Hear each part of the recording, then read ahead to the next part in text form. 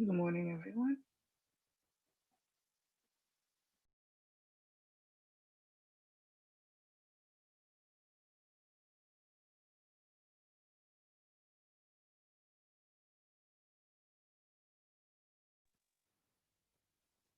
Good morning, everyone.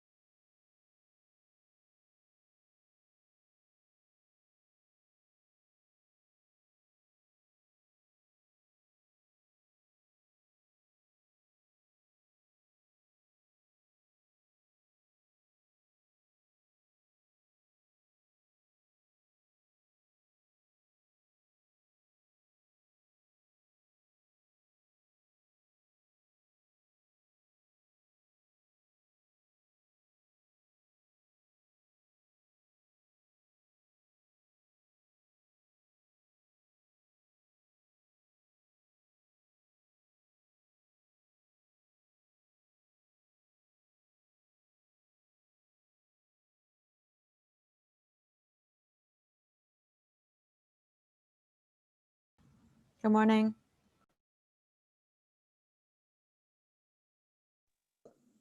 Good morning. Good morning.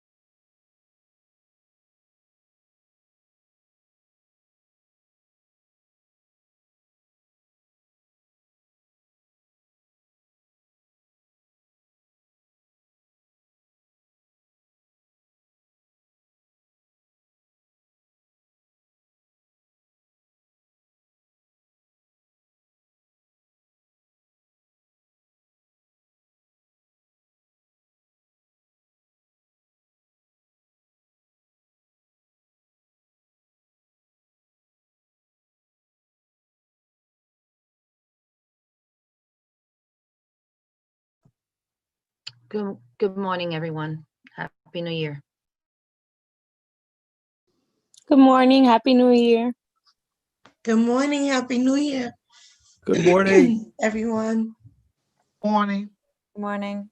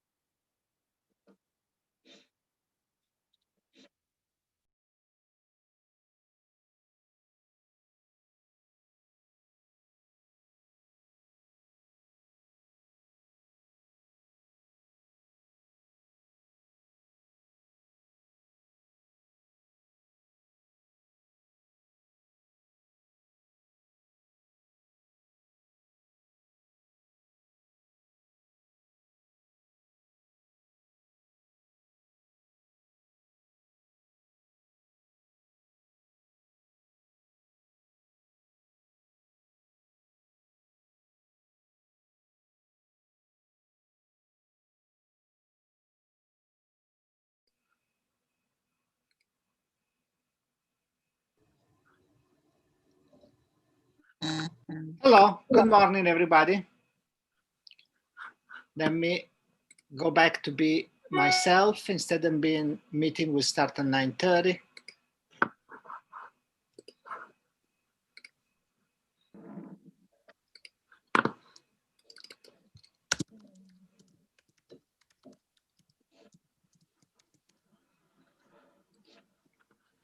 Shirley up in there.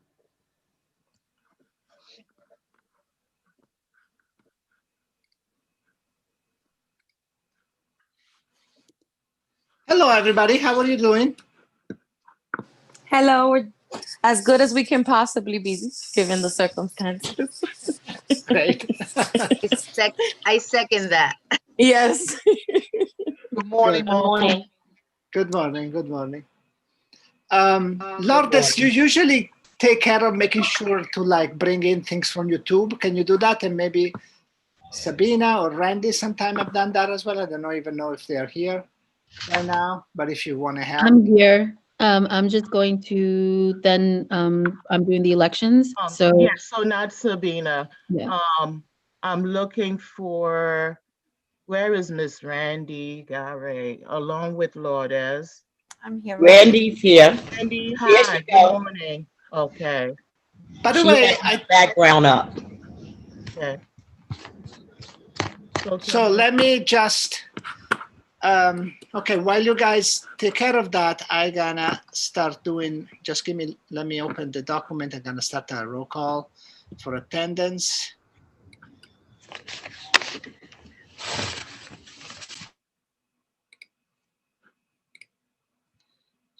Today is January 14, 2021.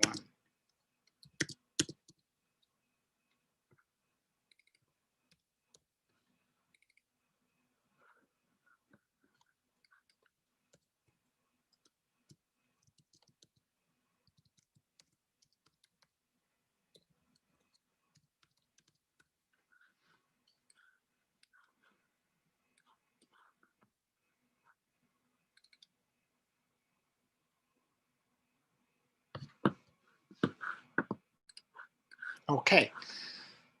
So District 1 is me, and I'm here. I heard Leonard voice here. earlier. Yes, Here. how you doing? Good. Nice to see you, Marco. Nice to see you. Jimmy, I think you're here, right? Yes, I'm here. And Rashida for District Yes. 4. I'm here. Good morning. Good morning. Aisha from District 5. Morning. You're here, Aisha? Oh, yes, there you Yes, are. I'm here. Yeah, there you are. Sorry. And Brittany from District 6, I think you were just telling us is as good as it gets, right? Yep. I'm present.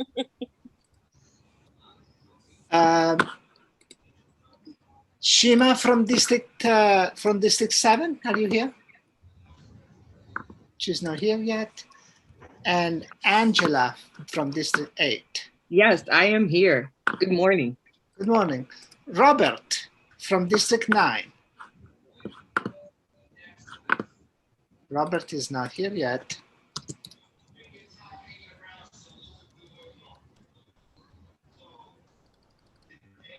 And District 10, Maria from District 10.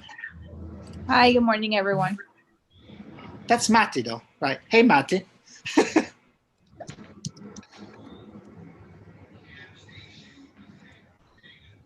From District 11 and 12, I don't believe we have representative that were from I don't believe the elections were held yet. But do we have Miriam or Doris from District 11 and 12? No, neither.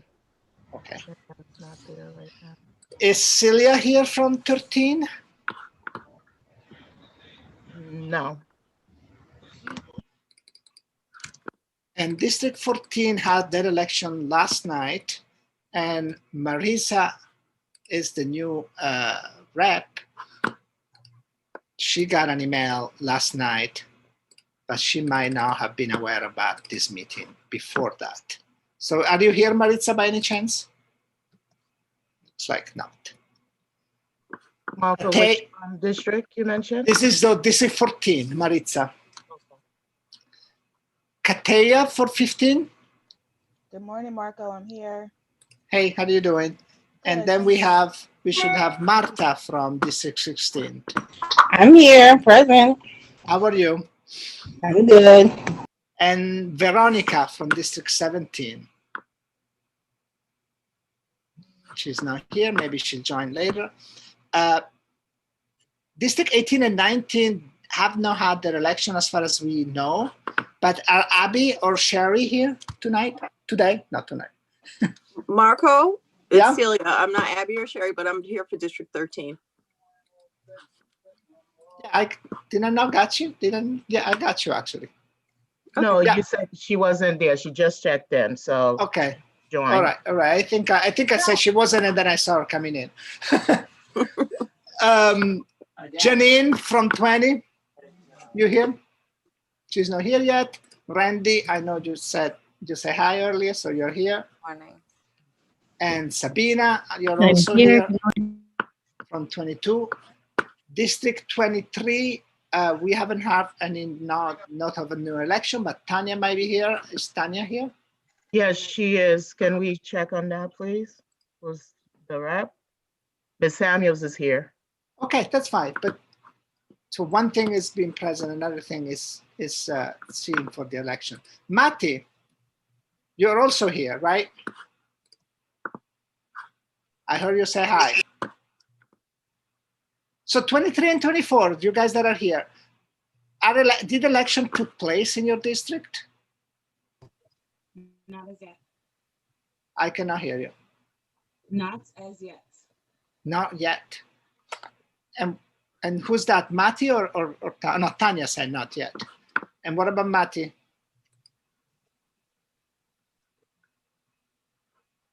Well, we'll get back to Matti later. Francis, 25. Yes, good morning. I'm here. And Cecilia, 26. Hi, Marco. Hi, everyone. I'm here.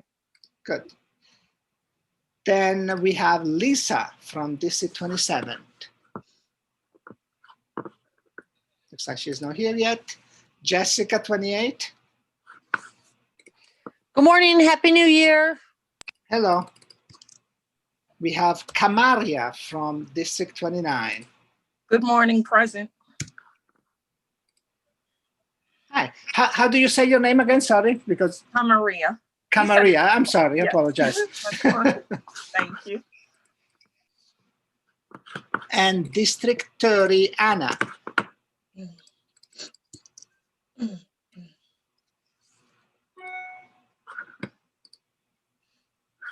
I don't think she's here, at least not yet.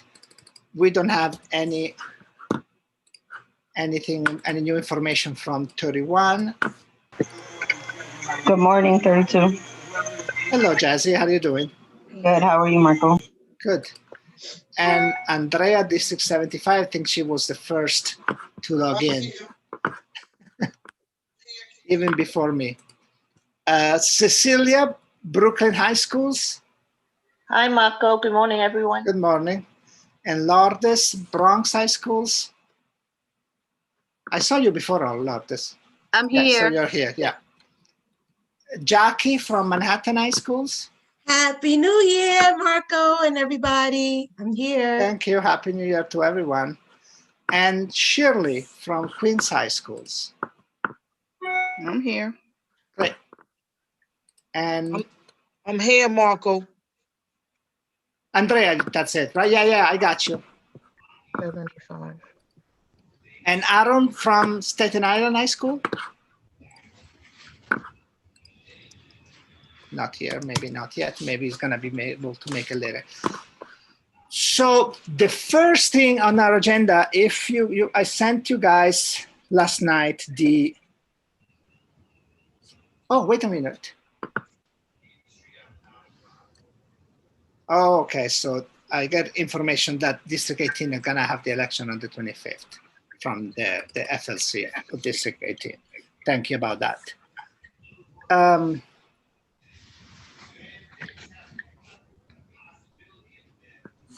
So last night I sent you over to the voting members the minutes for last meeting. I don't know if you had all a chance to review them, if you want a minute to review them. Otherwise we can, and if you did have review them, maybe there are some modification we need to make, or they're good. Lourdes says they're good. Anybody else any modification, any amendments that we should make to the minutes? What time did you send it, Marco? I don't see it. In the evening or early night, like maybe 8 p.m. or something. Let me look. I can send it to you again. It was sent at 8:07 p.m. Thank you, Jazzy. Do you see them or do you need me to send them to you again? At 8:07.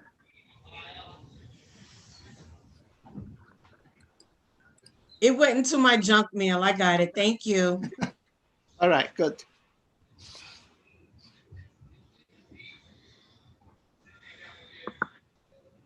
So let's give like a couple of minutes for anybody that needs to review them now. Our first agenda item is going to be in 3 minutes. So we have these 3 minutes for this. Meanwhile, by the way, we had a mistake which I think was resolved. So last time, District 12 had offered to be part of the nominating committee, so to run the election that we're going to have later today. And then we somehow thought it was actually Sabina from District 22 that had volunteered. But I think, Sabina, you now you actually decided to do it anyway, or if you don't want to do it, you don't have to do it, right? We have, and if Doris come in and she wants to do it, but I understand that you are actually part of it at this point. Yeah, it's okay. Okay, good. Sorry about that.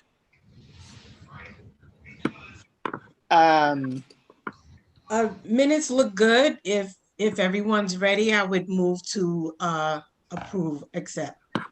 Great. So I read the minutes last night. Great. So minutes are adopted. Just to give, since we have 2 minutes before just to give you an idea what is going to happen today, we have Adrienne coming in. I think she's already in right now, giving us update from FACE in like a minute. We're gonna have the Chancellor coming in at 10 o'clock. And we're gonna have a presentation on CC elections that is gonna happen later on this year for the CC representative for the following 2 years at 10:30 after the Chancellor. And then we're gonna deal with elections, with the CPAC election instead, who actually run the elections for the executive board. Okay. That's it. So we adopted the minutes from last time. And Adrian, if you are here, you can take it on.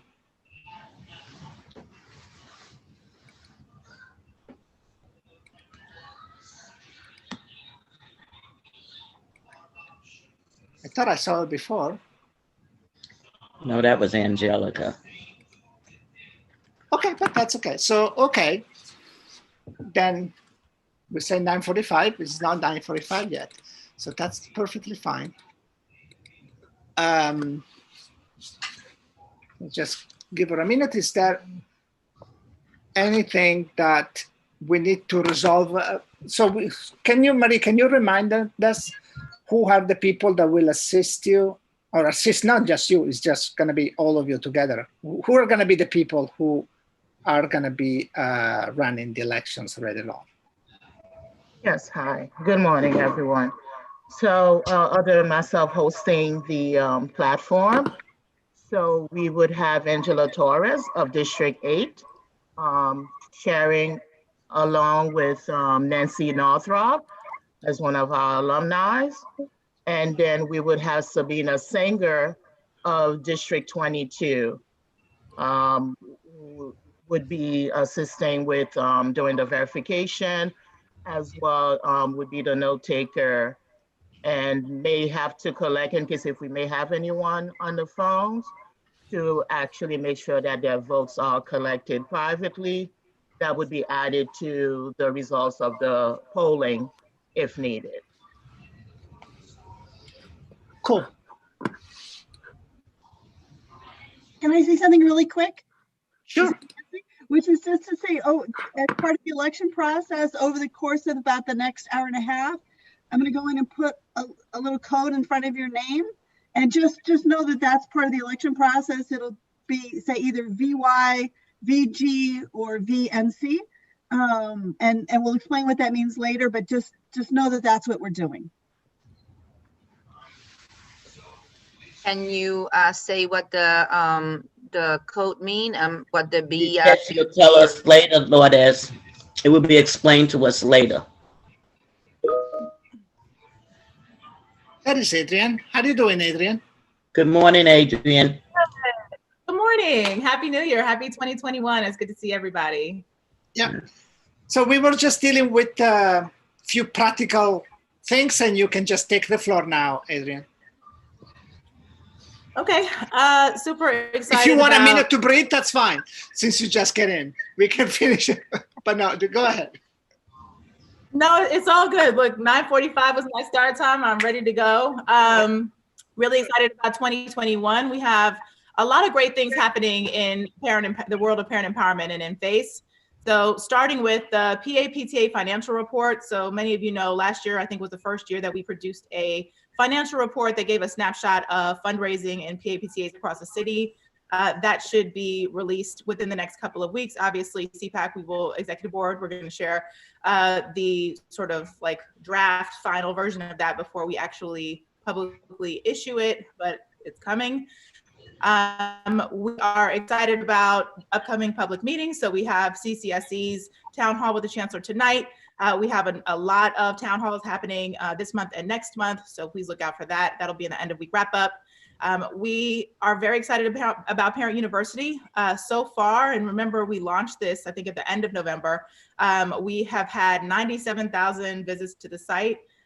We have now over 175 courses in Parent University, and we're looking to expand that. We've had some really great conversations with private foundations about getting some funding to really deepen the work of Parent University. And we are going to be reaching out to the executive board because we obviously want to bring parents in to just sort of build and maintain university. So it's the actual infrastructure is built, but we will need parents to help us sustain it and make it an even better product. So looking forward to that within the next couple of months. We are excited about the CEC elections, the Citywide and Community Education Council elections.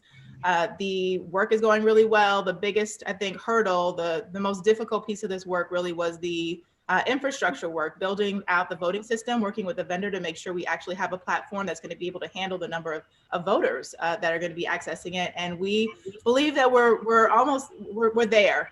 We're in the final stages of that. So very excited about that.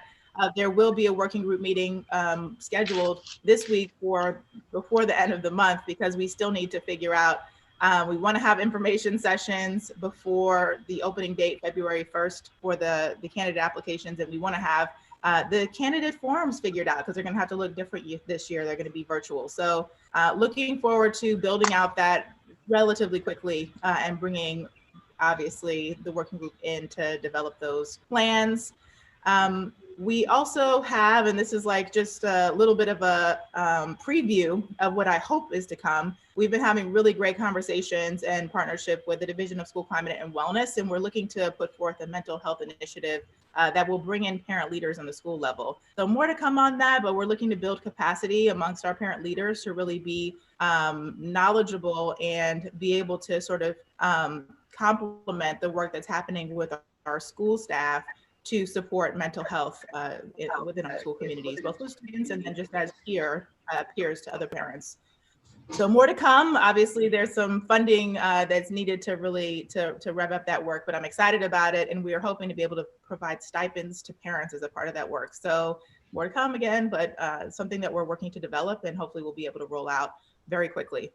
And the other, lots of things happening in Facebook. The other thing I'm really excited about, I have a meeting with HRA, I think in the beginning of next week, but looking forward to partner with the Welfare Rights Initiative to really move the policy with HRA so that parent engagement work qualifies and will satisfy the work requirement for those parents who are receiving public assistance. I think that would be huge for parents, and really looking forward to making that a reality. So that's like just an overview, a snapshot of a lot of the big buckets of work. And of course, there's the equity meeting, and I know our equity of work, there are a number of parents who are in CPAC who are participating in that. I am hopeful that we will have a policy that is ready to show everyone within the next couple of months. And so that's sort of that's a big picture summary of some of the stuff that's going on in FACE. Very exciting work. I think we're going to have a really successful school year when we are able to look back in reflection.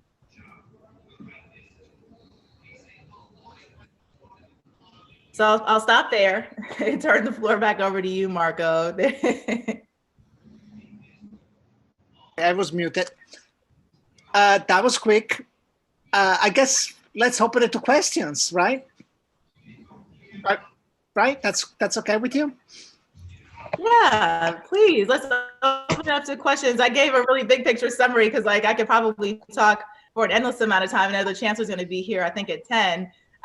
So I wanted to give you a big picture, and then you guys always have great questions for me. So stepping back to take those questions, and also make sure if there are things that you would like me to prioritize or like FACE to prioritize to add to this list, now's the time, because we are really trying to orient ourselves. These are the things I want to be able to deliver on, within the next few months. And so that's my sort of list of I want to check off the boxes and make sure that I'm doing these things because I think they'll be powerful. But I would love to hear from you all, what you would like us also to sort of accomplish. So if you got a list of things we want to make sure, A, B, and C happen as well, let's add that to the priority list, and I'll figure out how to deliver and how to partner with you to do that. Cool. And by the way, guys, since the Chancellor is coming, keep your questions that are pertinent to the Chancellor for later, and instead let's focus on, and I see Sabina with her hand raised. Good morning. How are you?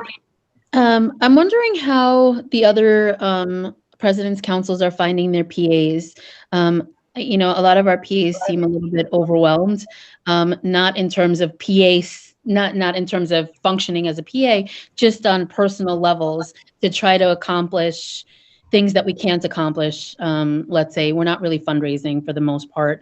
We're not doing assemblies. We're not coming into the schools. And a lot of the PAs have asked if there was an ability for them to be on pause for a little bit without the monthly meetings. A lot of us are adding on meetings and having meetings that want to sort of inform all the parents because information is coming so quickly. So we might not be necessarily just meeting on our day of the month. That would be our PC meetings. I mean, our PA meetings, but often and far more frequent, and yet we still have, you know, the monthly meetings that we have to put in place. You know, so to say let's pause, I don't mean it that way, but I do mean in a way that maybe we don't have to have the 10-month meetings that are mandated. I just wanted to put that out there and see if anybody else was hearing that from their PAs or anything like that.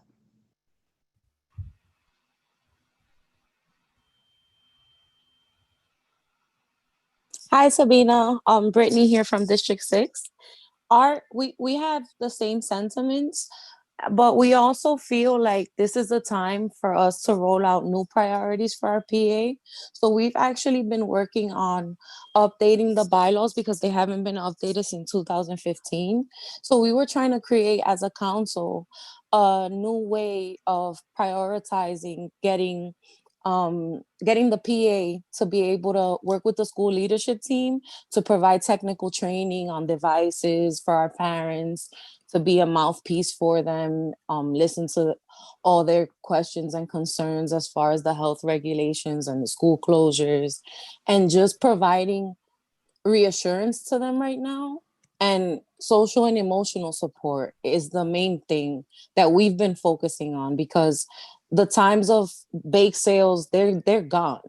You know, the Parents Association of all schools, they have to reimagine running in a post-pandemic society. So I think us having the license to be able to focus on the priorities instead of, you know, putting so much pressure on following bylaws and regulations and just listening to our parents is the only thing that our council has been able to come up with.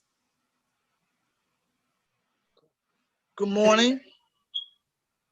Oh, hold on. Let's maybe let Adrienne answer this question first. Then, Yeah. Thank you, Marco. I understand the sentiment. It's a very difficult time. I think this idea of having some consistency and a social emotional sort of support there for parents is important. And I know for PAPCAs, you know, outside of fundraising, it's an opportunity for parents to connect, to network, to share experiences. I think that that's important, especially now where, you know, I mean, even from my end, I get a lot of inquiries from parents who are struggling with students who don't want to go to school, or struggling with students who, you know, they think have maybe signs of depression. These are experiences that all of us are having as parents. Our children are being impacted. And I think having some outlets where parents can come together and like plug in and realize they're not alone in this, and having these communities of parents who can sort of share strategies, share experiences, and support one another are important. So I don't want to say like, you know, let's remove that. I think now if where we're all sort of isolated and quarantined and all of that, it's probably even more important to have these spaces where people can come together. And then, you know, parent organizations are important also, because we are ramping up, right? We're ramping up to elections. There's a lot of stuff happening. I think it's just important for parents to continue to sort of have their voice. And if you're not bringing people together on a monthly basis and really focusing on, you know, your parent community, building community amongst one another, and then strengthening leadership within that group. And then obviously that all trickles up to CPAC, which has an incredibly important voice in our system in advising the chancellor and informing policy. if that's not happening, I think there could be some long-term repercussions for that in terms of political power for parents, which I'm very, empowerment is about power, right? That's the power and empowerment. So I wouldn't want to say that, that we would walk away from that or retreat from that. I think it's time to step into that. Thank you. I see Rashida with her hand raised.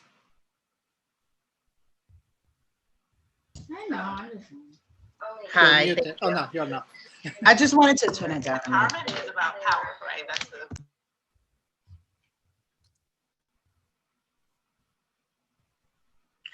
the Okay.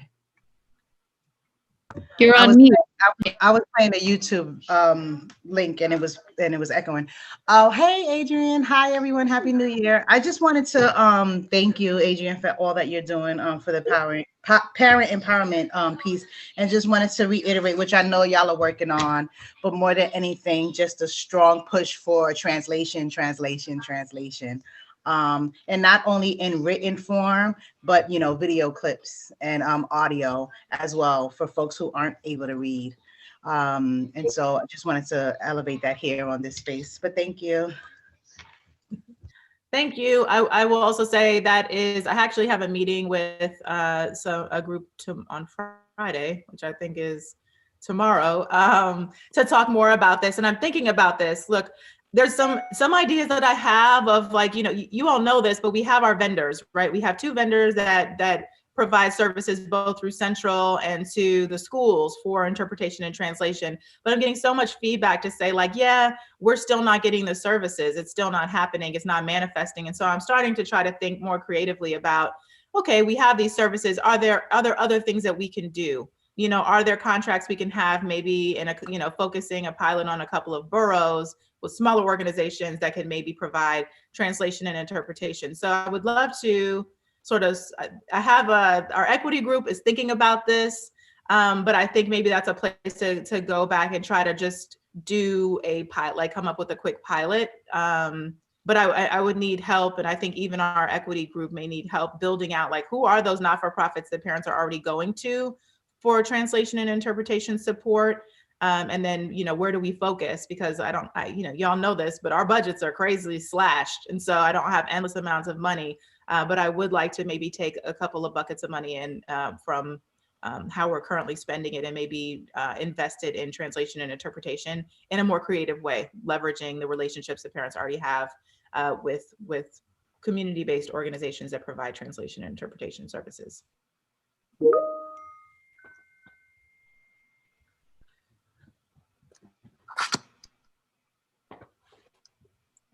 Sorry, I got distracted. 1 second. Million things.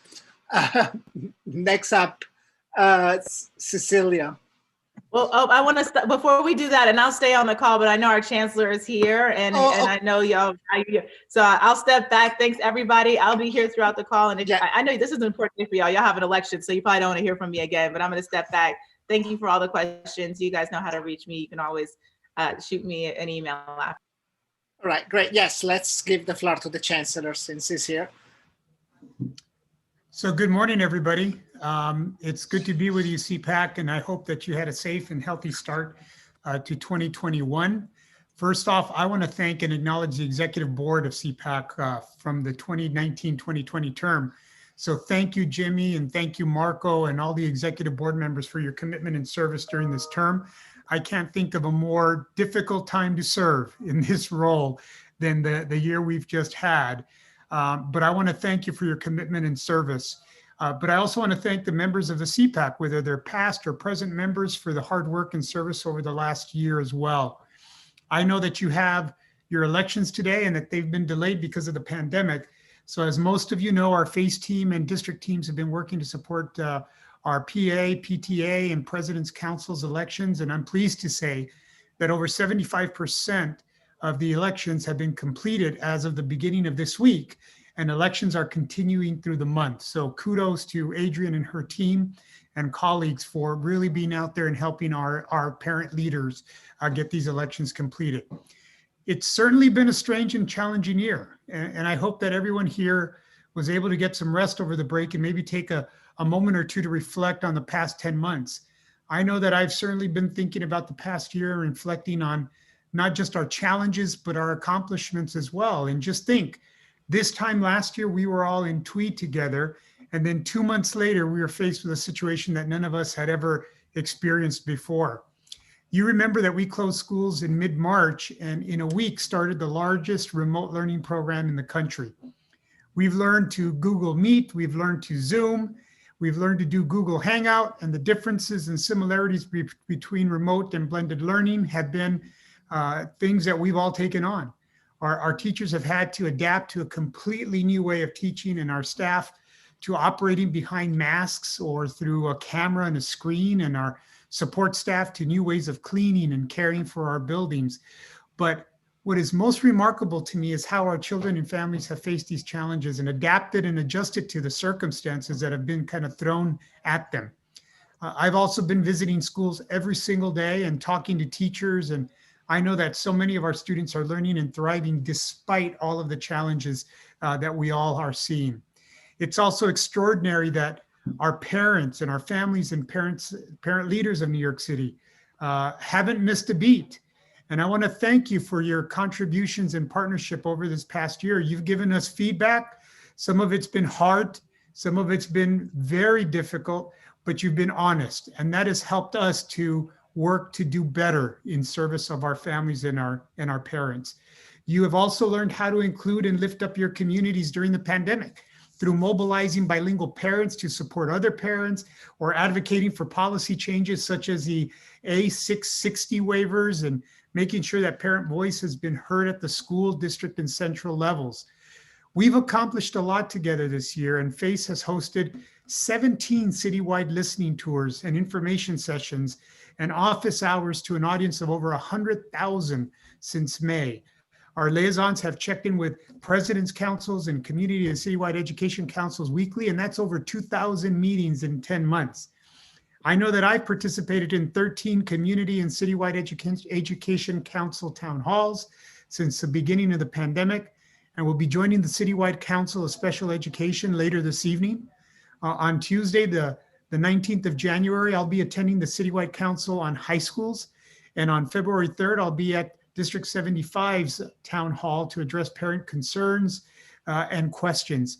So as I reflect, I'm glad that and proud that COVID-19 has not stopped the engagement and partnership between the Department of Education and council members. I'm also grateful that you all continue to advocate passionately for our students and for your communities, and thankful that we continue to meet so that I can hear your issues, concerns, and then also celebrate accomplishments with you. You are the folks that let us know what's really happening in schools and on the ground, and I want to thank you for that. I am looking forward to working with you this year as we move through the year and hopefully to better times. I can tell you that our educators have already started being vaccinated, and that's a really good sign. I look forward to strengthening and building upon the communication and the relationships between not only me, but my cabinet and the members of this council. And I'm committed to attending your meetings. And I do want to say to you all that sometimes things change, or I have emergencies or late breaking meetings, and it happens, but I wish it didn't, but I want to assure you that it's not my intention to appear disrespectful regarding this council. There's just a lot of things happening in a lot of different places that I get pulled to, but I've asked my staff to protect this time to the greatest extent possible. There are some areas where I would appreciate your support on. One, please encourage parents to sign up for the NYCSA or the New York City Schools account. That's critical. NYCSA is the best way for parents to get up-to-date information about their students, a way for us to communicate quickly and directly and urgently with parents. And this is important. Parents need to have that NYCSA account to run for a citywide and community education council. And you need one of those accounts to vote for CEC members. Please keep engaging and stay empowered. Come to town halls, encourage your fellow councils to attend, and make sure that if you have questions or concerns, that you share them. I know that there's some feedback about the proposed changes to Chancellor's regulations governing the voting process for CEC elections. I want to encourage you to share your feedback, and the changes will be voted on by PEP at the end of this month, and the window for public comment is still open. So as parents, parent leaders sitting at the table with superintendents and principals, you are crucial partners And I want to thank you for your continued advocacy. And I'm looking forward to strengthening our relationship moving forward into the new year. So with that, I'm happy to turn it back over to Jimmy and Marco for the remainder of the time that I have with you. Right. Thank you, Chancellor. I just gonna move on with the hands raised that were coming actually from before, from Adrian, but I'm sure they're gonna have questions for you, even more. So Cecilia, go ahead. Hi, Marco. Good morning, Chancellor. I just want to relay some feedback that I received attending some meetings. And I'm sure these districts or CEC or President's Council are not alone. I attended a meeting that CSA was there, and there was some comments about some schools not having the proper AC system, and the ventilation is an issue. And knowing CSA, and we understand the budget and the process. However, ventilation is, with the pandemics out there, ventilation becomes a huge issue because it's a health concern. I believe that should be prioritized because of just simply so obvious. So just want to bring it to your attention.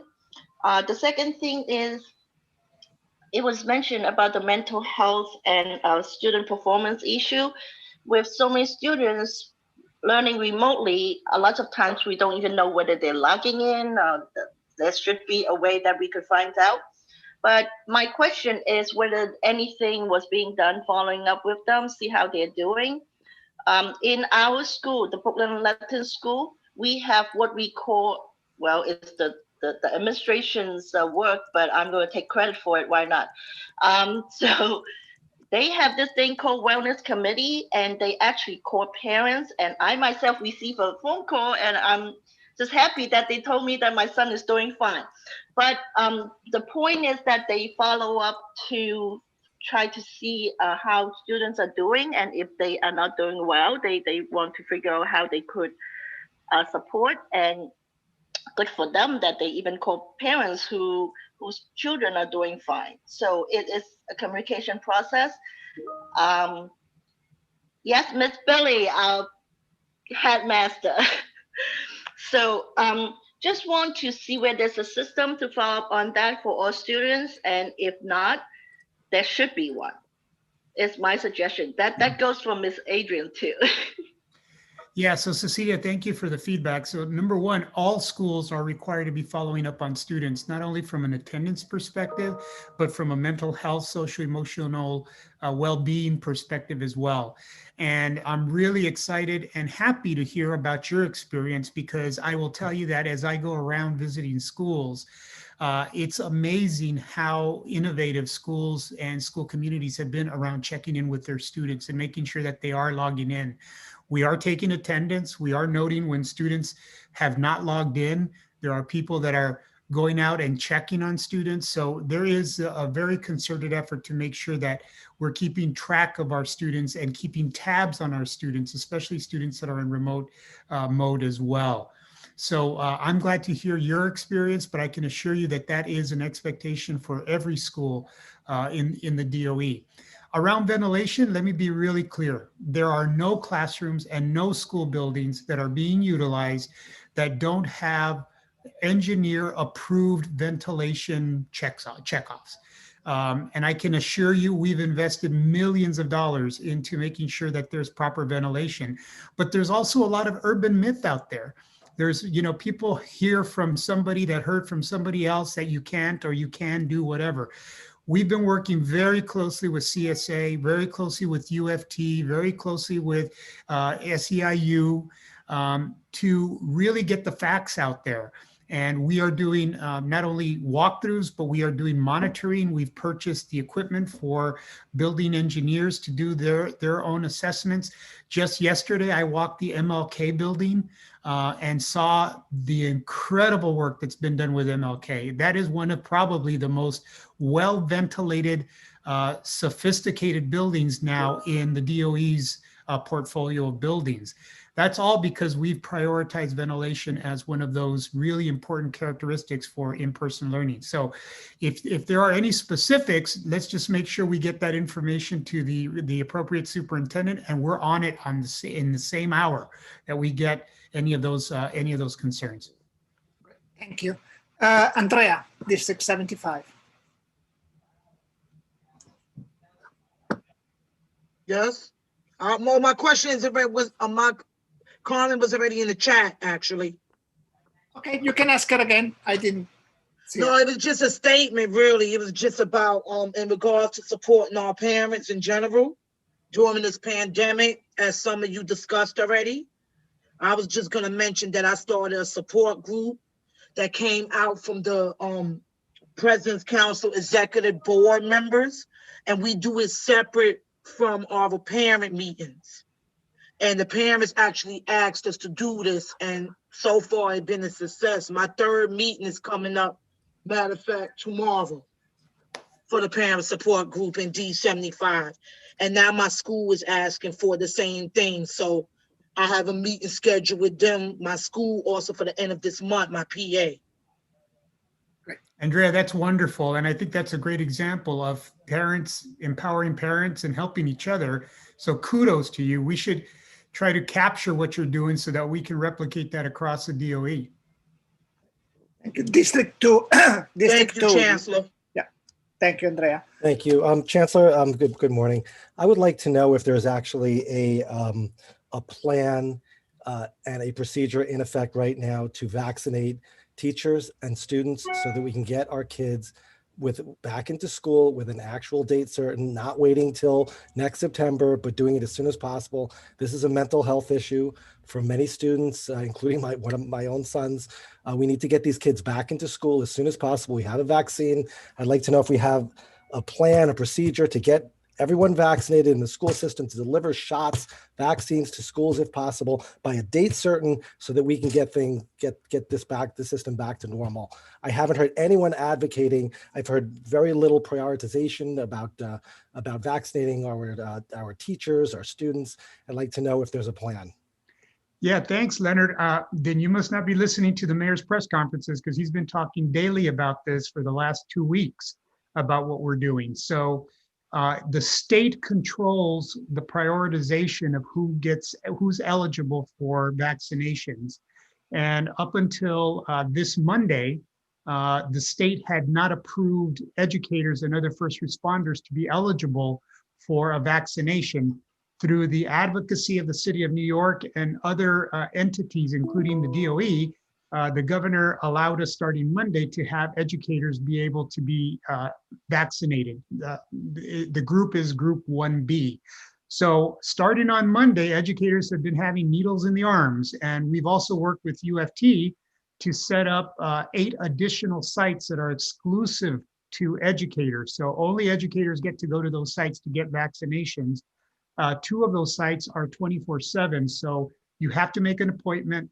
It's by appointment only. That's the way that they can control who is actually getting the vaccination and making sure that they're an approved part of a group. And then when they have their appointment, when they go and get their first vaccination, they get their immediate follow-up appointments for the second dose as well. So it's very structured. That is happening as we speak. We've also prioritized those individuals in schools that are in person right now, because they're in person currently. And then once next week is over, then it's open to anyone, whether the teacher is in person or they are in a remote setting. And the goal is, given the 150,000 employees we have in DOE, the goal is that we will have everybody vaccinated pending there being enough supply, because now that we've opened the floodgates, the supply issue becomes a real challenge that we're working with the state to give us more supply. But the goal is that everyone will be vaccinated within the next 4 to 5 weeks. And the other part of your question, which is really important, is students. So currently the physicians have indicated that it is not indicated for students to be vaccinated. In fact, with both vaccinations, the Moderna and the Pfizer, the earliest age group that it's recommended for is 16 years old and above. One of them is 16 years old and above, the other is 18 years old and above, and there just haven't been any studies on younger children.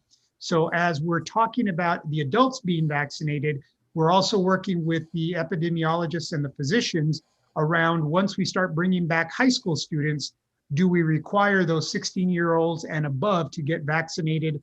And what would that process look like in terms of when those students come back? So we're in the process right now of developing what that protocol will look like. But there are needles in arms right now happening with all of our educators. So are we going to get school back before the end of this school I have year? no idea.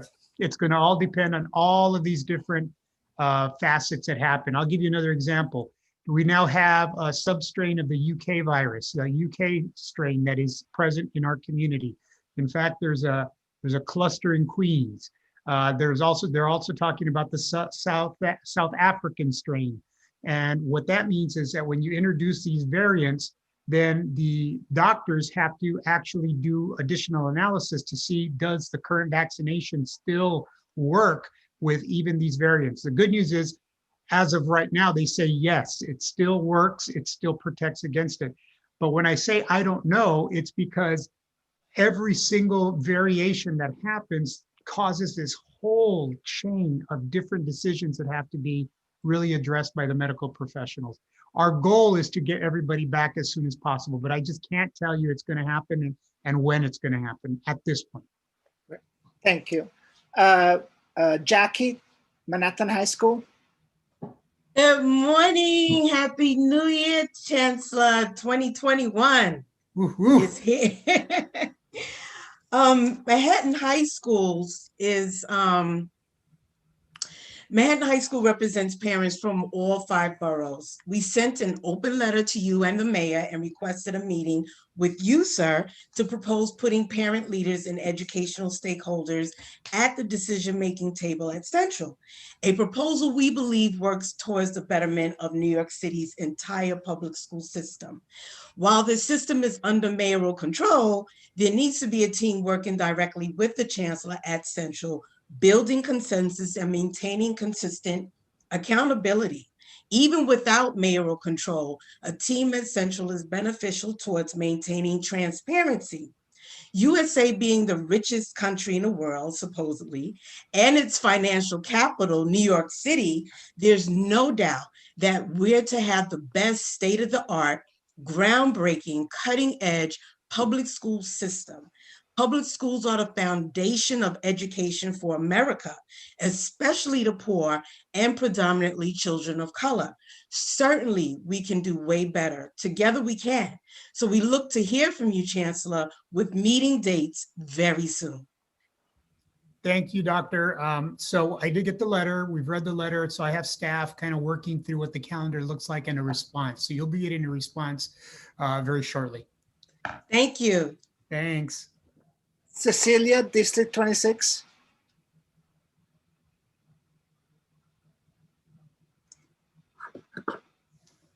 Sorry. Yeah. Good morning, Chancellor and everyone. Well, I first wanted to express our parents are really upset about GNT, and my question is about something different. It's since we, our district has, most of the kids in our districts and District 26 are remote. Middle schools are closed, high schools are closed, and yet students are being asked to come for the exam to take it in person. So question is like, why is there not an option to do it online?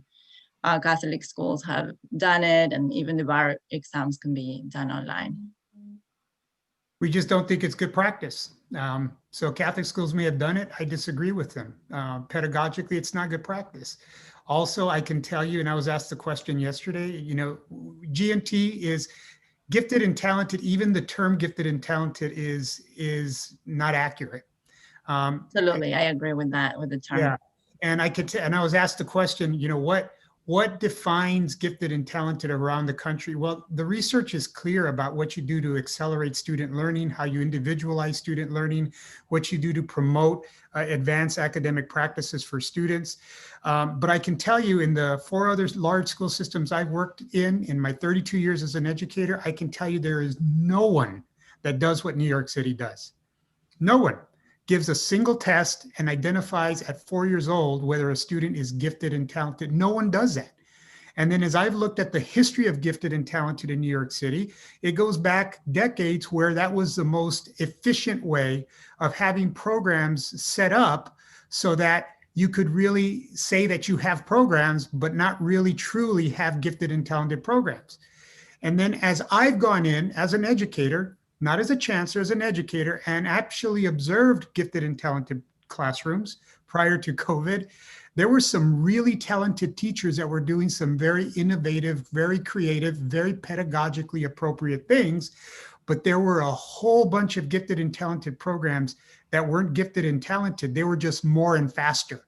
Kids were given more work and given less time to do it, and they were able to move through the curriculum quicker. There was no enrichment. There was no project-based. There was no independent study. There was no, so what I've been advocating for, and I understand it's a very, very sensitive topic for folks, is that in New York City, we've been sold a bill of goods. And people have become used to gifted and talented being a certain model.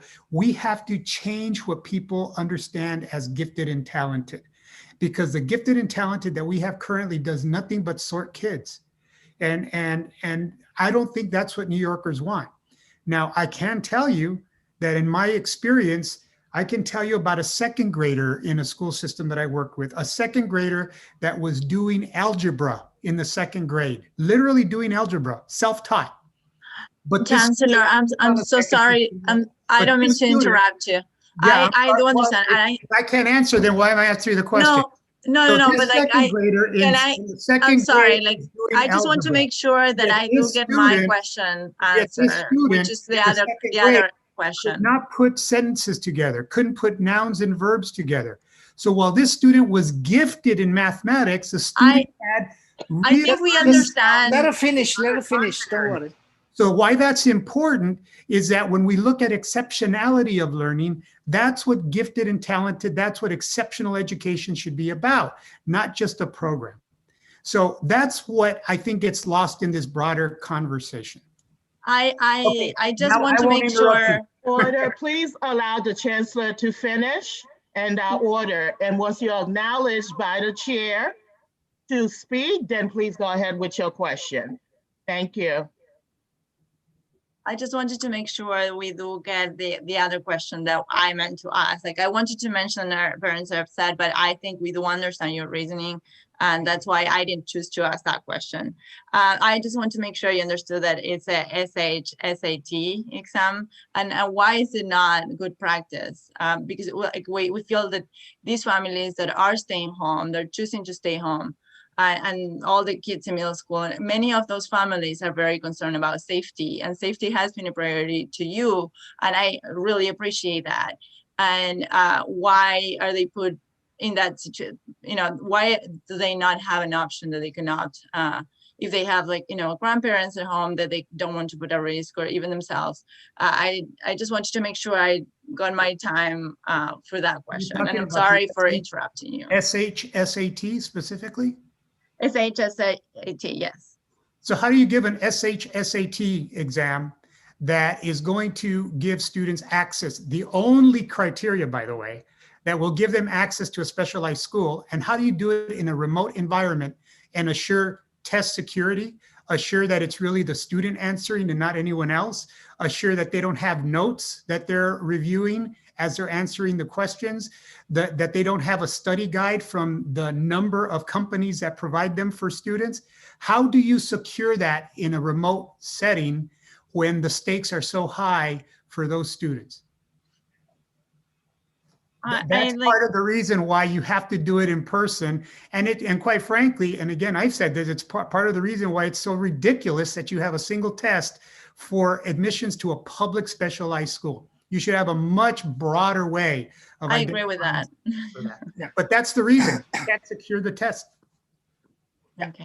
Thank you, Chancellor. I frankly was disappointed that we didn't cancel all those tests, but that's my disappointment.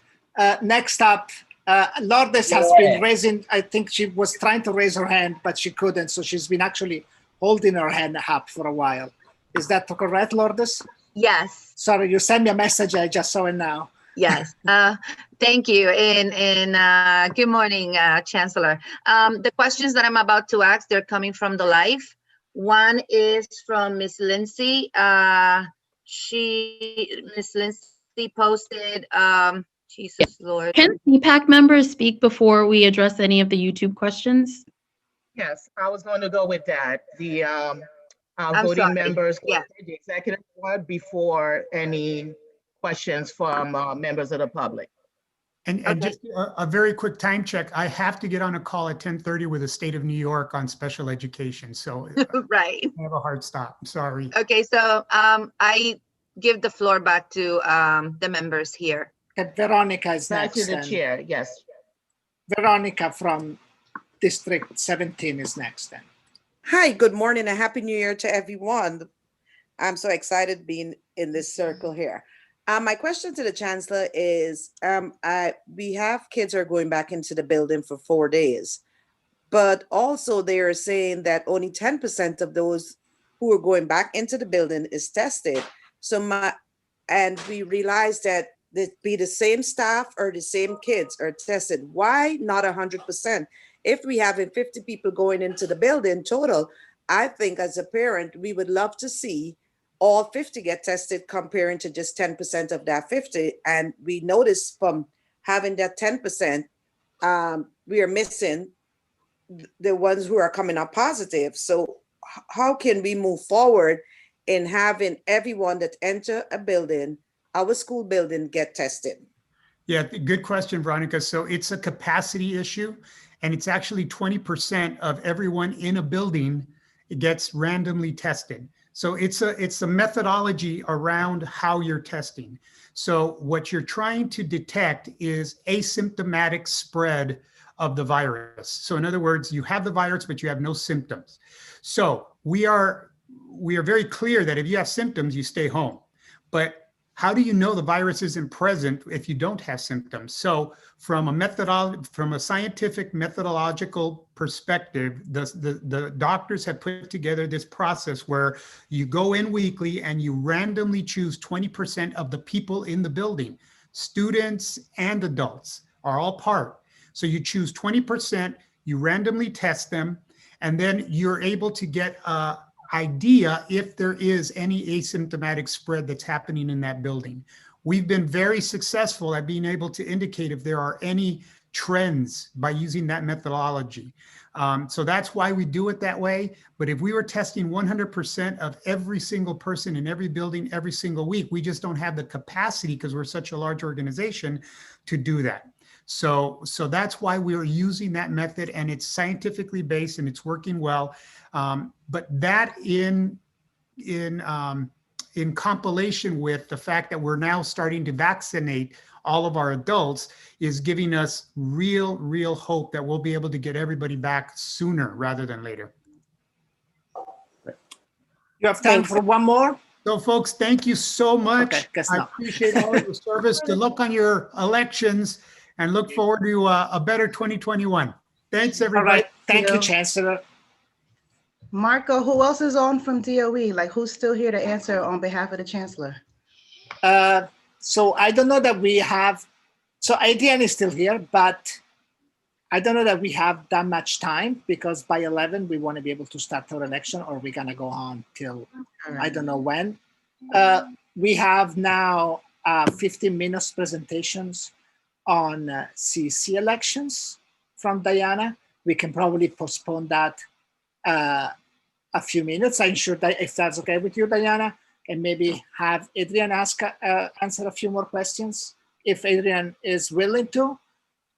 Of course, I'm always willing to be here. I'll even stay through Diana's presentation. I'm really excited that she's doing it. I know I'm getting questions already all the time from CPAC members about the election. So I think maybe, Marco, if you want to just make sure you get through that, I'll stay and answer questions after. After Diana. Okay. And we only had 2 hands raised and then potentially a couple of questions coming from YouTube. So Diana, why don't you go on? Perfect. Thank you so much. And thank you for inviting me. And Happy New Year, everyone. It's good to see all of you. Last month, you actually received a broad presentation. We showed you a presentation that we've been offering to parents, and we continue to do so, especially as February 1st is approaching. So I won't repeat any of the information that you already received, but I'm here because I want to provide you with an update. And Marco, I would gladly return each month for the duration of the campaign, if you'll help me to provide quick updates to you. I wish that our team could attend, but absolutely everyone is in a different event right now. But my colleague Paola is with me today. So if you will have questions later, we will both be able to answer them as well as with Adrian. So we are a small team, and this is a very, very complex campaign. So I want to I'll give you an overview of our strategy. I just wanted to ask you to do that also, because we, aside from the people here currently on Zoom, which are CPAC members, which of course know a lot about CEC elections, if nothing else because they probably voted in the past for CEC. We also have YouTube that might not be not everybody might be as familiar with what we're talking about. So if you can just give an overview of what we're talking about, thank you. Sure, of the elections in general, absolutely. Just what we're talking about, and then go on. Yeah, absolutely. So community education councils and citywide education councils, 36 councils, all members, about 400 members that serve for a term of 2 years. The 32 CECs, so community education councils or CECs, are each representing one district, and they work very closely with the superintendents in order to make sure that they assess the educational plan of the district.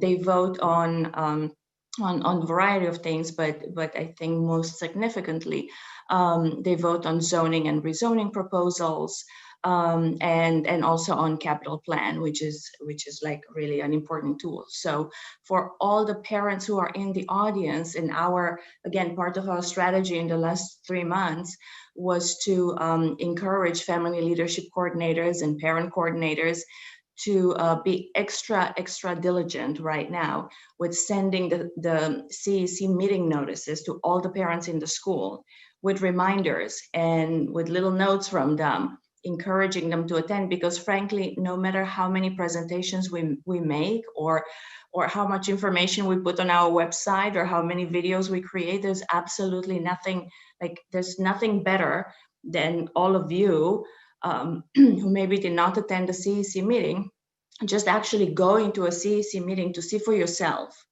what that is, what they do, and then maybe decide if you feel that you have enough passion and motivation and time to do that yourself. So if the answer to that question that you ask yourself is yes, then on February 1st, from February 1st to February 28th, you will be able, and we encourage you to apply for a seat.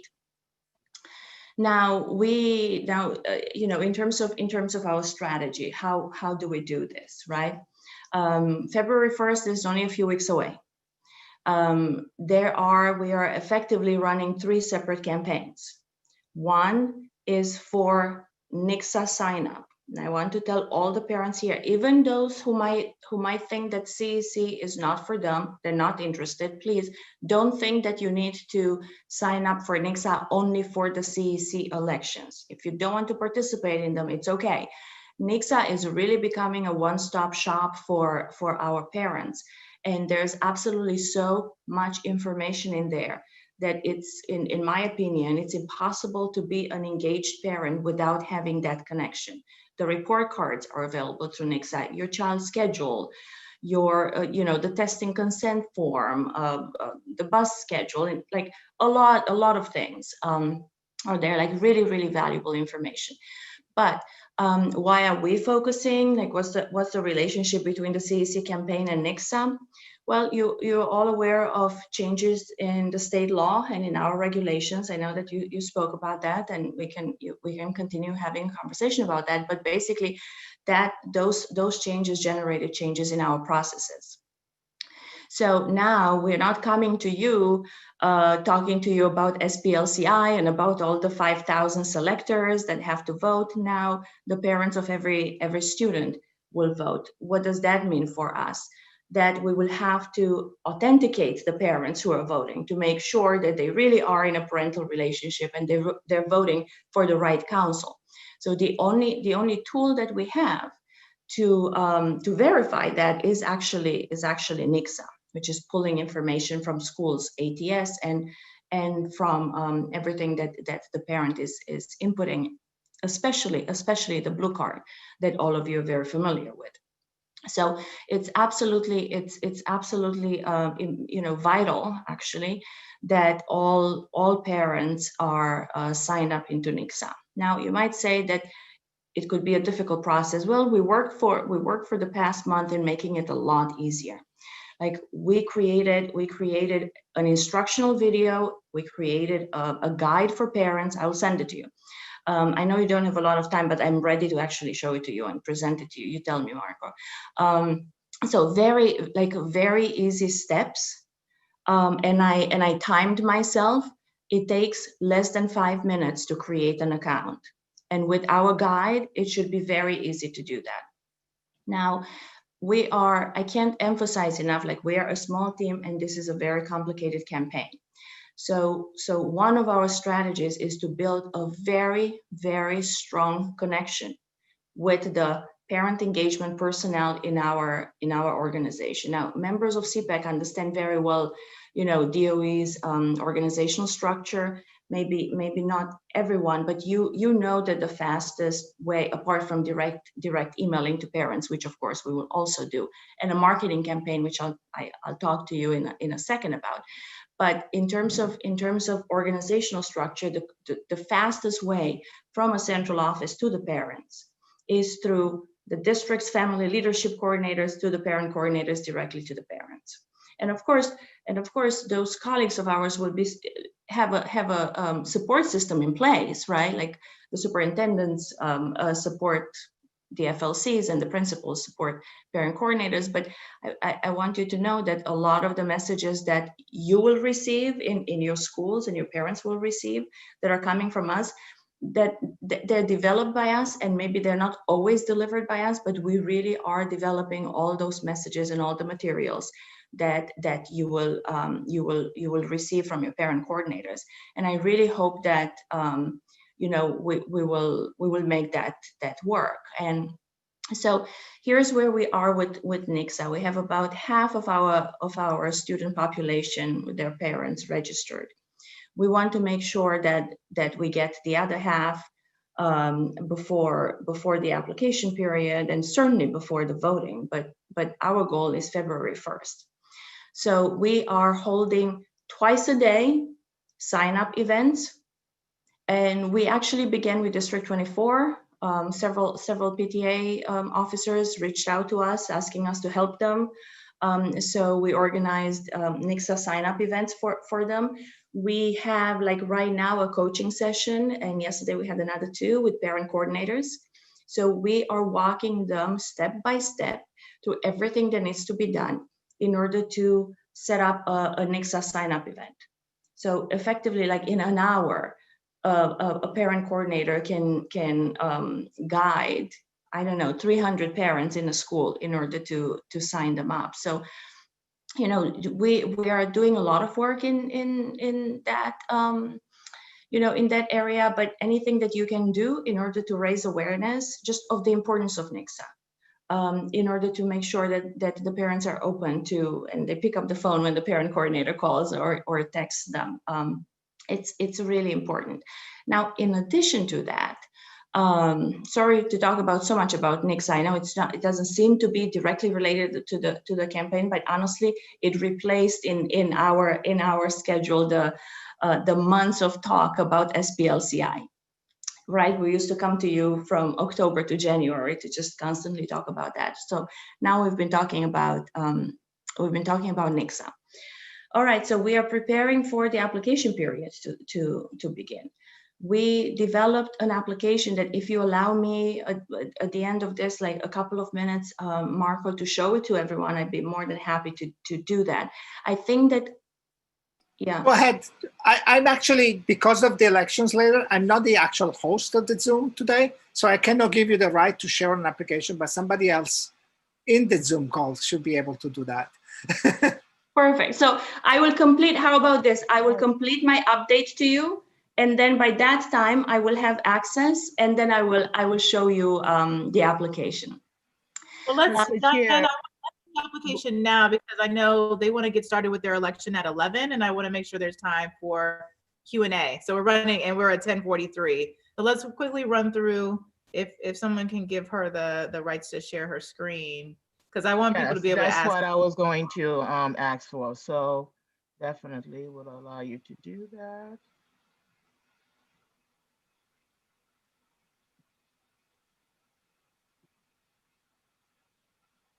All right, Diana, you should be able to now share your screen. Perfect. Thank you so much.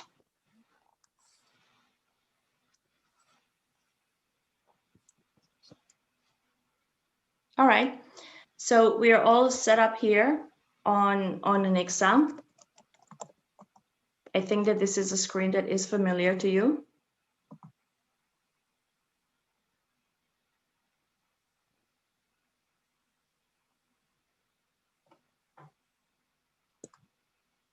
I'm sorry, it's taking a little bit. Might be my internet connection. So this again, it's a screen that you are familiar with. You will see those are just placeholders, so don't pay too close attention to the wording. But there will be an alert here that says apply now to become a CEC member or CCAC member, and now you are directly into the application. A quick few instructions. And then you begin the application. I want to make sure that everyone understands how you all know about the state law and what we call the same school rule, right? So you know that two parents from the same school cannot be elected to serve on the same council. Maybe there are some exceptions in order to fill a council, but that is the rule. That triggers the following requirement. Every applicant has to make sure that all their students, like all the DOE students, are linked to their NICSA. So you will see a lot of messages about that. This is a test, by the way. Those are not like this, you see several mothers, several fathers, like that. Those are just some test cases. So again, very, very important that you register all your children. And we have an affirmation here that says just that, like I affirm that all my DOE pre-K to 12th grade children who attend the DOE school are listed, and all the information is accurate. So if you remember, in the past, we used to ask questions about every single category here in order to get parents all the way here. So now it's like one screen. You signed into NICSA and you're here. So I think that by this, I know that we eliminated 7 other screens. So now for my test case, this parent's children qualify them for all those councils, right? You select I wish to apply or I do not wish to apply. Important to note that even that the selection is important, and even more important is how you are rating your preference, right? So I was eligible to run, or in this case for like 6 or 7 CECs, but decided to accept to run for only 2. absolutely important for the parents to order them in the order of preference. And you could be elected to more than one council. However, you cannot serve on more than one. You can only serve on one, which means that answering this question, correctly for you is very important. In this case, if I am to get elected to the CCLL, Citywide Council on English Language Learners, and I also get elected to the CCSC, I will be forced to serve on CCLL because that is my first option. All right, this is a candidate statement as always. I want to emphasize the fact that it is so incredibly important, and our language says that. We encourage parents to add a statement because now all the other parents who will vote will read those statements before voting. So you can choose to add a statement here, and we have a limit of 650 words. For this test, I would choose to not submit the statement. We still accept applications, but it's preferable to give voters something to to evaluate and decide whether or not they should vote for you. This is additional information about conflicts. Same questions that you are familiar with from before. You can select yes. None of those are automatic disqualifiers. We are actually investigating all yeses to those questions. So here you can add an explanation, which in our vetting we will analyze and probably contact you to find out more in some cases. This is again like a conflicts section. I'm sorry. The applicant's employer. To move this demo quicker, I just selected NA, but those are the fields in which you are entering your volunteer positions. You will select, if not, this is not mandatory, but we're very curious to know where you heard about the campaign. So if you want to help us, please select something in that screen. This is a reminder. I really like this page because it came from a group of parents who were part of our CEC elections advisory board a few years ago, and we really like it. So we kept it to the campaigns. Just informing CEC candidates that this is a serious job, and what some of the requirements and expectations are. It's also something that's helping set the expectations so that once you understand this, you don't have to be afraid of failure, even though you might be serving for the very first time. So and then the name is pre-populated here again from NICSA. There is a review page. I confirm that I have reviewed everything, so you can make corrections at this point. And I also want to point out that you do not have to finish the application in one setting. You can actually go back at any point, and then all you need to do is come back into NICSA. And once you log through NICSA, you will be taken back to where you left. And the entire application in a PDF format will be emailed to the parent, again, to the email address that they had entered into NICSA. So there will be no mistake there. All right. So this is the application. Thank you for allowing me to do this. Should we, depending on your time, I can continue sharing with you updates, or I can answer questions. It's completely up to you. But let me just say a couple of things about our marketing. And actually, I want to say two things about our outreach. We will do a lot of direct emailing to parents, again, from we will take the email addresses from NICSA because those are entered by the parents, so we know that the level of accuracy is what we would expect and we were hoping for in the past. So that's very good news. So we will do that. In addition to that, there will be an extensive marketing campaign. So you will see us on the Link NYC kiosks. You will see our posters on, in grocery stores, in pharmacies, in bus shelters. All those will begin in. Did I say pharmacies? Pharmacies are important during those terrible times. So pharmacies, convenience stores, grocery stores. Certainly, we will have both print and digital media ads in community and ethnic media. We're exploring robocalls as we always did, right? And we are also exploring. I'll come back to you with the schedule, but we would like to have, in addition to presentations to CECs, we always say yes. We always accept when a CEC or President's Council or a PTA officer reaches out to us and invites us and puts us on their agenda. We always say yes. But in addition to that, our team is planning on holding daily presentations. It helps the fact that we're doing this remotely, right? And we're looking at this almost like office hours.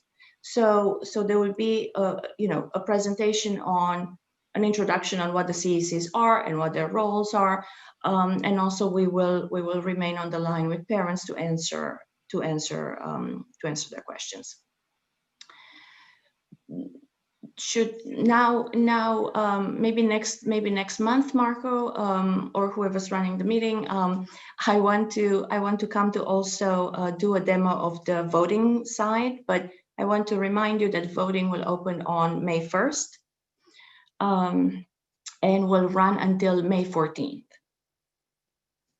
And you will hear from us a lot more about that. I mean, that is that was also just like developing the application and the project of integrating with NICSA.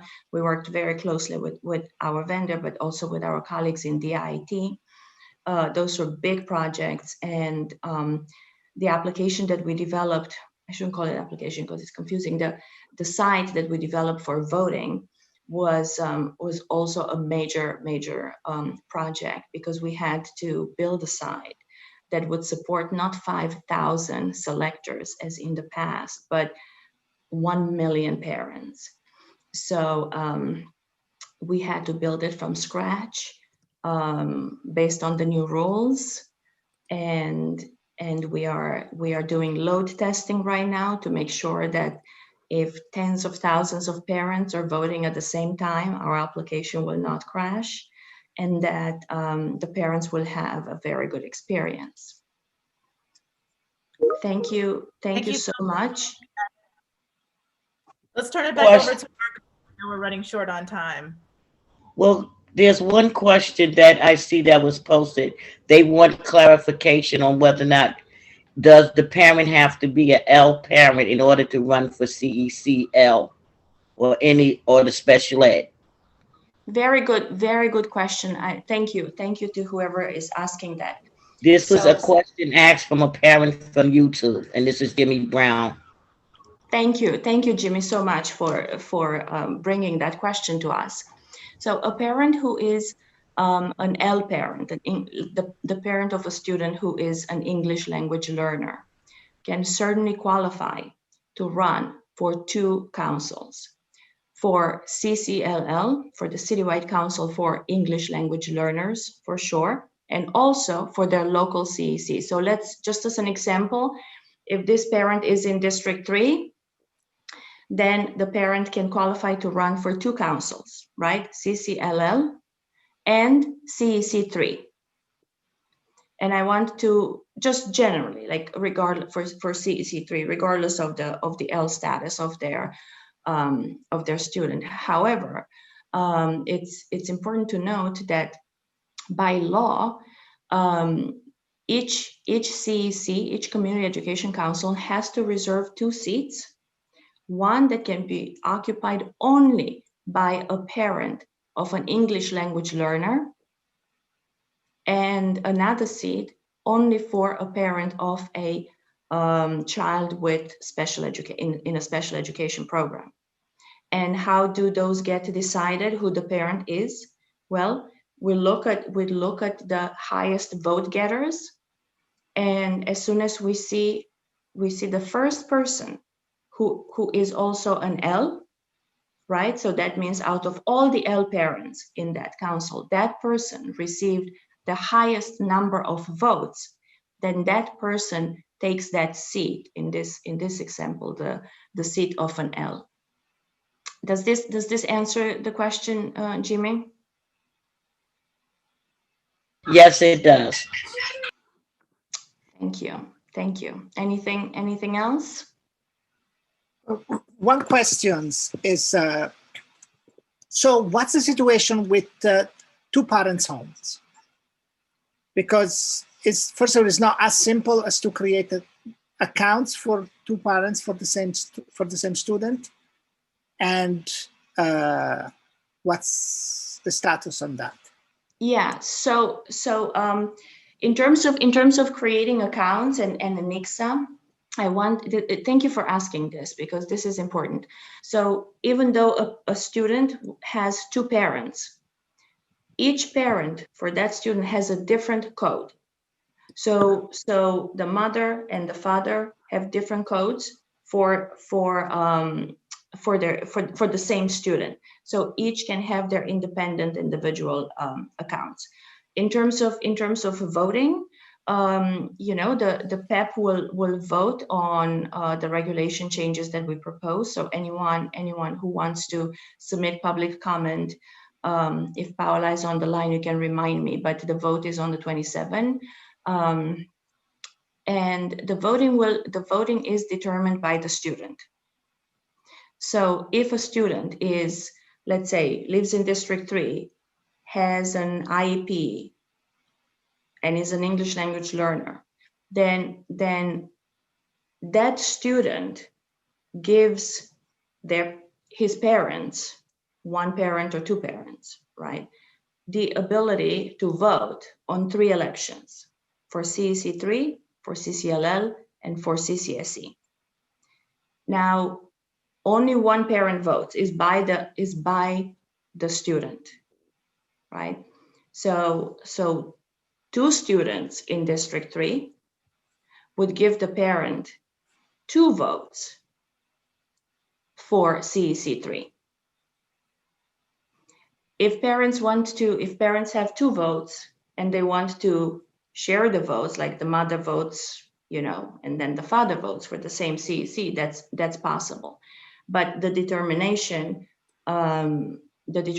is made based on the student and the district and the program in which the student is. But both parents are able to vote. I'm sorry, Marco. But both parents are able to vote. Or 4 parents in the case both parents are able to vote, but they don't get 2 votes. They get half each, I guess. Listen. I'm going to jump in here, Diana, because I'm going to make sure we're super crystal clear about how this is going to work. So if there's one child, then the parents are going to, just like the decision around, what school is the child going to attend when parents are thinking about kindergarten, they're going to have to work it out, because there's only going to be the ability to vote once for that one child. If the parents have multiple children, they can certainly say, like, I'll take this vote, you take that vote, and come to an agreement about how they're going to vote. But the vote is one, by student, and we're monitoring it, and sort of from an administrative perspective in terms of the site, it's going to be by child. So once that vote for that child has been used, there's not going to be a second opportunity for a second, third, fourth, fifth person to come in and vote for that same child. Yeah, and if I may add, if that child is, as I said, it like qualifies the parent for more than one council, like for more than one vote, right? For, in my example previously was CCSE, CCLL, and CEC3, right? So that child qualifies the parent for 3 separate votes. Parents can choose who votes in which council election. It might be a problem, but yeah, let's have maybe 5 minutes questions. So go ahead. My question is, I represent District 6 because my daughter is a student in District 6, but I also have a child in District 75. Am I able to hold office through my child who's in District 6 and run for CEC to represent my child who's in District 75, or do those two, is that not possible? It's a good question. So you can run for all the councils that your children qualify you for. Okay. But if you win in both of them, if you win for both of them, you will only be able to serve on one. If you remember when I did the demo of the application, you will be asked in the application to rank the councils in the order of your preference. Yeah. So if you win on your first preference, then that's where you will serve. You cannot serve on two councils. But Brittany, just to make sure, if your position as a president in the president council is not affected. Yes. So it's not? can, right. So No, you can be okay. in the president council for District 6 and in the CC for 75. If so Okay, you choose. perfect. Right? I mean, Thank you confirm so it for me. much. but- Absolutely. Yeah. I'm confirming that.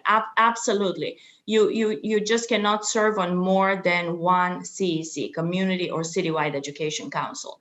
All Okay. the other PTA positions, president's council's positions, just as Marco said, absolutely, you can serve on those. Thank you so much. And There are I 11. think, great. Randy, I'm sorry, I'm just answering a question that I see in the chat, but maybe I shouldn't Okay, be doing no, that's fine also. Just giving 5 more minutes to this. And I know Randy, I think, was collecting some question, or she asked some question herself. So if you want to go ahead. I was just monitoring the YouTube chat and I was going to ask some questions from there. Please. Go ahead. But it wasn't in regard to CEC. Oh, so, okay. So then let's wait a moment for that. Any more question on the CC issue? CC elections. Doesn't look like they are. Adrian, can you stay 5 minutes and then we move to elections? Seemed that there were a few more questions that were more generic. Right, that would be for Adrian, correct? Randy? Sorry, one just came in the chat. It says, so if one child has two parents, do the parents have to have a New York City Schools account? I mean, it benefits them to have a New York City Schools account. If, especially if they want to run both of them, like they need to have their individual account. If they want to vote, they need to have their individual account. And it's generally a good idea so that they each have independently access to their children's information. And it honestly takes 5 minutes to create one. I will add, though, because I think it's an important thing to note, we know there's still a digital divide. We know there are parents who may, for whatever reason, not have access. And there is an alternative option, a paper option for parents who are unable to, for whatever reason, access NICSA and access online voting. So that's a part of the plan. But we're doing a big push, and I thank Diana doing a really big push to get parents signed up for NICSA, because that is the easiest, fastest way to vote. Thank you for that. Yes. Cool. Okay, so this closes for CC elections. I think we might have you back in the future. So more questions maybe we'll be asking at future meetings. Perfect. Thank you so much for having me. Thank you. So Adrian, since you're still here, maybe stay just 5 minutes. And I think there were more questions that were more generic. So Randy, go ahead. Okay, they're asking if there'll be a town hall meeting regarding early childhood inequities and opportunities for parents, educators, and partners to express their concerns regarding like pre-K, 3K. Great question. I'm actually, this is the first time this has been suggested. So we did which I was excited about, we did a really great admissions tour around screens, middle school and high school screens, which I think paved the way for us to be able to do a policy change there that was pretty successful. So I would love to think through parent engagement on gifted and talented. I've really been focused on thinking through, what has been promised, which is the reimagining of gifted and talented, and bringing parents in and being, part of the very beginning of building what that new gifted and talented program is going to look like across the city. So that's my focus. I'm taking this as, as I'm thinking through like building a task force or working group that's going to construct and make a recommendation around what gifted and talented should look like. I think this idea of maybe having some sort of a listening tour or something like that happens before that group is assembled is an idea I'm taking very seriously. So I wasn't thinking of it, but thank you for raising that. I think that might be a good way to sort of kick off the engagement on what gifted and talented should look like. Great. Any more questions that are for Adrian? Can I ask another from the chat? Go ahead. Is data being put together to find out the effects of COVID-19 on our students and families, both being in school buildings and remotely? That's an interesting question. I'm not sure. Look, we're a huge agency, and obviously we capture a lot of important information and data just by virtue of how we run as an institution. So yes, there's data. We have graduation, we have attendance rate data, we have metrics, but I don't know that anyone in DOE is performing a study, which is something different. And I know we haven't commissioned an outside entity to perform a study. So I guess I hope that answers the question. Yes, there's a lot of data. That's just the nature of the work, is that we have to collect information and data in order to be an effective education institution, but it's not for the purpose of performing any sort of study. Okay, guys, one last and then we need to move on. Randy, either you or Jessica, actually, you had your hand raised from way before. That was for the YouTube chat.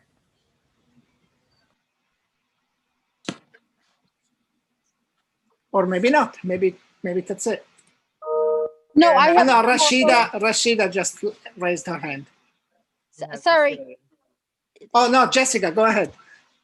I just want to really say, as a parent of a GNT child, it was just being sort of blasted again with yet more news of a program or a service that definitely needs some looking at.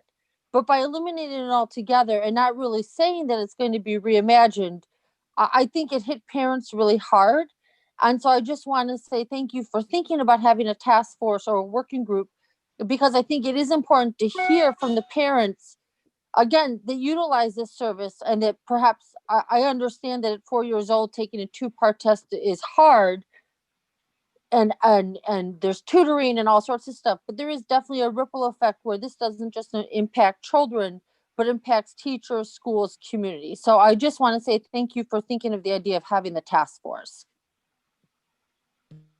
Yeah, thank you. I'm really excited to reimagine what enrichment is going to look like. We know that there are gifted and talented kids, all across in every school and every district, but we know there are not gifted and talented programs in every district and every school. So, I'm excited that we're able to look at it and do something different, so that we can make sure that there's equity in our system, and that we are really honoring our youth, honoring our kids and our future by having programs that identify them as such, and then make sure they have enrichment and the educational investments that they need to be successful. Great. Rashida? August, Hey, I wanted to desperately ask this to the Chancellor. Adrian, I know you're gonna just be like, Rashida, leave me alone. If we truly feel the importance of canceling the GNT test and the program as it exists today, and looking at ways to reimagine it, I don't mean to say it like that, looking at ways to better it for all of our children, why give that one last test? Like, why give the one last test now? Sorry, Adrian, but I just had to put it out there. Thank you. Yeah, that's a great rhetorical question. I'm really focused on this reimagining. I'm excited about it. The system needs to be reimagined. It concerns me that there are not programs in districts like, District 5 in Harlem and, District 16 in Bed-Stuy and District 23 in Brownsville. And you can go across and start to ask a lot of really deep and important questions about why that is, and we need to fix it. And I'm all about fixing the problem. So with that, I know you guys are getting we need to move on. We need to move on. Yeah. Thanks, everyone. It was a pleasure to be here. Thank you. And good luck today. Yeah. Take care. Bye. Thanks, Adrian. Take care. So at this point, I am no longer doing anything. How did you guys? Who's chairing this part? Marie. Right here. Okay, so I'm just checking which line you should add. Because Marco, you will need to log off. So I got in with my phone to be able to not be the host anymore, but continue the live streaming at this side. And then also make me host under the one with my Bitmoji. You can no longer be host. And then log off and then log in into so that you do not receive the poll in case if it's needed.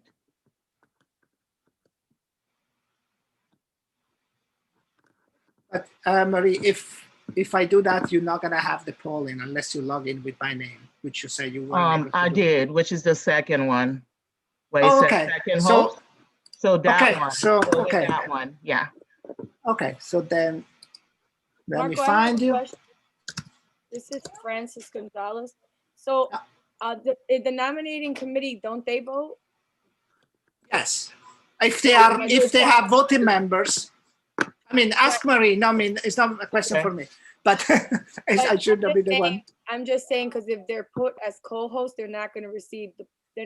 They should not be co-hosts. We know that as well. We're aware of that. While we were taking care of other issues behind the scenes, while the other part of the agenda was being done. So we are aware of that. The two current voting members of CPAC will have an opportunity to vote. They would no longer be co-hosts. Oh, thank you, Francis.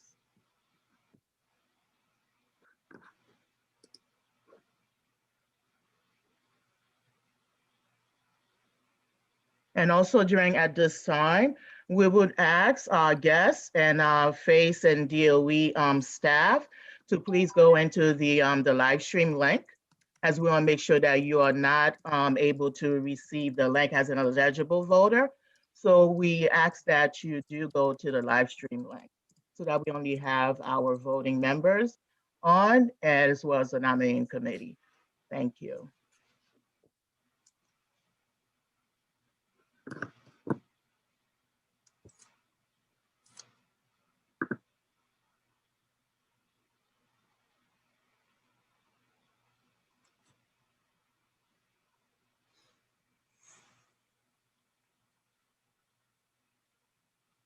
Okay, just to clarify, Marie, the floor is yours, right? I'm out of here at this point. Yes, I'm Okay. just waiting. Yeah. Our guests and the FACE DOE, if they are still on, they will receive the Oh, poll. I see. Okay. Parents, I need for them to all go to continue to view and participate with the election, but they have to go into the live stream link. In other words, off the Zoom platform itself. I still see a few. Right, if you don't mind, can I just add, I've been adding codes, but every so often people will change their names back. So please just understand there is a code in front of your name, and please don't change it. It'll become clear as we do our presentation as to why the VG, VY, V, and C, why those are there. Thank you. I still haven't received the code as yet. Sorry, who's that? And because there's some people who are on the call where I have no way to know who you actually are. So who is that just talking? And that's B23. the list of attendance, and also we have had some districts who have not conducted their elections as of yet. And we had asked FACE to help us verify the information of whether they're current rep or whether if it has been done. And we did not have the information. And Claudette has been able to assist with doing that, including D24. We were able to verify that through the FLC. And with District 23, which is Ms. Samuels who just spoke, her election is not until the end of the month. But also to state that with the waiver, we had that have been amended from October 31st to December 31st, and that deadline had passed. So there are other districts who have not completed their election, so we really do not know who the reps are at this point unless they have been verified and assisted with doing so with FACE. And that's the situation that we do have at the moment. And once again, I would ask our FACE staff to please go into the live stream link and not directly on the platform. We would like to avoid any possible grievances. You should not be receiving the poll if we are creating. If it's uncontested, then we may not need to use the poll. But if we do, we want to make sure that you do not get to participate in voting. Madam Chair, can you clarify the reason why, rather than utilizing a breakout room, you're asking for people that are not going to be voting or are not voting representatives to go into the live stream?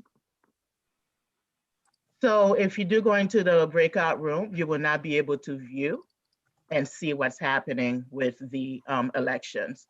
So instead of just putting you in there by yourself, into the breakout room. And also we may need to use the breakout room, but no, not anymore. We did have, it looks like it's been removed. I was checking on Ms. Harris because she was on her phone. So we have to get off of that line. We only need you to be directly on the platform if you can. I hung up, so I'm here now. Okay. But I actually think I'm going to jump on my daughter's laptop. I don't see a breakout room. You didn't offer that yet, right? No. Okay, because this device that I'm on is very outdated. So let's stay tuned. Thank you. But I hung up on the line because I can now hear. Thank you. Thank you, Ms. Harris. So again, the breakout room, we're not sending anyone there. Just so you know, we want to give opportunities for you to be able to view. However, you can do that on the live stream link. If you are added and you're not an eligible voter, or I send any of FACE or DOE staff directly into the breakout room, you will not be able to participate or view the elections taking place if so you wish. But if you do want to, we're asking you to go to the live stream link. So no one is being sent into the breakout room. And I still have two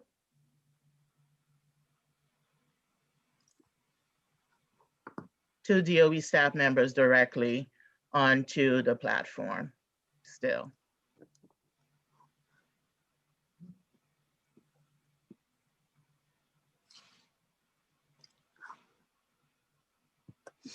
I do not want to just to have to just remove, then you have to go to the link. So give an opportunity to go ahead and go to the live stream link. Marie, can you do me a favor? Because I'm logged in with two accounts. One that is handling the live streaming. You should make that account a co-host so that it doesn't get an option to vote. Otherwise, I will get two votes. So the one with just my name is the one that is doing the streaming, while the one that is actually with the codes that you guys set is the one I'm connected with my phone, which I'll use to vote. Great. Okay, the way I don't get it. Great. Perfect. Thank you. Marie, I think I missed something and I changed my name back. I'm so sorry. I stepped back for a minute and I think I made a mistake. I apologize. No problem, Cecilia. Nancy, Yeah, who was, would oh, you is that, please? Cecilia Vinosta of District 26.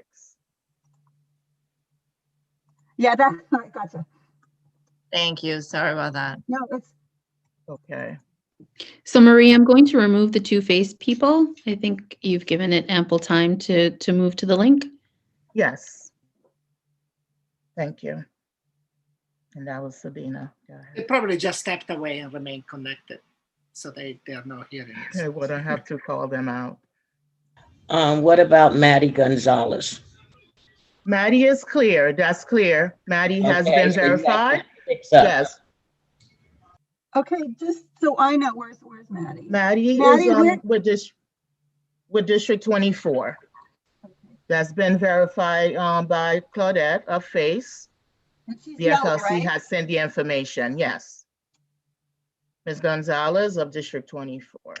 Sorry, I just updated my name to put D24. Sorry. That's no, that's good. That makes it better. Yeah, I usually do. I got sidetracked. Sorry.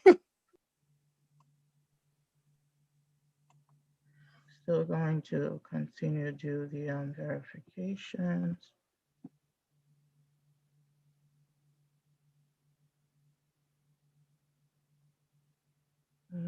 Let's see.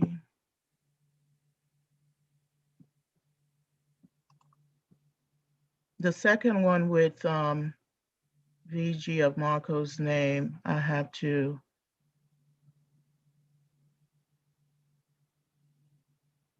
make that host. Well, I think the one with his picture is the host, right?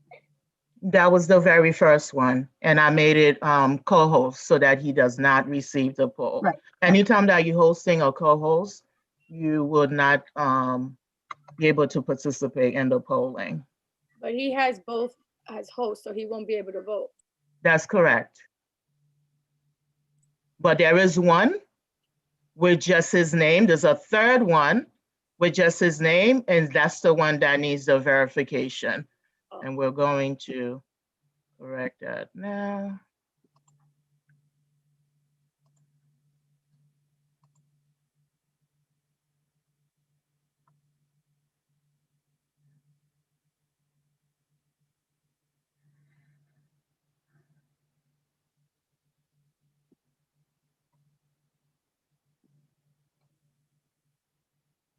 The one up at the top with the VG you made host, and then you got him as a co-host. The one with just his picture is co-host, he said, which was right.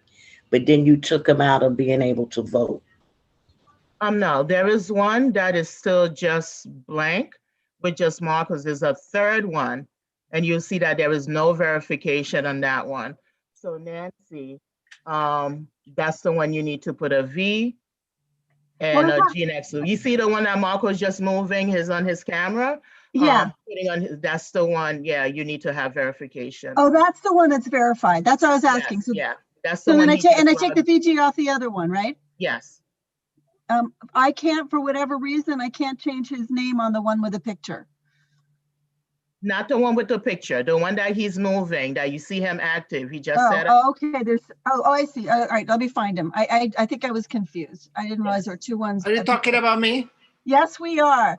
So the top one that is just say Marco, don't change it because that's the one that's doing the streaming and is not going to vote. He's a co-host, right? So it doesn't get. Let me just explain what I'm seeing. So I apologize for this taking some time. I'm seeing two pictures with Marco on the one on each screen. I cannot adjust either one of those. Oh, because yeah, one of the two is became a host. Right. So the only one I can adjust. Why I was made a host? I shouldn't be made a host to the other one. Is the only I can't adjust any of them anymore. so Marco, I can't touch any of your. So if you want to straighten out your titles, whichever one, you may know which one is which, but I can't adjust any of them at this point. Just hold on. I'm working on them now. Sorry. Always this little level of confusion. Yes. Okay.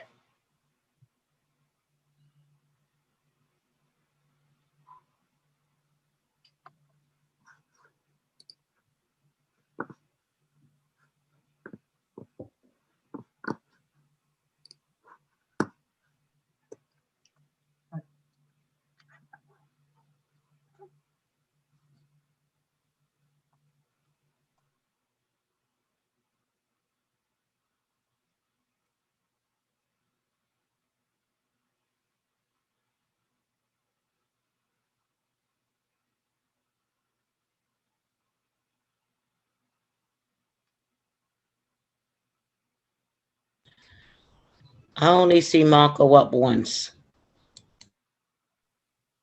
Jamie, please hold on. It's being worked on, Candace, setting up a few things.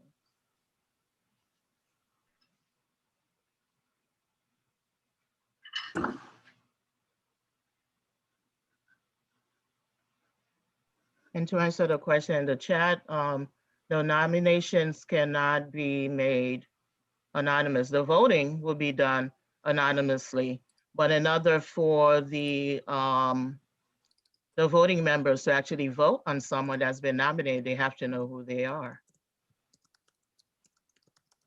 And nominations will be taken from the floor, obviously. So to answer one question that I received. There is another question that somebody is asking why elections are being done if not everyone had their own President's Council elections. So to answer that question, the first waiver that we had obtained in order to help all PAs, PTAs, President's Councils to be able to conduct their elections was actually granted and extended until October 31st. Then CPAC had asked the Chancellor another extension to the existing waiver, which we were able to obtain until December 31st. And this was again to allow most, if not every single President's Councils to fully be able to conduct their elections. At this point, in order to conduct the elections and to move forward, we only need quorum. And that quorum, we have more than 10. The quorum is 10. So we can move ahead with the elections. To the exception of a few who have not been able to get it done. However, we do have quorum and we can move forward with conducting the elections.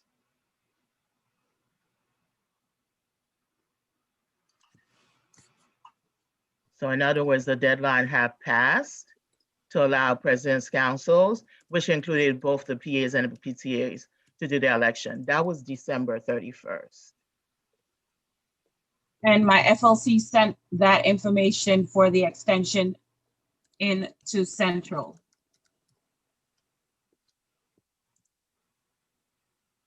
Which information, Ms. Samuels? That the elections have been done, or? For the extension, our elections will be held at the end of the month. And I stated that in the chat. When you messaged me privately, I answered you. And I said to you that our elections hasn't happened yet, but I'm still the rep for D23.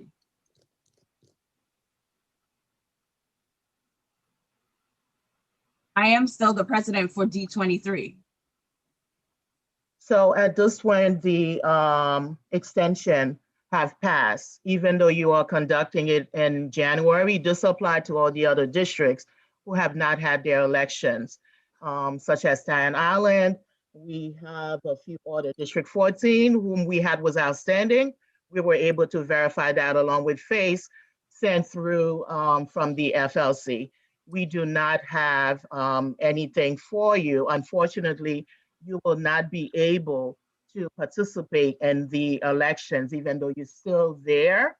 However, it does not allow you to continue because the extension to the waiver of December 31st has passed.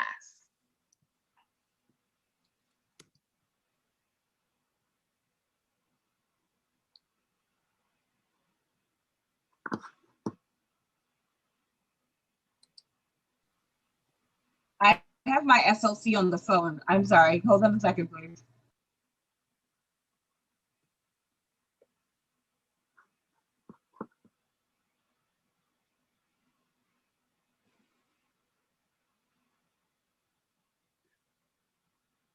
But just to be clear and to be fair to all the others who have not conducted their elections, who are actually not here, are not participating, and they understand that.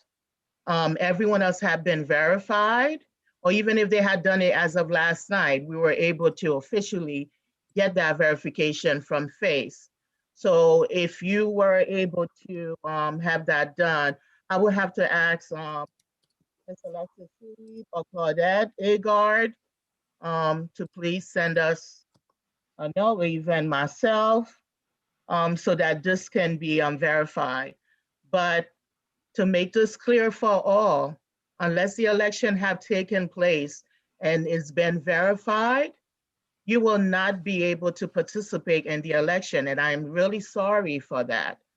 That's great that you are doing it at the end of this month for January, but the deadline of the extension have passed, which was December 31st.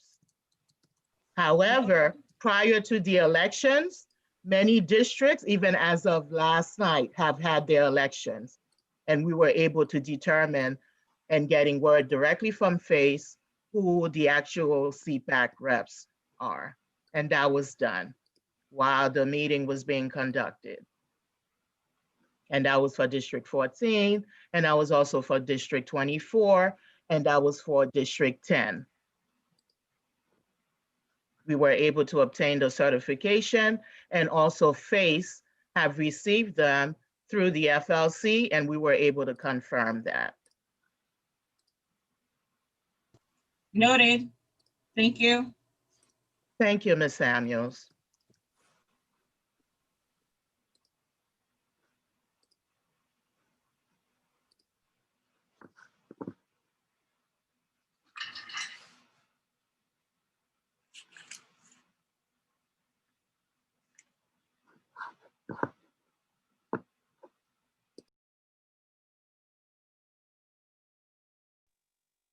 So we ask that you please be patient while we work out the kinks. Ms. Angela Torres will be able to start off chairing the election, along with Nancy Northrop. And then we also have Sabina Singer.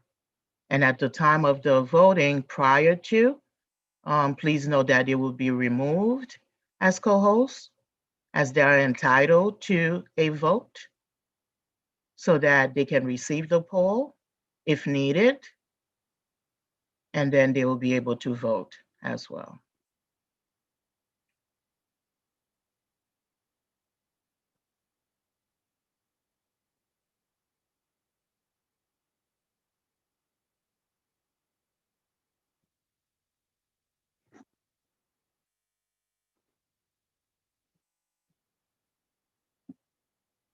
And I just wanted to mention that none of the nominating committee members can see which district voted for whom. It just comes up on a poll. The only way that that would have been a concern would only be if there was somebody on a telephone line, which we do not have anyone.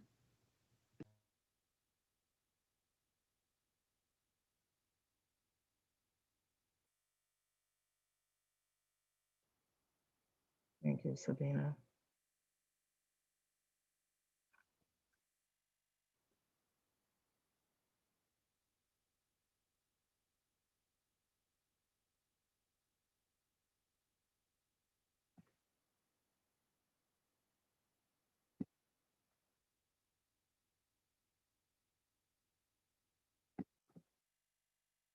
Okay, that is set. Let me double check that the, in case if we need them.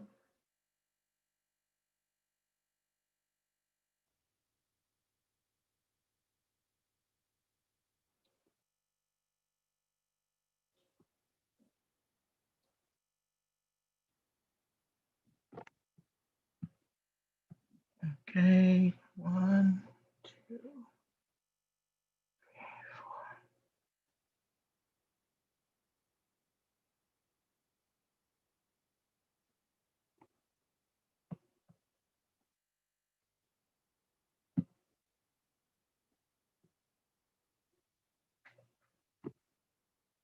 And I would ask the nominating committee to verify the total numbers of legible voters.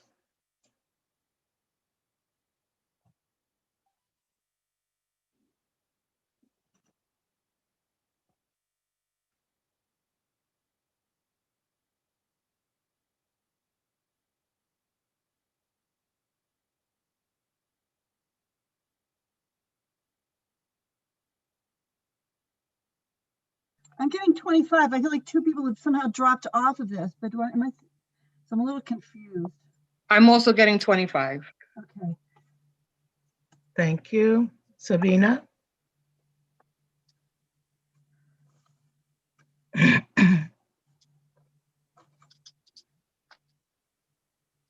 I also got 25.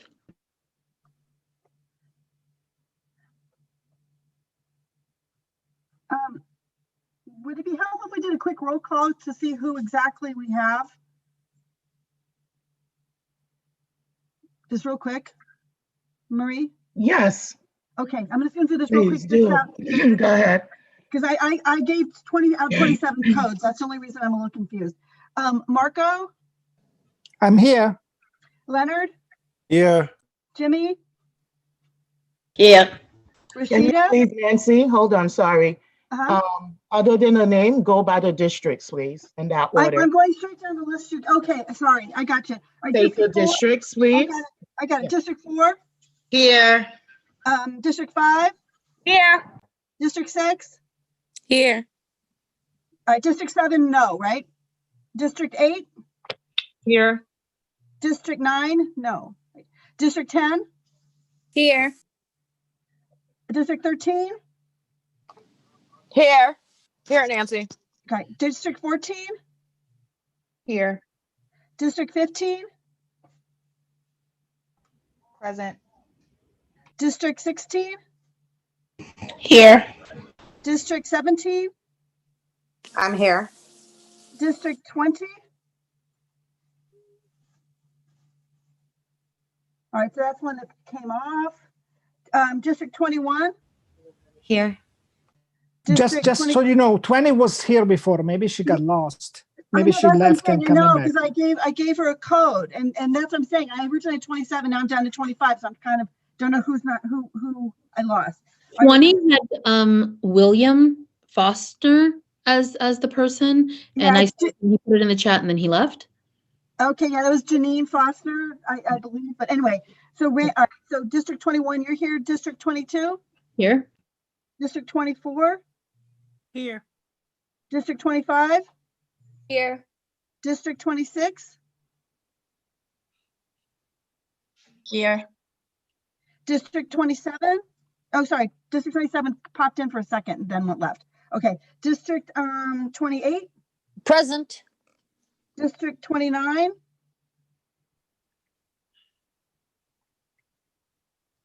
All right, I think that's the other person who dropped off. District 29?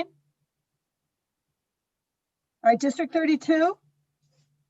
Present. 75? Here. Brooklyn High School? Here. Bronx High School? Bronx High School, Lourdes, I see you. Yes, here. Okay, Manhattan High School? Hello. Queens High School? I'm here. Okay. All right. At least it's clarified who dropped off. And I'm also gone, so I had to sign off as well. Makes it easier to manage the call.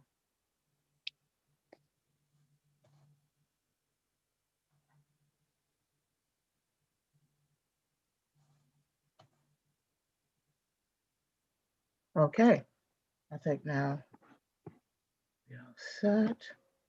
Just like to create a question with the poll quickly.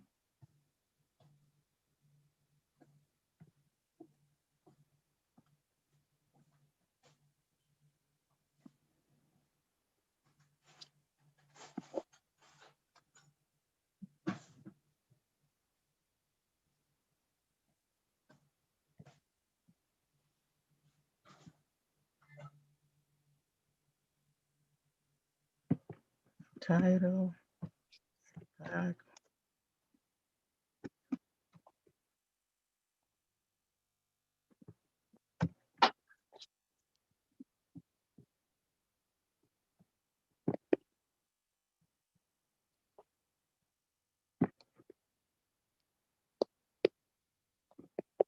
And we'll be starting. Okay. Anonymous voting.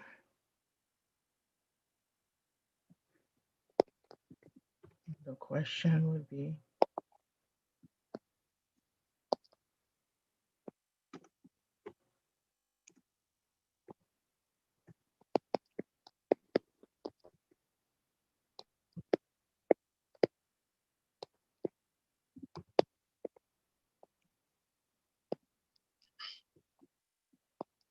what set of chairs?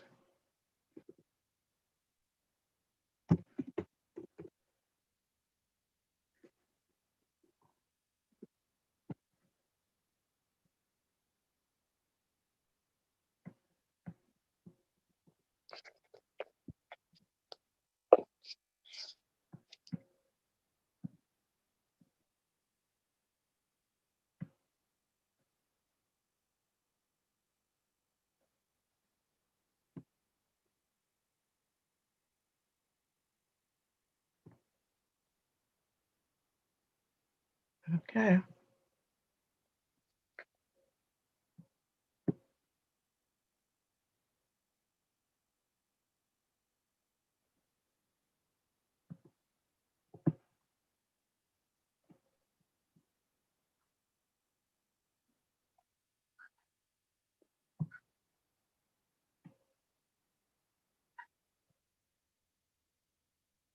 Yes, Francis, I am aware of the time.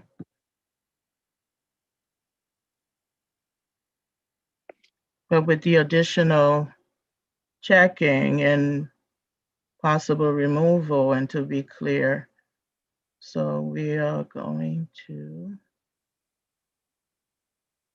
let me share the screen now. All right, Ms. Torres, go ahead. Hello.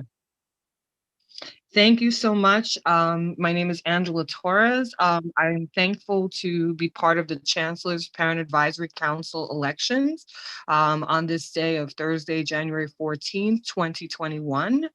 As you saw, the first part of our discussion today will be the attendees verification and verifying the eligibility. Then we will have a discussion on the opening of the meeting. The quorum must be verified, which is by the number of eligible voters. As was mentioned before, the amount for quorum is 10 people. And actually, from what we saw a little bit earlier, we have 25 eligible voters. We will then go through the introduction of the election host, nominating committee, which is myself, Angela Torres from District 8, as well as Nancy Northrup, who's our alumni, Sabina Singer from District 22, and Marie Placer, who's doing a wonderful job as our parliamentarian and host. And so we will have a nomination and election for a full slate, and we'll proceed. And the core positions of chair first, chair and co-chairs, then recording secretary and treasurer. Those three positions will be filled first in that order.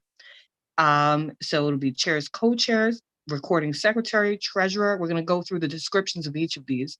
First vice chair, second vice chair, and corresponding secretary. Okay, so now we're going to go through the process for preparing for the CPAC elections. A unique code letter, it has been assigned to your name to identify you as an eligible voting member to vote and or run for office. No person or district shall vote who is not the authorized voting member or voting designee alternate. The nominating committee has an Excel spreadsheet of attendance to verify eligibility for all voting members, and the office to which they can nominate for designees alternate would have to have been verified or written notice, aka email, sent to CPAC, indicated from their president, council president, that the designee alternate is authorized to vote. As per our bylaws, FACE shall assist to help determine eligible voters should it be needed. So we really appreciate your patience through this process, and we will try our best to move this process along as quickly as possible. I just want to mention also, many people have asked about the the Y yellow, and the G green, right? And so the Y or G that may be in front of your name, right? That indicates, we're going to go into it a little bit later, but there are some positions that require you to have met certain requirements, and we're going to go into that. And so for green, that means that for G for green, that means that you met all of the requirements, and so therefore you're eligible for running for any of the positions, including the core positions. For yellow, for based upon the requirements, you would not be eligible to run for any of the core positions, but you would be eligible to run for any of the non-core positions. But we're going to go into that in further detail. Angela, I'm going to interrupt just to clarify. If you have a G before your name, you're eligible to run for chair or co-chair, first vice chair, or second vice chair. Okay. If you're yellow, or any of the other positions, if you're yellow, you can only run for recording secretary, corresponding secretary, or treasurer. Okay, just I don't want there to be confusion about what a core position is. Okay, wonderful. Yes, no problem. Thank you so much. I appreciate that. Okay, and so now let's go over a bit of the election etiquette. We would ask that you would please keep your microphones on mute. We would also ask if you have a question, please raise your hand to be acknowledged by the election chairs to ask or comment. And once the election has started and the floor is open for nominations, all communications will be to the nominating committee. So at the time of the election, only verified attendees will be able to vote and or run for office. Each available position is open for nominations and voting, one at a time. For each position, the role and responsibilities will be posted on the screen, followed by opening the floor for nominations. Nominations will be taken from the floor and from verified people on the Zoom call. Once there are no more nominations, then it will be closed. As per our bylaws, which I should mention, actually all of the information that you see in front of you has been taken directly from the bylaws, the most updated version of them. Should there only be one candidate for any office, the recording secretary shall make a motion to elect said candidate, and the voting members shall then vote by acclamation on the motion to accept the incoming officer. All candidates will have 2 minutes to address the membership. Once everyone has spoken, the polling will be prepared and the Zoom host will open the polling for the membership to vote. Each polling will remain open for 5 minutes or less. Once the poll is closed, results will be shared. In order to address the concern earlier, none of us are going to know who voted for whom. All of the votes are kept secret. This procedure will be used for each available position. Before the start of the election, we will ask that all guests, which we did already, and non-verified members joined and view the elections via the live screen. And the reason why we did that was to avoid participants and non-voting members from receiving the poll when voting started. So from this point forward, we ask that all voting members refrain from making comments on the chat unless otherwise instructed by the election chairs in an effort to minimize any election grievances. So now we will begin, and actually Nancy and I will take turns going through the various positions, but I will begin first with the position of chairs. We're going to go through all of the positions descriptions first, but if once we come up to that particular position, if you have a question and you want us to go back to that screen, we are free to definitely do that. So thank you so much. Chair, co-chairs. It's a 1-year term beginning on January 2021 and ending October 2021. The roles and responsibilities. The duties of the chair co-chairs shall include, but are not limited to the following: preside at all meetings of the council, is an ex officio member of all committees except the nominating committee.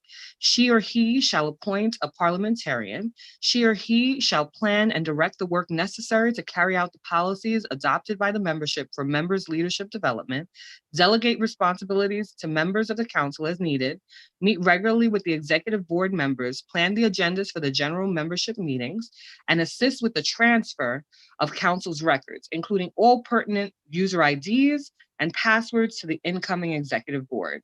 The chair acts as an executive officer and representative for the council. Nancy, for recording secretary. As soon as we flip the page. Hello. Do I need to do that? No, Marie. Hello, Marie, can you flip the There, page? hold on. I seem to have been frozen on my end. Okay, I can probably go to my other copy if you just give me a sec. No. Okay, recording secretary, again, a one-year term, beginning January, directly after this meeting to end of October, or after the October elections. Okay, the recording secretary of CPAC, as a member of the executive board, shall assist the chair in planning and implementing the policies and programs adopted by the membership. The recording secretary shall take minutes at all executive board meetings and general membership meetings, prepare notices, agendas, sign-in sheets, and materials for distribution, prepare and read the minutes at council's meetings, bring copies of draft minutes to monthly meetings for review and adaptation by the membership, maintain records of approved minutes, and see to the public posting of approved minutes. He shall be responsible for keeping attendance records. He shall keep a copy of the bylaws and have them available to the membership. All documentation and authorization should be kept on file for 3 years. The recording secretary shall assume the duties of the corresponding secretary in event that the corresponding secretary is not filled. I just want to underscore something. If you're going to run for recording secretary, you need to make sure that you know you have time to actually write the minutes and get the minutes done, because that's always the most important thing.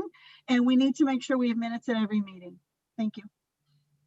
Thank you. Treasurer, a one-year term beginning on January 2021 and ending October 2021. The treasurer, as a member of the executive board, shall assist with the chair in planning and implementing the policies and programs adopted by the membership. In the event that CPAC funds become available, the treasurer shall be responsible for the transfer of CPAC monies to the bank accounts of CPAC, maintaining all deposit slips with the appropriate identification of funds and maintaining an updated record of income and expenditures. The treasurer must be one of the signatories on all checks. Other signatories must be selected from the members of the executive board. He or she shall be responsible for MetroCard distribution at CPAC meetings in conjunction with the DOE. If the treasurer is absent, this responsibility shall be assigned to the corresponding secretary. Okay, first vice chair, again, a one-year term from January to October for this year. The first vice chair, as a member of the executive board, shall assist the chair in planning and implementing the policies and programs adopted by the membership. The first vice chair shall oversee CPAC committees. The first vice chair shall assume the duties of the chair in the absence of the chair. Second vice chair, one-year term beginning on January 2021, ending October 2021. Second vice chair, as a member of the executive board, shall assist the chair in planning and implementing the policies and programs adopted by the membership. The second vice chair shall assume the duties of the first vice chair in the absence of the first vice chair. Corresponding secretary, again, a one-year term from January to October. The corresponding secretary, as a member of the executive board, shall assist the chair in planning and implementing the policies and programs adopted by the membership. The corresponding secretary shall be responsible for distributing notices at all council meetings. He shall be responsible for maintaining an accurate and updated list of the membership with contact information. He shall be responsible for forwarding communication to the chair, preparing correspondence at the request and subject to approval of the council and or the chair, maintaining a membership listserv, and maintaining a record of incoming and outgoing correspondence. The corresponding secretary is responsible for maintaining the CPAC website, including an email address for general inquiries. Thank you. So now the floor will be open for nominations. Please note nominations for a full slate will proceed, and the core positions of chair, co-chairs, recording secretary, and treasurer must be filled in order to be able to conduct future business. Once a full slate is completed for nominations, elections will occur for one position at a time as listed in the article of the CPAC bylaws to allow members to run for more than one position. Members can only accept one position and must do so once the election for a position occurs. So now Nancy's going to begin first with asking for the positions. Okay, the floor is now open for nominations for the position of chair or co-chairs. If you're going to run as co-chairs, you need to nominate yourselves or be nominated as a team. And if you are nominated, someone has to, the person has to accept the nomination. Okay, and just as clarification, this chair or this position is one in which you must have a G in front of your name.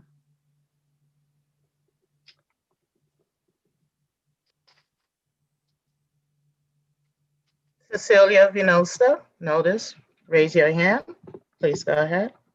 Hi, everyone. I wanted to nominate Rashida. I think she is amazing, has great questions, and very active in CPAC, as well as Leonard. So I would like to nominate both of them, Rashida from District 4 and Leonard from District 2 as co-chairs. And I also want to thank Marco and Jamie for all the work they have put into this organization. Thank you. I would like to second that nomination. We don't need to do seconds, No, but thank we you, don't need Jackie. to second. But Rashida, do you accept the nomination? I respectfully decline, Cecilia. I apologize, Leonard, but I'm here for the work, but I respectfully decline. Thank you. Sorry. Rashida, Okay. can I put some pressure on you? Go for it. Can I twist your thumb? I mean, So please allow Ms. Harris to speak for herself, and then Leonard, you have also been nominated. I accept the So you have to nomination. state whether you accept. Okay. I accept the nomination. I would love to do it with Rashida, but I'll do it myself if necessary. Okay, thank you, Leonard. So I would go back to Ms. Vinosta, who stated the nomination. She did do it as a team, and Ms. Harris, unfortunately, have declined. So Ms. Vinosta, I would ask, how would you like to proceed, as Leonard does need someone else, or would you just go ahead and nominate him by himself as chair? But if it is to be co-chair, you must have a running mate. It's a team. So I would give it back to you, Ms. Vinosta, for clarity. Sure. But, Silverman have accepted, yes. Yeah, I didn't check on Maddie if she can run or not, but I think she's also amazing. So I would nominate the two of them as co-chairs if she accepts. Maddie only does not fit under the category to be chair or co-chair for the very top, which is also for first vice or second vice. But she can be nominated for any other position. And also, just to be clear, I would stop share, and people, I think you all need to know what exactly that is, and just hold on. Yeah, sorry, I couldn't see the Ys and the Gs before. And I'll try one more, Shirley. Is she? I can't, I'm not eligible. Okay. What about Sorry. yourself, Cecilia? Sorry, Maria. What about yourself, Cecilia? I'm starting to feel like there's something about me. No, it's well, not. they are not eligible. Yeah, it's an eligibility question, Leonard. Yeah. What about yourself, Cecilia? I'm just joking. I know. I can't share one more thing. Thank you for asking, but I can't commit. It's not personal, Leonard. No, you're just not eligible, Leonard. I know. I'm just joshing you guys. And Sabina is doing the nominations committee, right? Yeah. Okay. Yeah. Sabina is invisible today. All right. The NC stands for nominating committee. I know it's kind of obvious, and they can't run for office because they're on the nominating committee. Right. Oh, darn. It's okay. I'll try one more time, and then I can let Leonard run by himself. I believe in co-chairing. How about Francis? And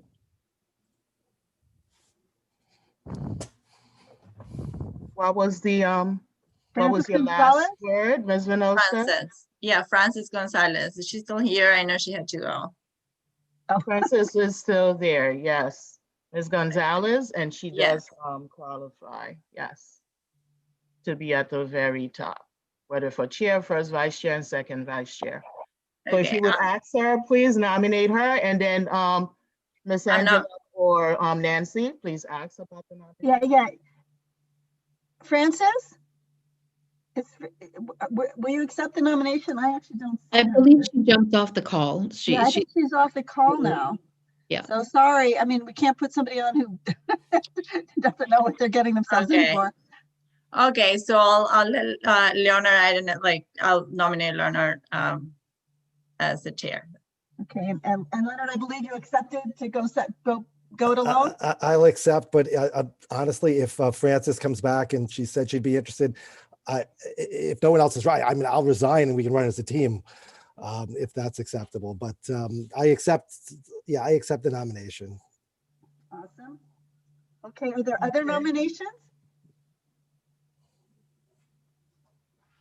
I see some hands raised. Yeah, I had my hand up for a while. It's D13. Yes, I'd like yes. to nominate.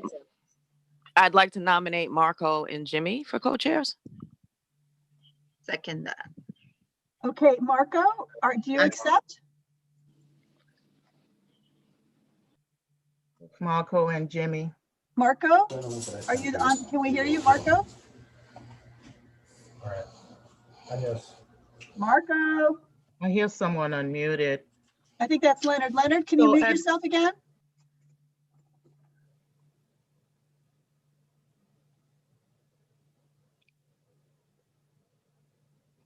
It's not working at the same time.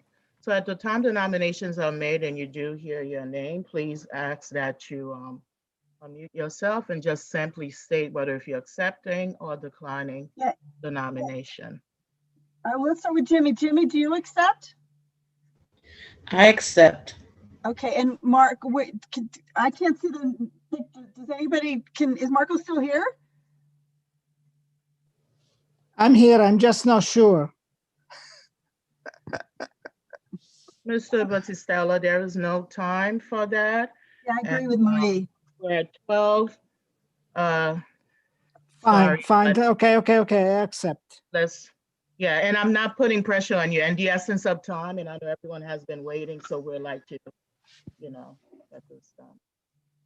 Can you just clarify who it was that nominated them? Was that D13? Yeah, it was Miss Celia Green, correct. Thank you. Correct, Sabina.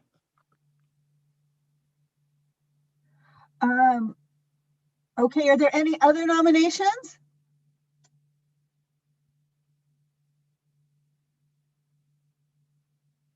Just as a reminder, feel free to nominate yourself, or you can obviously nominate someone for the position. Don't be afraid. And then we would check and let you know about eligibility, which I just added into the screen. So you know directly where it's coming from. It's not just our saying, but it's always have been that way for the past 2 decades, literally. The eligibility for the chair, first vice chair and second vice chair is only limited to those voting members that only have submitted their authorization and documentation certification. And in addition to your 6 general membership during the previous 13 months, and you also needed to have served as a CPAC voting member during the previous academic school year. And that is the 13 months. Okay. That's the only requirement for chair, co-chair, first vice chair, and second vice chair. When it comes to recording secretary, corresponding secretary, and treasurer, any of our new CPAC voting members can nominate or run for these offices. Okay, so is there any last minute nominations? Feel free to self-nominate again or nominate someone else. Okay. Going once? Going twice? Okay, going the 3rd time, and we're closing nominations for chair. So Maria, just to clarify, at this point, we're going to have the election for chair and co-chair? you're definitely going to have it for co-chair. And then unfortunately, with Leonard, he was been changed to just. Yeah, I just want to make chair sure we're by not getting the himself. whole thing. I'm just Yes. clarifying. So it We're would just be now on going to one. vote for chair. So and ballot co-chair. is needed, and it would be just on one. So the eligible voting member should receive the chair name, which would be Leonard. And then on another listing on that same poll, you will see Jimmy and Marco listed together. And their choices would be just one. Perfect. Okay, we're now going to allow each to speak. And the way we decided we would do this for the 2 minutes for the code. So Leonard, you get up to 2 minutes to speak. You don't have to speak for 2 minutes, but you have up to 2 minutes to speak.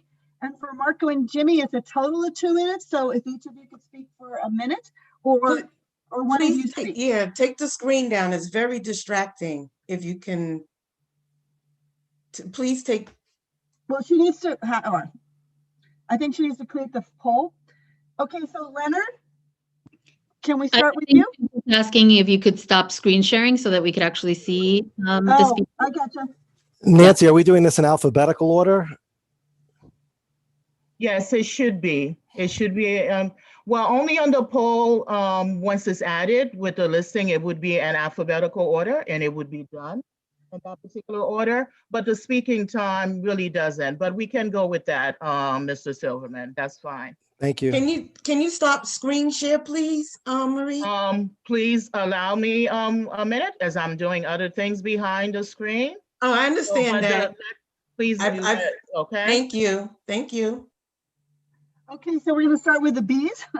So Jimmy and Marco and Jimmy, if you all can speak together for a minute each or a total of 2 minutes between the two of you.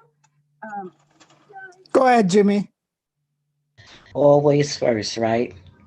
I would like to continue the work that we had a bad start off, but as the year ended, we were able to come together as a team to help the President Council, and I like to continue the work because I am a parent advocate, and it's all about the children, and it's about helping any and everyone that I can, especially the parents in which we serve, in all the PAs and PTAs.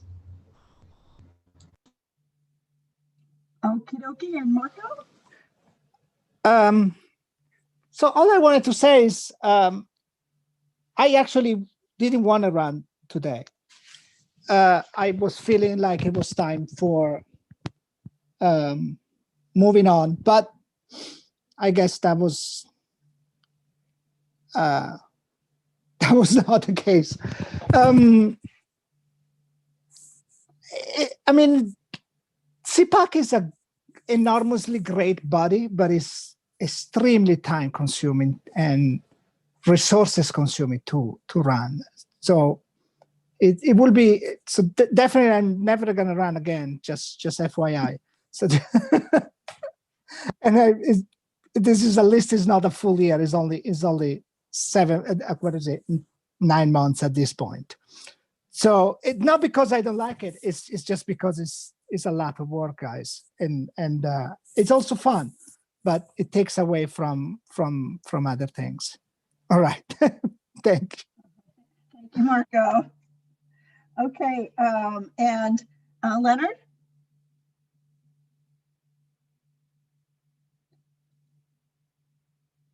Leonard, you're on mute if you think you're talking. Sure.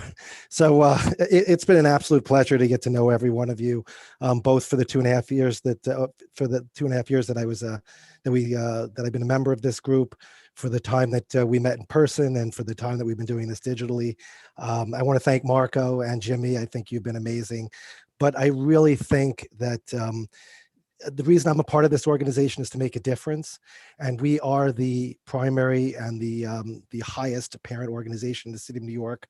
But I think that CPAC has become highly marginalized. I think if you look, Marco sent the bylaws around, and it says that one of the purposes of this organization, or some of the purposes, are to take an active role in the decision-making process concerning the education and welfare of New York City public schools and students, to advise the Chancellor. I don't think there's any of us here that actually feel that we've accomplished that. I think we've been marginalized. I think we've let other groups fill that gap and fill that vacuum. And I would really like to see that change. And I think that's been a failure of this leadership, who I think on other things have done a great job. But we spent an enormous amount of time this past year on issues like election procedures, things like that. And quite frankly, I think FACE could have done 95% of that in the middle of this this pandemic, with issues about equity and safety and admissions and curriculum. We had a real opportunity to speak together as a group, because that's when we're strongest, when we stand up and when we are heard and we demand that the Chancellor come for more than 30 minutes to our meetings. So I have a vision for this CPAC of we meet together, we discuss, first we discuss our individual districts, then we have more than 30 minutes with the Chancellor, and then we as a group come to a consensus about the things we can agree on, and we demand answers and we demand action as a group, because that's when we're strongest. That's when we can affect the most change. I want to be part of something that makes a difference, not something that is just a question answer session. This is like a school trip where the school goes somewhere, Okay, and the thank student. you, Leonard. So, thank you. And I just want to add one thing. If elected, I would be happy to resign and run with either Marco or Jimmy.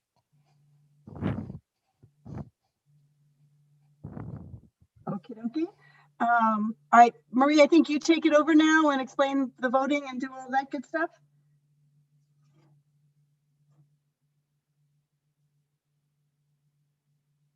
So I'm actually behind the scene creating the poll to be ready to launch it.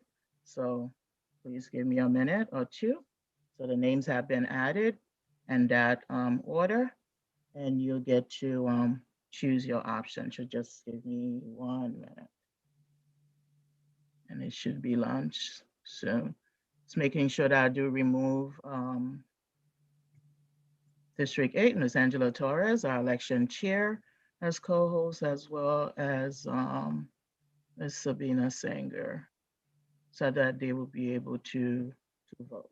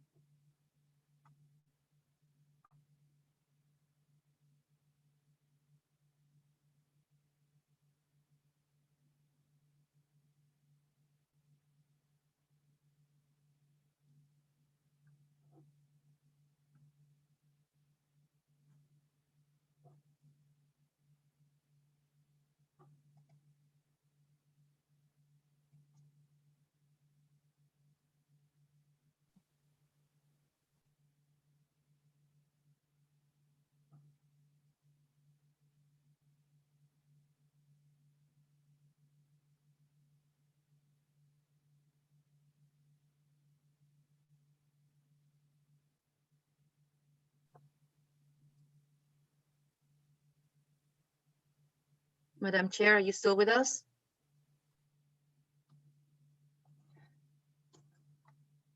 I think Marie is just pulling together the poll.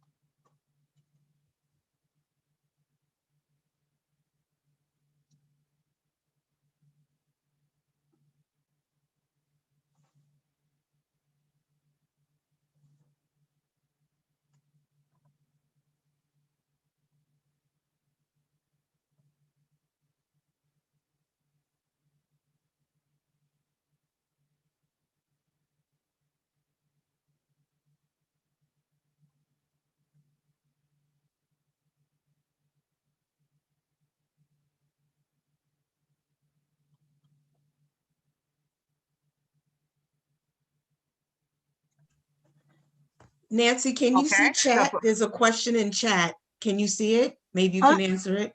I'm leaving that to Marie or the people involved, right?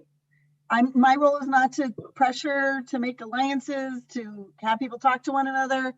So if they Okay, maybe Sabina so can please. answer. Okay.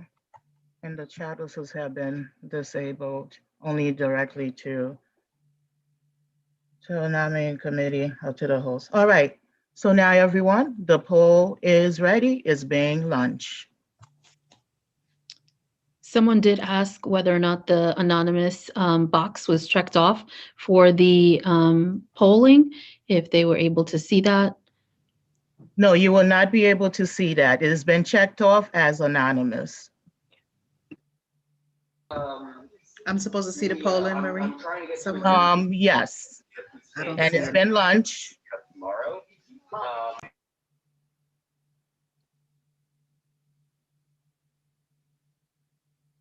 I'm D3, not D4. Thank you. And it was typed, and I had to refresh the page as it was frozen. So that's what took me long. But I apologize, Ms. Brown, District 3. And I should know this. I don't see the, you took the poll down? Yes, I did. It's going. And people are voting. You have not received it, Ms. Brown? No, it's going.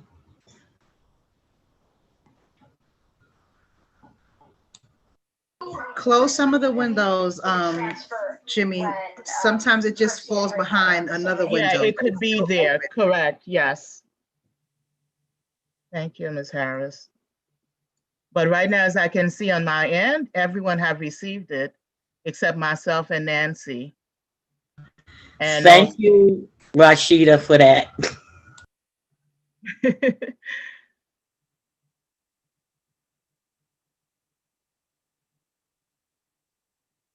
And also, thank God we don't have any of our voting members on the phone.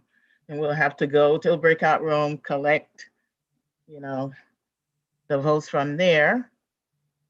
So this is going.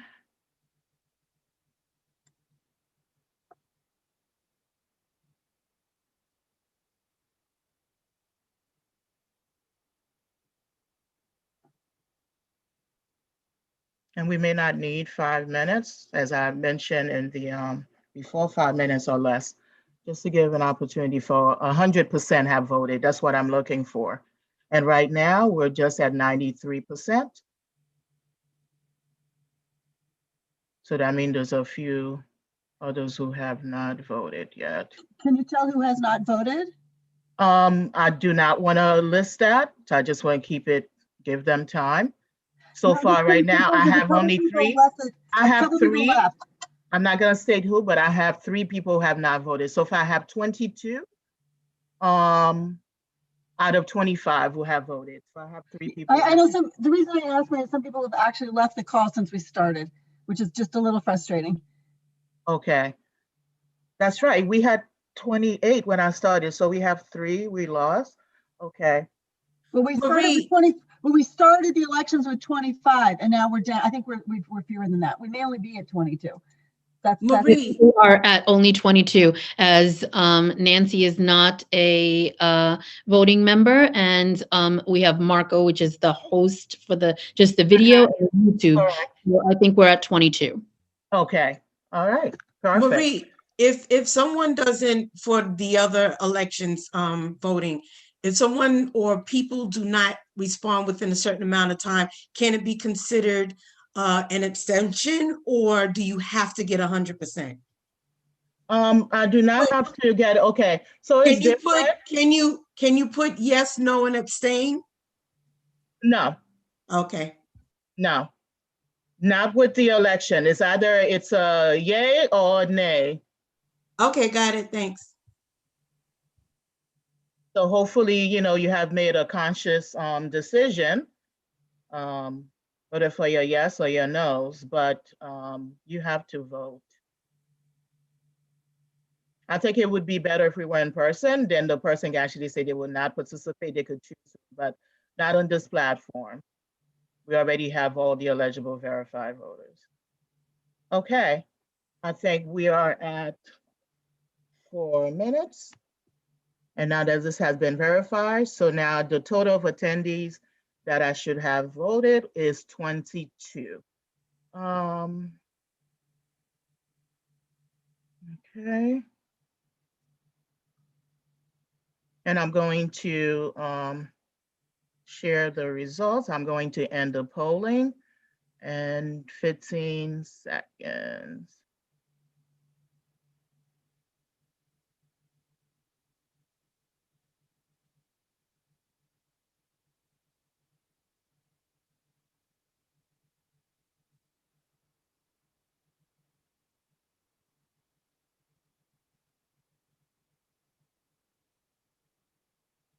Okay, we are set.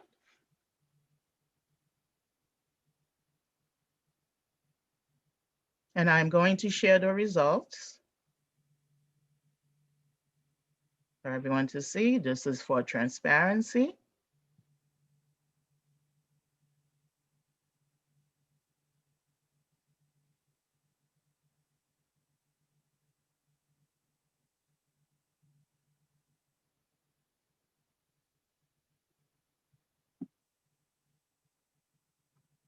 Does everyone see the results on the screen?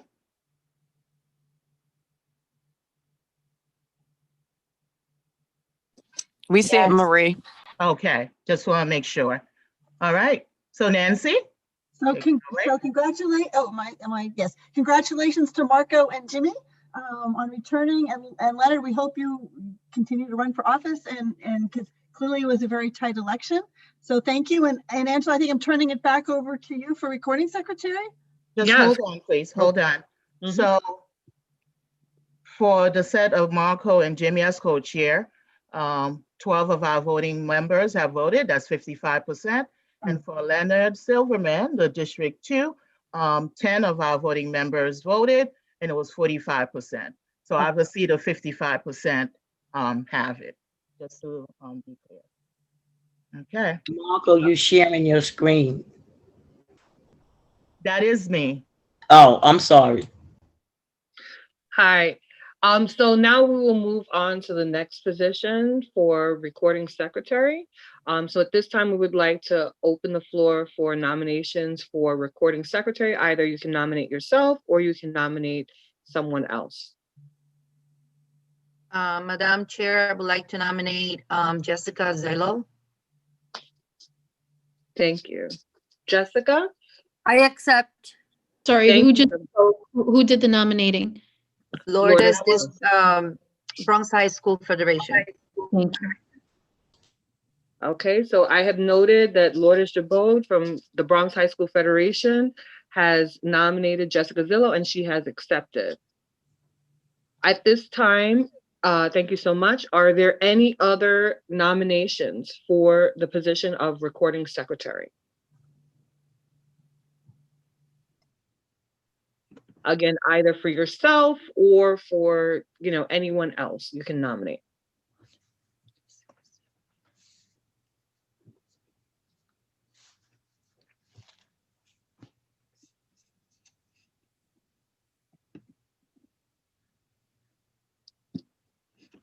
When the screen is shared, it's hard to see the faces of people you would consider.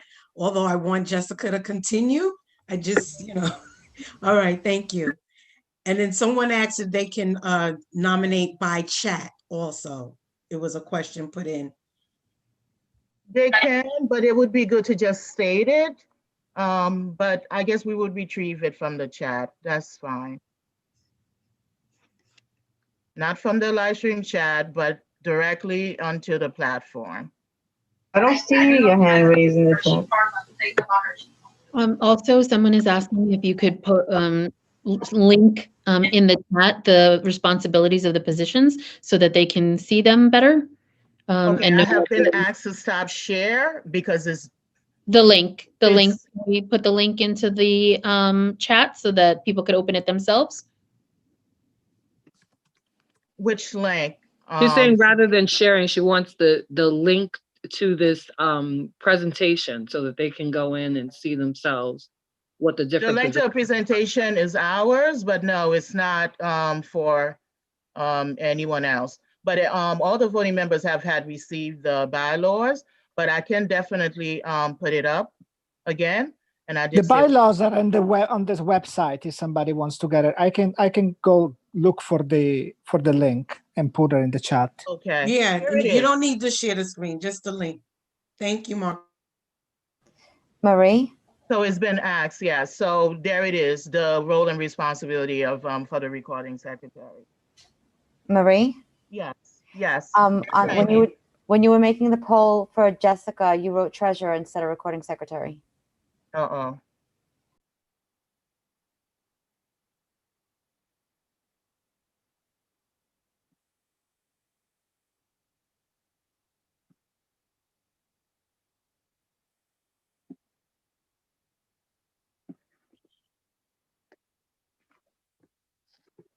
As she adjusts that, are there any other nominations at this time for recording secretary?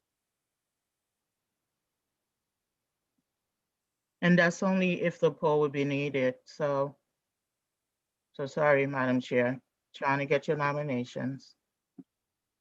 Thank you.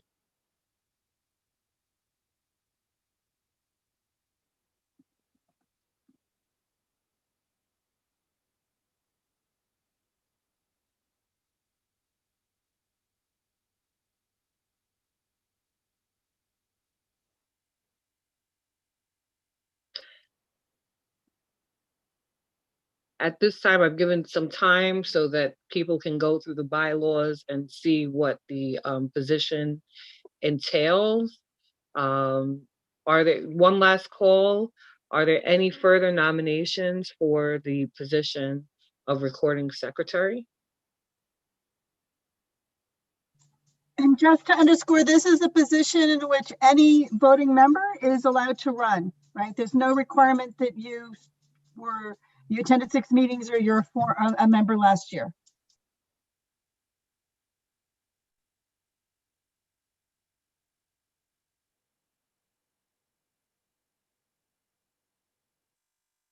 Okay, going once, going twice. Okay, as per our bylaws, should there only be one candidate for the office, the recording secretary shall make the motion to elect said candidate, and the voting members shall then vote on the motion to accept the incoming officer. So is there a motion to accept this? A motion to accept nomination of Jessica for recording secretary. I second it. Thank you. Thank you very much. So congratulations to Jessica. Hold on. Oh, yes, go By ahead. acclamation and meaning that by voice, all members say aye, or Thank you. anyone opposing say nay. And we're being Okay. recorded, so that way we have that the voting members, the membership have accepted the incoming office. I appreciate that. Thank you so much. Yes. So by Aye. acclamation, yes. Please unmute and say, okay, we have a thumbs up for. Aye. Okay. Aye. Aye. Aye. Aye. Aye. Aye. Aye. D24, aye. Aye. D13, aye. D3, aye. Okay, I think that was all 22. Okay, I just lost someone. Who left? We had 25 participants. We just lost someone. Just to make it clear, someone had left. I think Leonard left. Cecile, didn't she say she might be running? No, Cecilia's still here. Cecilia, I think it's Leonard. I'm here. I don't know why people. Leonard is you are still here. Oh, sorry, Leonard is still the here. picture's not there. Sorry, Leonard. Who left? Just checking, just want to make everyone aware. We lost one of our voting members.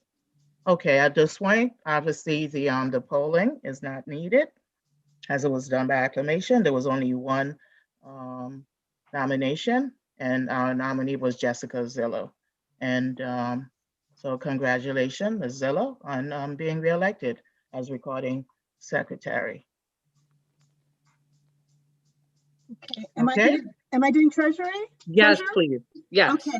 All right, our next position, which is a core position, is for treasurer. This is a position in which any voting member is eligible to run.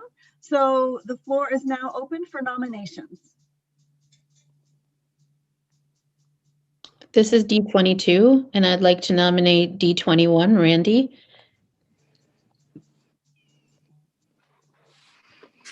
Randy, do you accept the nomination? Yes. All right. Thank you, Randy. Okay, thank you. Do we have any other nominations? Hi, I have my hand raised. This is Jessica Zillow. I'd Hi, like to Jessica. nominate. I'd like to nominate Shirley for the position. Shirley, do you accept? I do at this time. Okay, Shirley. Okay, and are there any other nominations?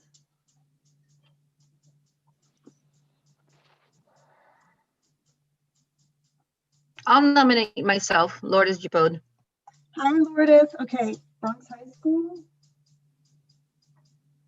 President's Council. Lourdes.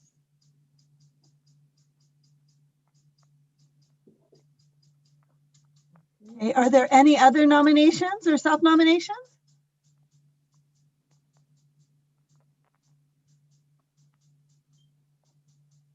Going once? Going twice? Okay, we're closing the nominations process for treasurer. We will do this in alphabetical order. Have everybody folks speak. You have 2 minutes, and we'll start with Shirley Aubin from Queens High School President's Council.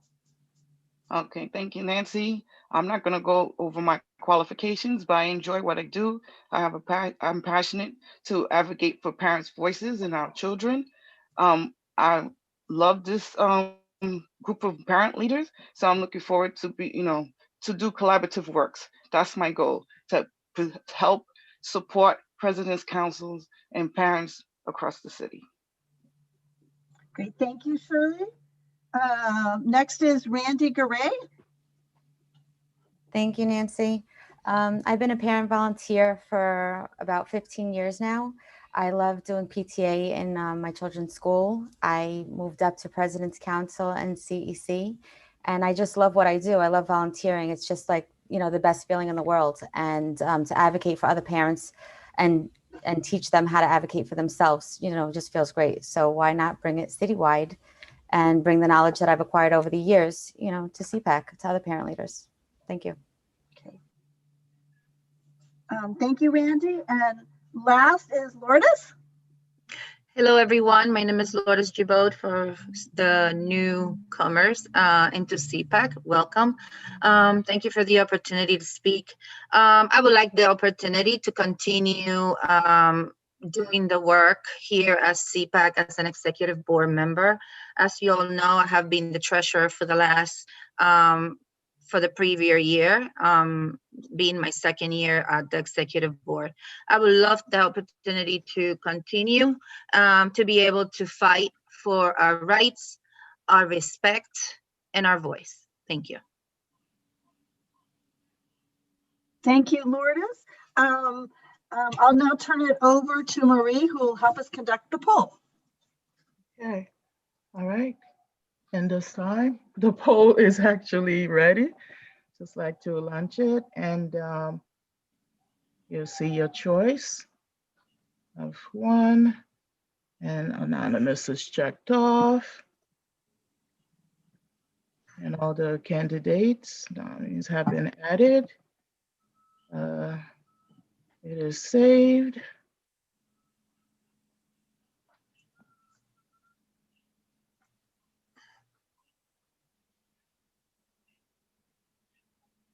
You're ready to launch the poll.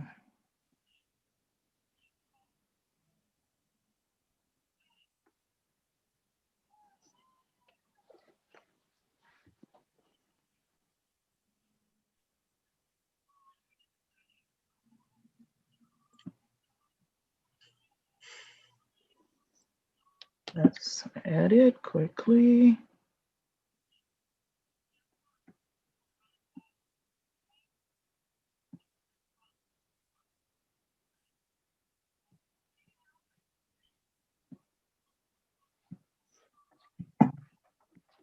Close the door. Thank you. And at this time,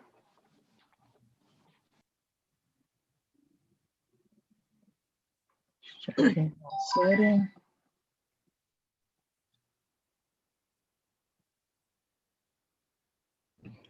Sorry, did you say that it was launched? No, not yet.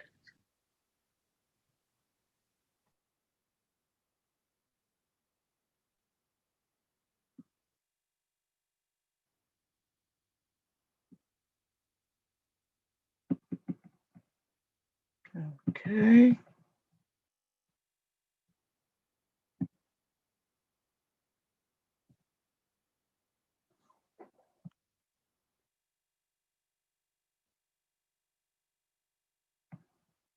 It is save, and I'm going to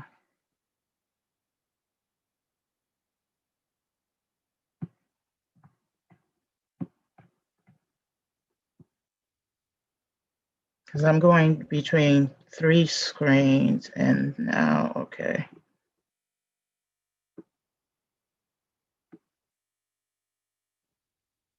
So when one freezes, I have to keep refreshing the page and then relaunching. It's the only issue.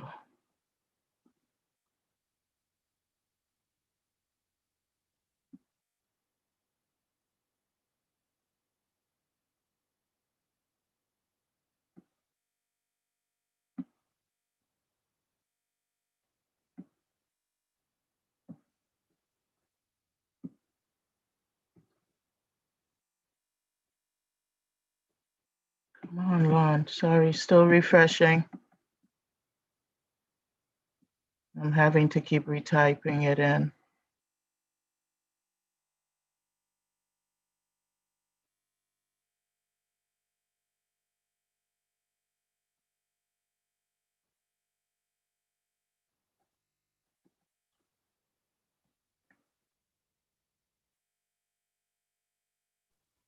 Nominating committee, do you have music? They can do that. They would like. We could all sing. Go ahead, Nancy. Do you have This is what happens when you do virtual. The screen's locked up or whatever it is, so we just have to be patient. So music will be nice if you have any. Yeah, we appreciate all of your patience. It's tough, you know. That needs to be the next upgrade for Zoom, is to have waiting music.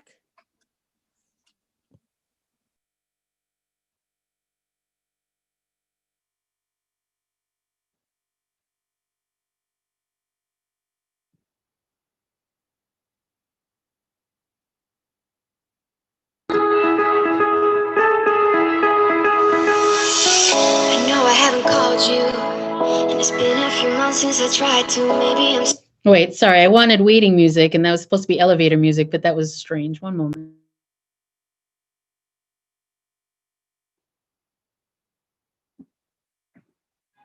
Oh, goodness. I think this is better.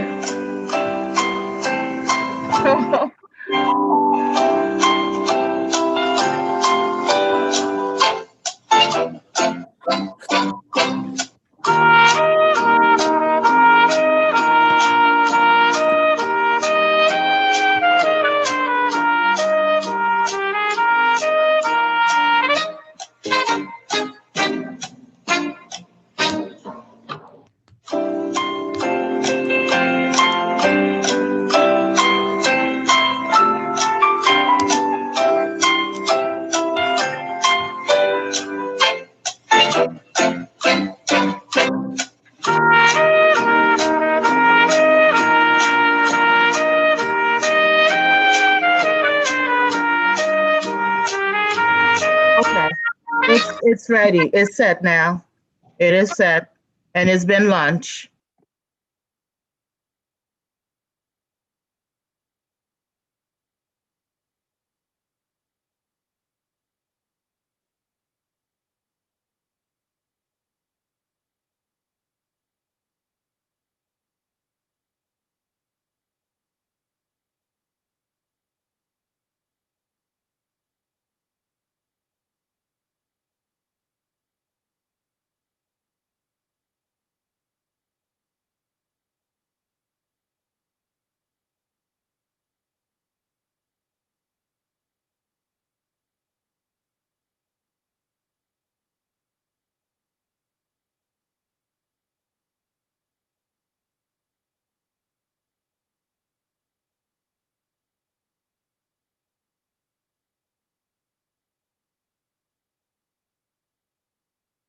It's closed, almost. Waiting for one more voting member who haven't voted. It should be 22. I have 21. I think we remember we said we dropped somebody, so we may actually be at 21. I mean, let this run, but I think No. 21 is everybody's here.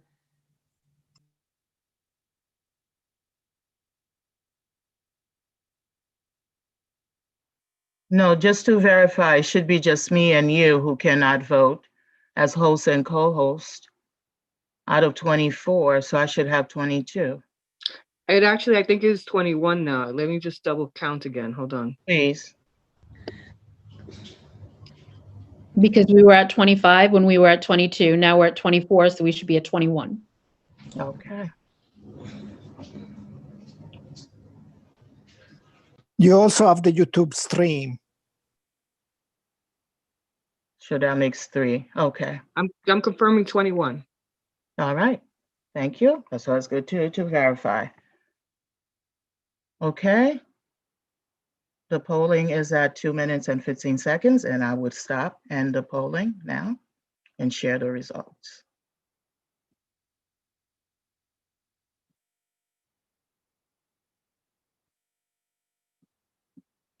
Okay, I guess I'm supposed to actually announce the actual results. So we want to congratulate Randy, who received 8 votes. That's 38%.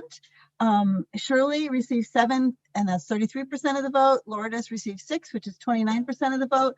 But I just really want to underscore that all of you are fantastic. This is so close. You guys are such fantastic leaders. So please, run for something else or stay involved, because this is so close. This is just, you all are all awesome parent leaders. And I'll turn it over to Angela. All right, congratulations, Randy. Big congratulations. Yes, congratulations. Thank you. So now we move on to the next position, which is first vice chair. At this time, we're opening the floor for nominations for first vice chair, either for yourself or for someone else. Are there Hi, this is nominations? Yes, go ahead. Hi, this is D13, Celia Green. I'd like to nominate myself for first vice chair. Thank you.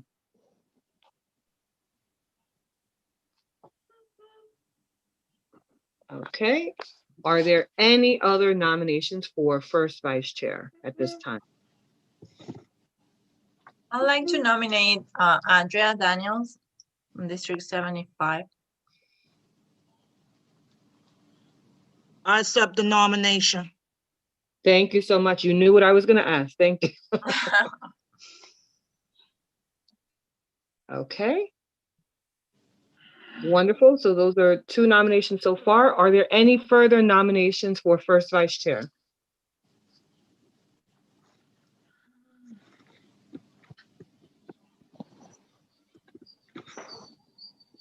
Can everybody run? I want. Yeah, I was just going to say, I just saw your question in the chat.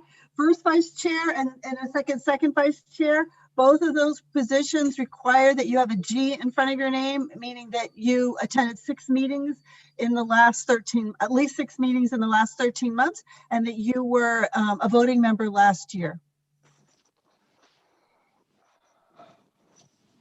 The nominating committee has the eligibility sheet.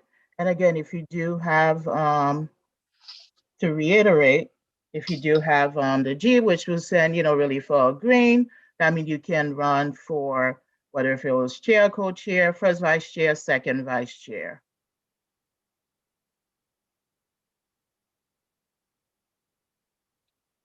Are there any other nominations at this time?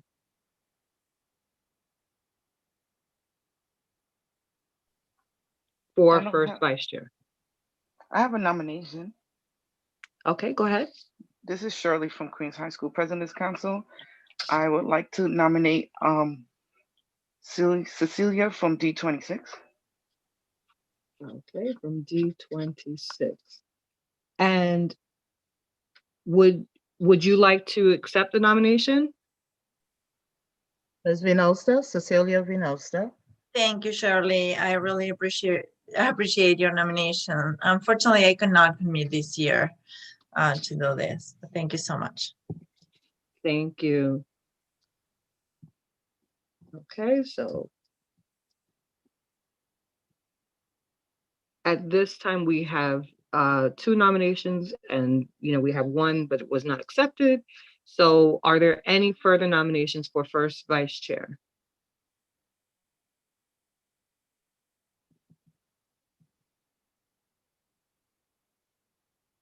Going once? Going twice? Okay. So what that means is that at this time, the nominations are closed. We have 2 people, and I think we've been going in alphabetical order. You will have 2 minutes to speak, since we will be doing the poll. So if you could begin. And Nancy, you're doing the timing, right? Yes, I am. And I think Andrea Daniels goes first. Yes. Yeah, hi everyone. This is Andrea Daniels from D75. I accepted the nomination and I chose to run after being in deep thought, because I know that CPAC still has a lot of work to do. And I'm on several different councils, doing other work already. And I want to continue what I'm doing, and I want to expand it for our students, the work I'm doing, and our parents, and continue to advocate for everybody at multiple levels. And this is in my blood. I've been doing this for a long time. I started out in District 7, and then District 9. I'm a product of District 9, and then I served in District 9, and then I've been serving in 75 for years. So I guess I've been doing this for like over 10 years, maybe closer to 12. And I know what I'm doing. And whatever I don't know, I will learn. And I'm definitely a team player. And I want to help have a good impact on CPAC and continuing to do the work with Marco and Jimmy and whoever else gets elected on this board today. Thank you. Thank you. Okay, and next, Cecilia Green. Hi, thank you. I've been, for the last year, the first vice at CPAC, and I do truly enjoy this work. I believe in building parent capacity, not just parent leaders, but all parents. I'm also a D75 parent and have been on multiple boards over the years. But I truly enjoy the work that we do here at CPAC, and I would like to continue that. When there is elections, people always tell you the greatest things and all that. It's about whether or not you keep your word. It's about whether or not you actually do the work. And the board that we had last year did the work.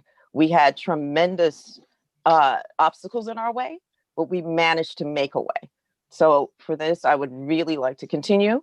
And like I said, I'm all about expanding not just parent voice, but parent capacity, parent understanding, and parent education. So thank you. Thank you. So at this time, we thank you. We've had a chance to listen to everyone, and we will be putting together the polls. Madam Chair, I've noticed that D26 has her hand raised. Oh, sorry, that was to nominate Andrea. Okay. All right. Thank you, Ms. Venosta. All right, if you're ready, the poll is ready, being launched right now, so no delay. Should be good. It's not frozen, and it has been launched right now.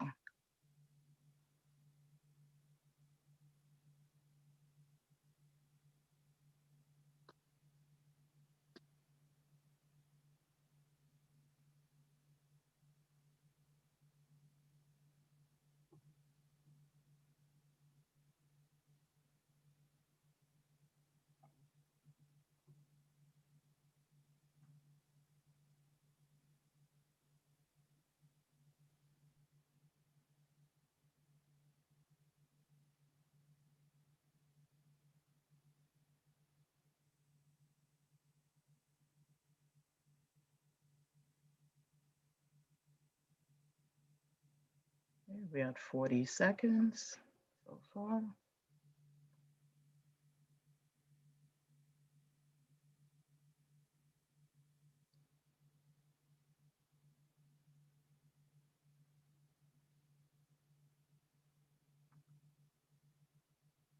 These are still viewing the question.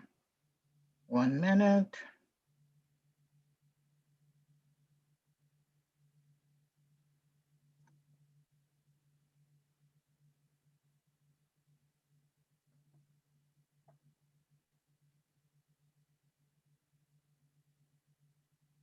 Okay, 1 minute and 25 seconds. And I would just end it in 20 seconds.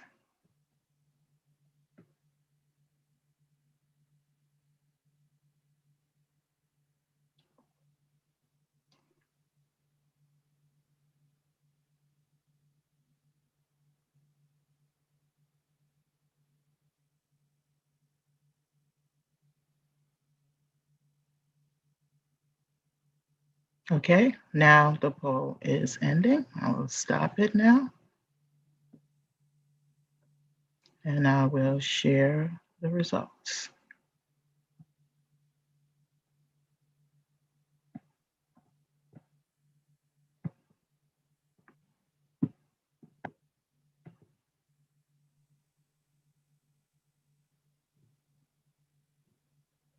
Okay.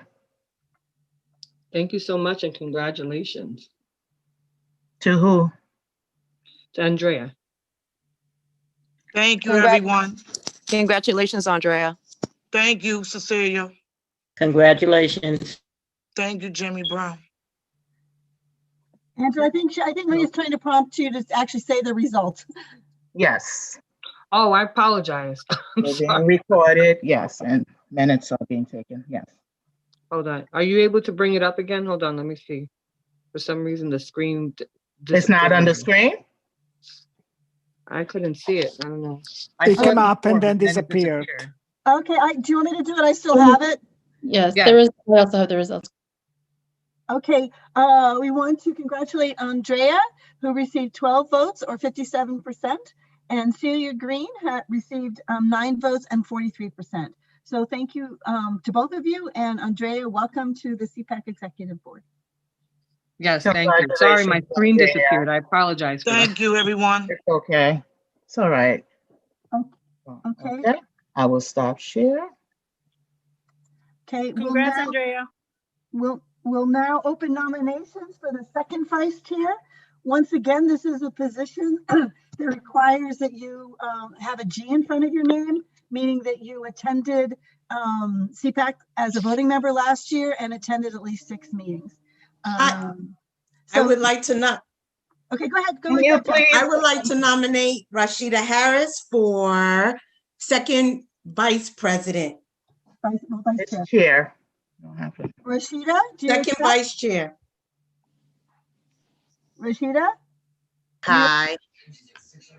What's the position? A second vice chair? Yes, yes, I accept. All right. Are there any other nominations? This is D13 again. I'd like to nominate myself for the position of second vice chair. Okay. And Bronx High School Federation would like to nominate, my name is Lourdes, for second vice chair.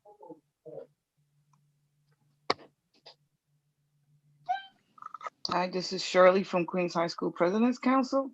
I'd like to nominate D2 Leonard Silverman.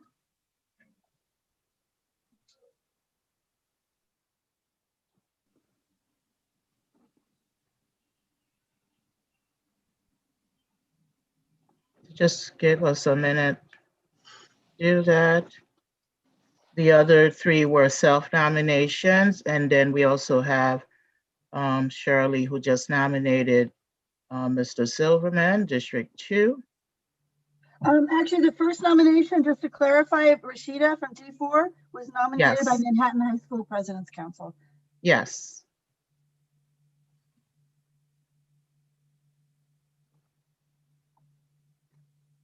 MHSBC.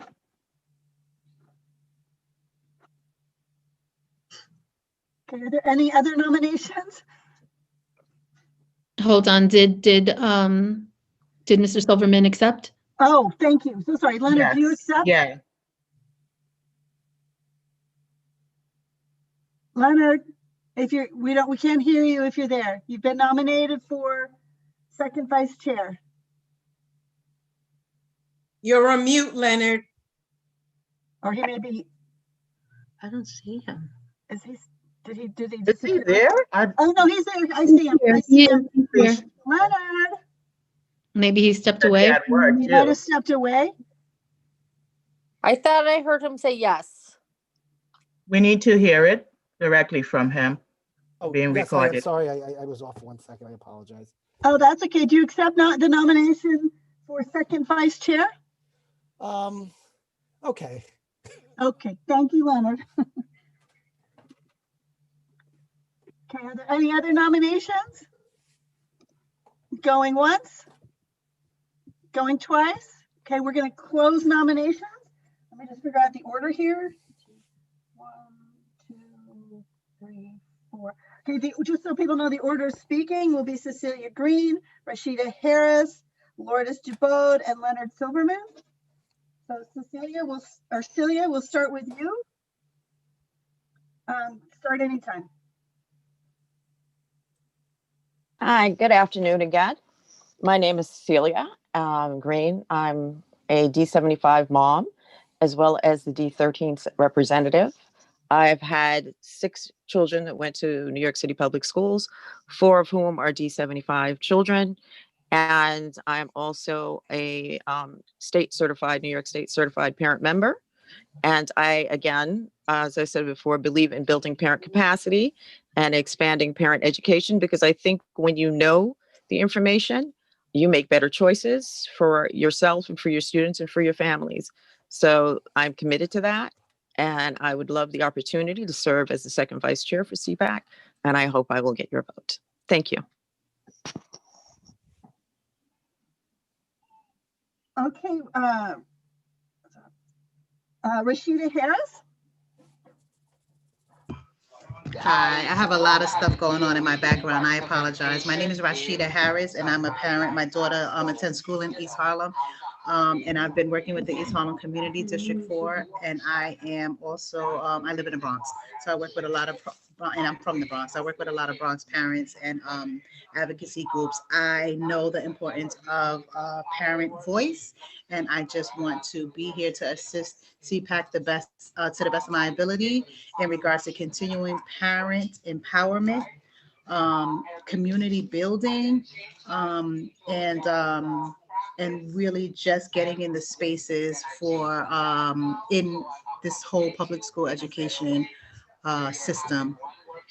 And that will be my goal, to be a support to CPAC, not necessarily taken on as a chair or the first vice, but the second vice. When it trickles down, when the support is needed, I will be here. I will follow every step of the way. But I will be here as a second vice president to support CPAC and all of our parents citywide. Thank you. Thank you so much, Rashida. Lourdes. Yes, hi everyone. Once again, I'm Lourdes Dubode, president of the Bronx High School Federation, parent of an 11th grade student. I have been representing here at CPAC for the last 4.5 years, which of those years, I have held office 2 terms in different capacities. This year, I was able to help with a lot of PAPTAs as well as President's Council's elections, being that I am Spanish, and I was able to translate, help with that, give that support. If elected for this, to be part of this board again, I would love to continue the fight for the recognition and respect of this body, and as well as the presence of at the decision-making table, where our unified voices are truly heard and taken into consideration for the benefit of our children that we represent and the parents that that we also represent. So thank you for your time, and I hope you consider me for this position. Have a blessed and healthy day. Thank you so much, Lourdes. And last but not least, Leonard. I want to thank everybody who voted for me before. I hope we're going to move CPAC in a different direction. I hope we can really do that. I think we really need to stand for something. I didn't realize when I was nominated, because I was stepping away to work, to get my third grader on with one of his teachers, so I apologize. I didn't realize there were so many fine, amazing candidates already running for this second vice chair position. I think we have an amazing slate. I grew up in Brooklyn in District 21. My mother lives in Co-op City. I'm from Manhattan. I went to school in Queens also. I love this city, and I think we have amazing candidates. So I'm going to withdraw my my nomination, and I will. So I'm not running, and I think I would hope that we have amazing candidates and Rashida, Lourdes, and I mean, just that are certainly amazing for the position. So, and if I left anybody out, I apologize. Okay, thank you. Oh, thank you very much, Leonard. So Marie, you saw the. Yes, I just heard it. So I have to adjust the polling. Yes, yeah. Mr. Silverman, I think you're gonna have to take it with Ms. Shirley Albin afterwards. Yeah, yes, when we meet in person. Yes, when we I meet apologize. in person. Yes, okay. So I apologize. I please don't hold it against me. I really do deeply respect everybody. No problem. I'm joking, of course. So yeah, so Leonard. I've got a screaming Silverman. I got a screaming 8-year-old in the background. So trust me, it's not. That's what I'm dealing with. Okay. All right, so it's been removed. Okay, I'm going to save what I have typed up. To remove option number 4.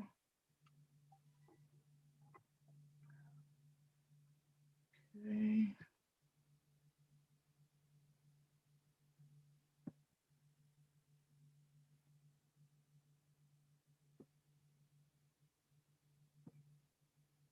All right. I apologize, Marie, profusely. Yes. I love you. I'm like frantically trying to text Lourdes on the side, and I hate to do it in public. I'm wondering if we can do a slate, if that's up for maybe Lourdes. Can you text me? I don't even know if she would accept. Not that it would be anything against me, because I love her and she loves me, and all of the work will continue. But possibly, is that even an option? I don't, Marie, I mean, correct me if I'm wrong, but I don't think we have the position, we have a code for second vice chair. We do not have it for a slate. Yeah. Okay, thank you. Thank you. It is not in the bylaws, so yeah, it's not listed. Thank you. Thank you, Rashida. So the poll is ready, otherwise I'll have to edit and make adjustments. So it's pretty much ready. Okay. All right, Rashida. All right. It's ready to be launched, and you should receive it right now.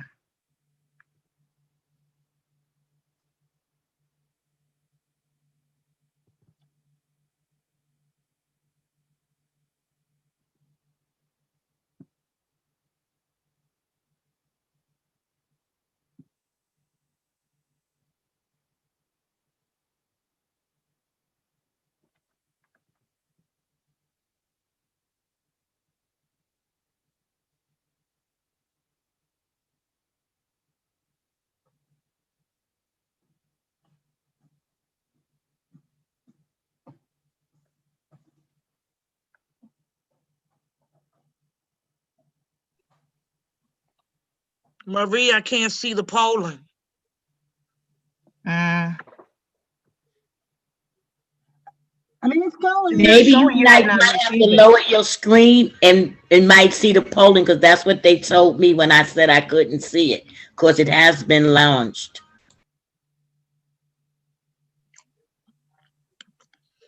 Can I put it in the chat to Marie? Wait, no. I think it's because you haven't, because it's the same thing that's happening. I have like at least 10 windows open.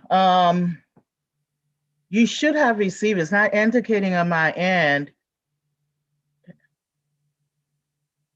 Can you check at the bottom? Bring your cursor down, Andrea, and search to see what might pop up. The poll should be there.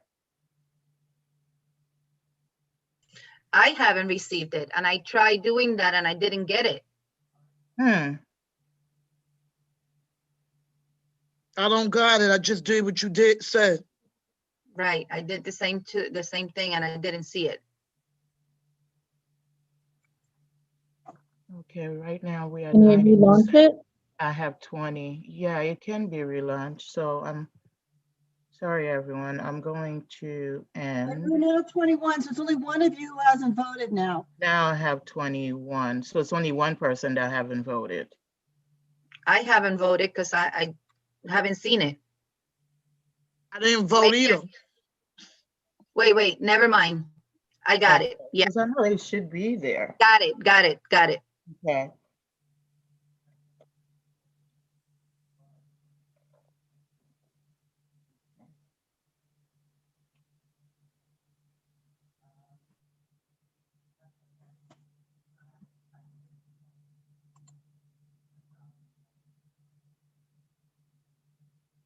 Got 2 minutes and 45 seconds. Give it a few more minutes. I can't see the poll. I didn't get to vote.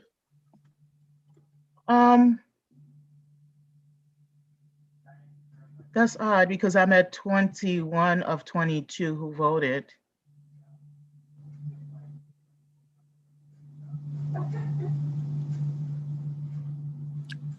Maybe it's easier if we just run it again. Like if we're That's gonna all fine. have to revote. If everyone is okay with that, I would like to end the poll and not share the result, and then I will edit and create another. Thank you, Shirley. Anyone else is opposing to doing that?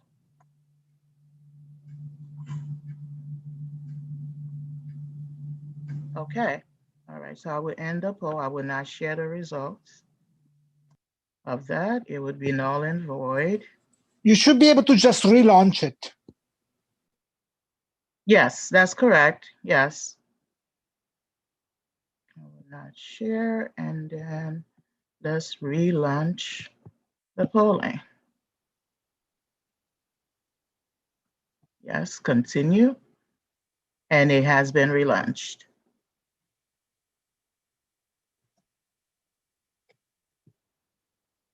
Ms. Daniels, do you have it now? Yeah, I had it. I already voted. Okay, all right.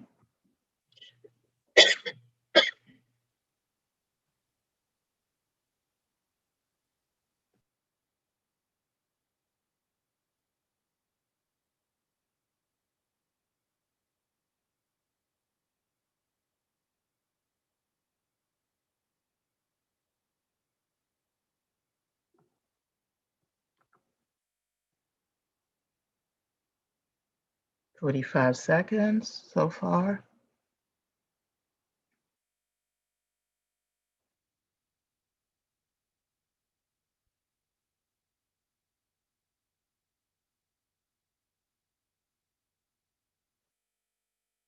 One minute.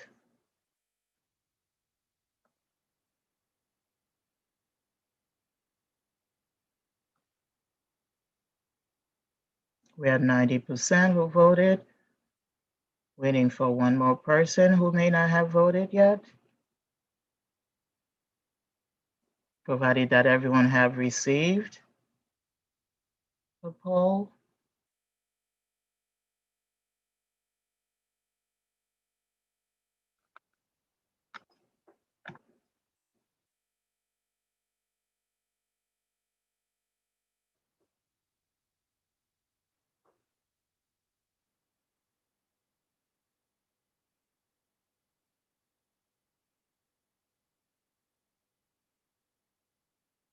One minute and 50 seconds. I will end it at 2 minutes.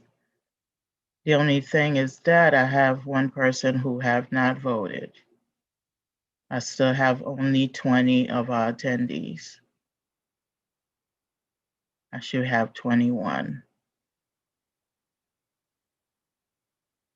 Did someone not receive the poll? Able to vote?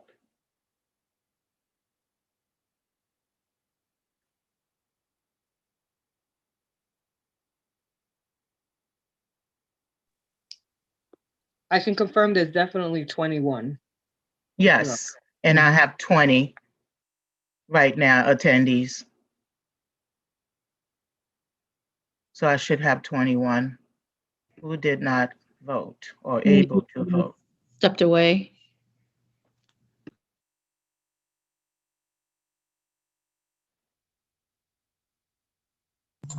Right, it won't impact the results though, so. It will not, but I just want to make sure that there is no technical issues or absolutely maybe they didn't receive the poll. So we're at 3 minutes and we're just almost done. It's the last.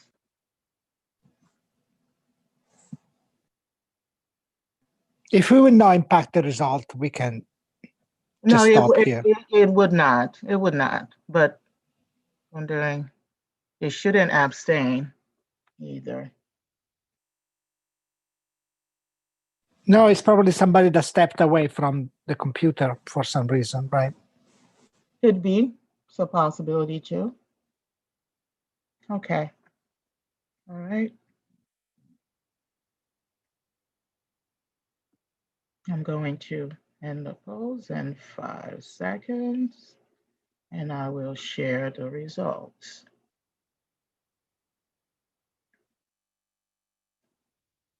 Okay, it's been stopped, it's ended, and sharing the results right now.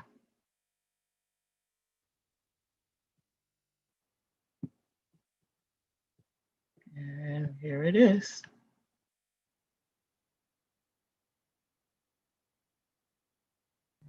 Okay, we want to congratulate Rashida, who received 15 votes. That was 75% of the votes. Celia received 2 votes at receiving 10%, and Lourdes 3 votes at 15%. So congratulations to Rashida. Welcome to the CPAC Executive Board. Angela has asked that I do the last one, which is the corresponding secretary. But even before I get that, I just want to underscore one thing that's really, really important. There's so many great people running. I know that we would all agree, great talent, great folks that are putting themselves out there and want to make change. And I want to encourage each of you, I'm looking at you, to really consider taking on some of the committees, because the real work of CPAC and where the change can happen is through committees. And so many of our committees are not functioning. We need strong leadership there. I would even argue in some ways we need them more at committees than we do on the executive board. So if you want to do the work and you want to make change, please take over some of these committees and get stuff done. That's my plug. I beg you. For those of you who don't know me, a longtime CPAC person, and I know how important the committees can be. All right, we're now going to— Congratulations, Rashida. Congratulations. Congratulations to Rashida. We're now going to open nominations for corresponding secretary. Hi, everybody. I, Dr. Jackie Cody, nominate myself for corresponding secretary. Hi, this is D13 again, Celia Green. I nominate myself for the role of corresponding secretary. Hi, District 21. I'd like to Please, hold on, give us a chance. Hold on, please. Write them down as they go through in that order. Hold on. Okay, we have Jackie Cody, Celia Green. Who else was nominating? I heard somebody else. Not yet. I had stopped. I heard Ms. Randy was about to, I think, nominate someone. Okay, go ahead, Randy. Yes, I would like to nominate Jazzy Rivera from District 32. Hi, this is Rashida Harris, D4. I would like to nominate Hold on, please. Hold on. Are these people accepting their nomination?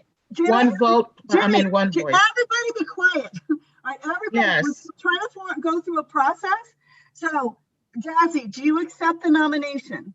She nominated herself. I did not nominate myself. Jazzy No, that Rivera was does accept Randy. the nomination. Did you accept? Yes. Okay, thank you, Jazzy. All right, anybody else? Yes. D4 would like to nominate Aisha Irvin. D5. Aisha, do you accept? Yes. Thank you, Aisha. Are there any other nominations? This is D28. I'd like to request for Queens High School. I'd like to nominate Queens High School. Shirley Aubin? Yes. Shirley, do you Need the accept? name, yes, need the name, yeah. Shirley, Yeah, Shirley, do you yes, accept? yes, I'll accept. Okay, awesome. Okay, are there any other nominations?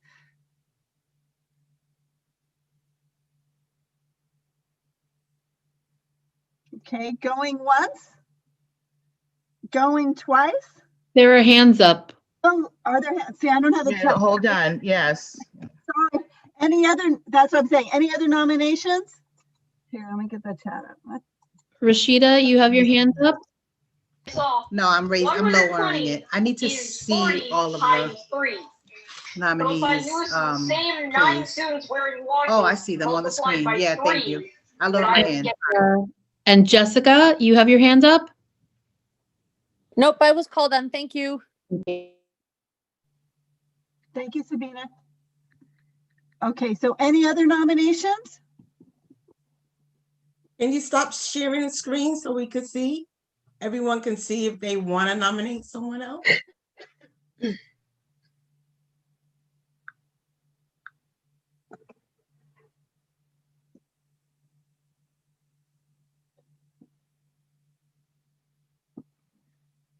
I'm just writing in the order. Okay, nominations going once? Nominations going twice? Okay. Nancy, Yeah. I'd also like to nominate Lourdes Jabode. Okay.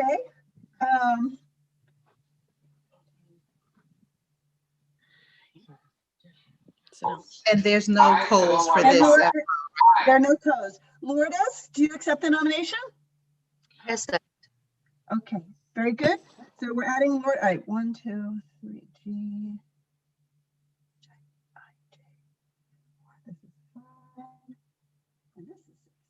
Okay, I'm just gonna, going once, going twice, we're closing nominations, and I'm gonna again underscore because most of you are not going to win.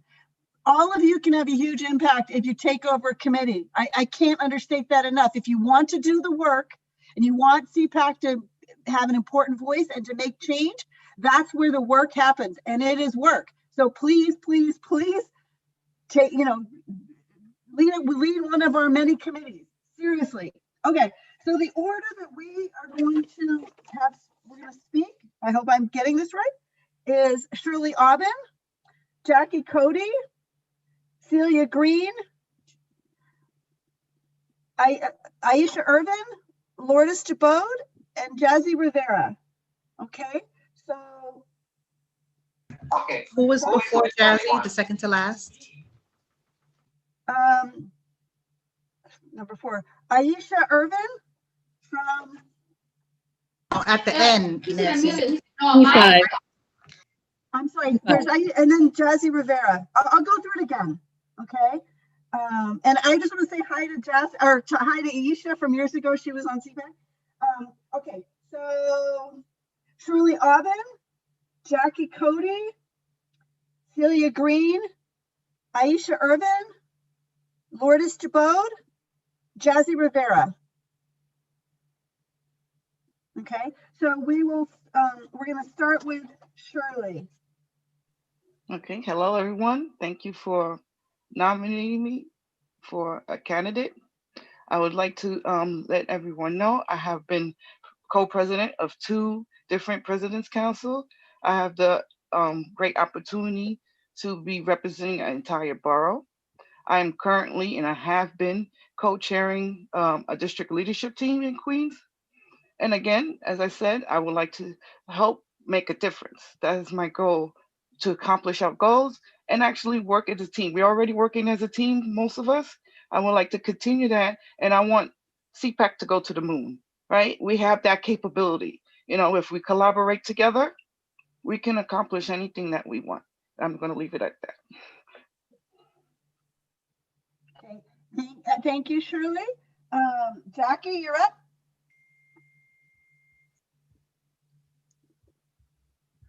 Hi, everyone.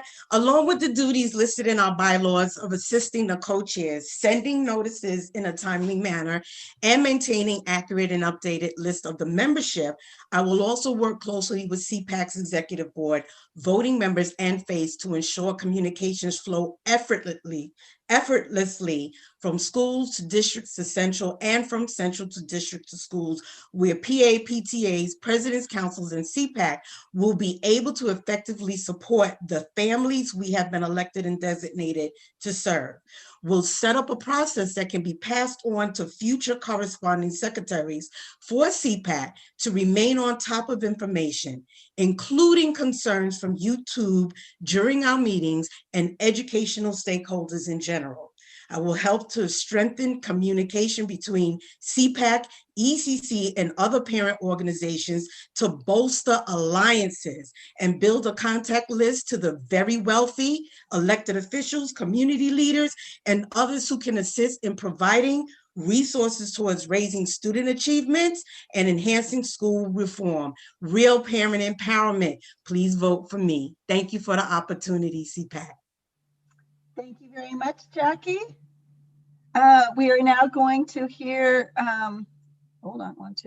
from Celia. Hi again. I've already spoken twice about parent empowerment and parent education. I am just going to say that I'm dedicated to this. I have been doing this work for years, and I am hoping to continue to do this work. I am someone who will stand alone if it means standing on behalf of the parents. And I've gone to the PEP many times just to stand on behalf of parents and students. And for me, it is about parents and students. It's not about glory. It's not about glam. There is none with this position. So with any of the positions, actually. So I am saying that if you want someone who is sincere to the work, who is going to do the things that need to be done, whether or not they're popular things, as long as they're good for all parents, I'm willing to go to that extent. So thank you. Thank you very much, Celia. 3, where's 4? Aisha, you're up next. Hi, I'm Aisha Urban. 26 years ago, I started out as a teacher for the DOE. I since had children. I am now, for the last 15 years, been in my children's school, been on PAs, PTAs, SLTs. I love helping parents work the system, do what they need to do to help their children in the best way they can. I love being a part of teams to do what we need to do to help our children and those children whose parents don't know how to work it. I would love to be a part of the exec board. I love to help out and be with CPAC to see what we can get done. So I hope you can vote for me and let's see what we can get done. If not, I'll definitely be a part of one of the committees and see what we can do. Thank you. Thank you very much, Aisha. Next up is Lourdes.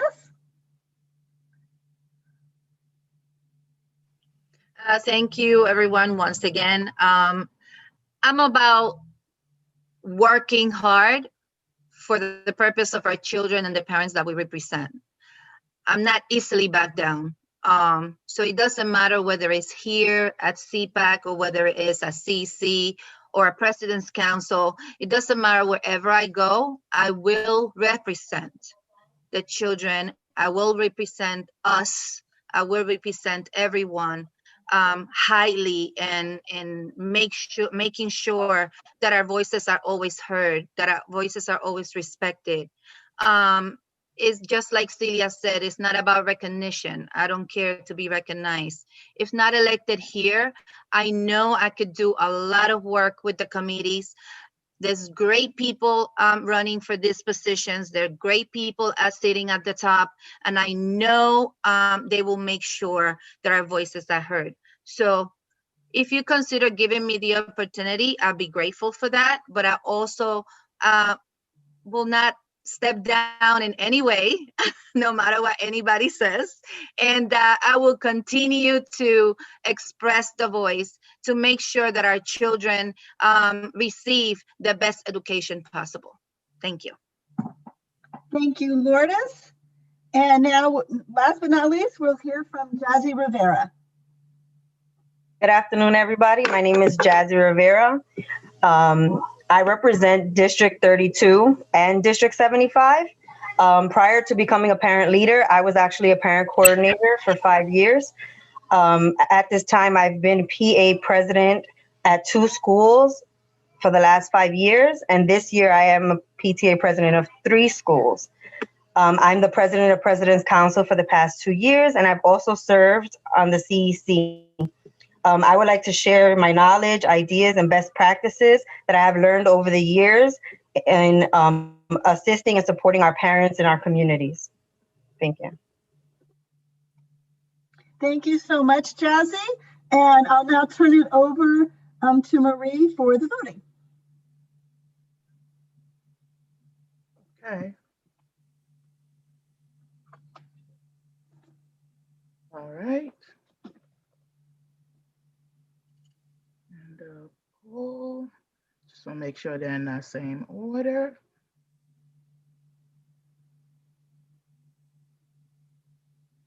Okay, ACGIR.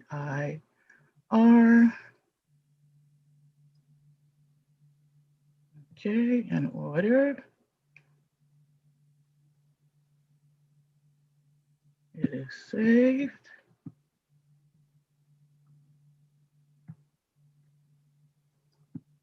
And now it is ready. It is being launched right now.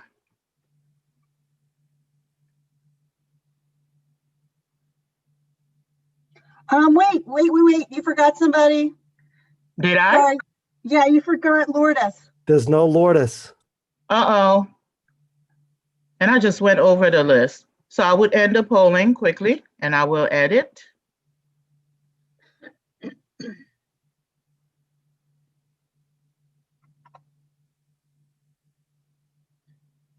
Lourdes should appear after Aisha, before Jazzy. Okay, so I have to rearrange them again.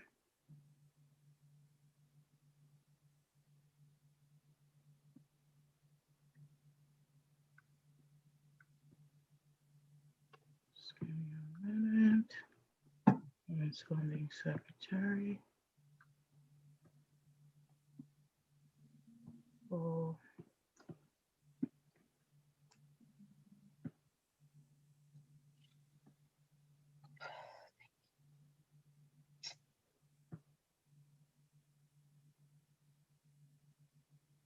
It would clear the existing results. And so, editing, add a new one. This time I can't just relaunch it, so I have to quickly retype it in. Anonymous.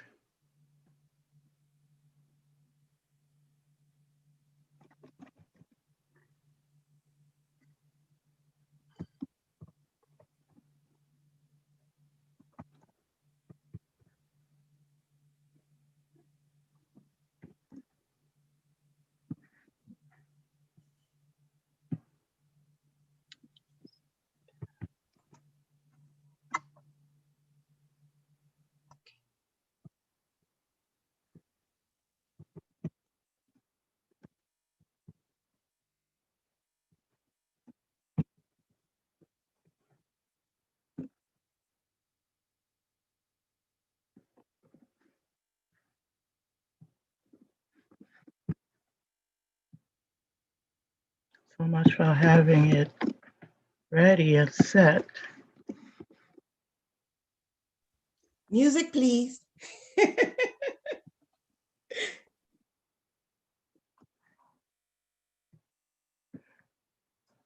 Okay. So Ms. Shirley Aubin first.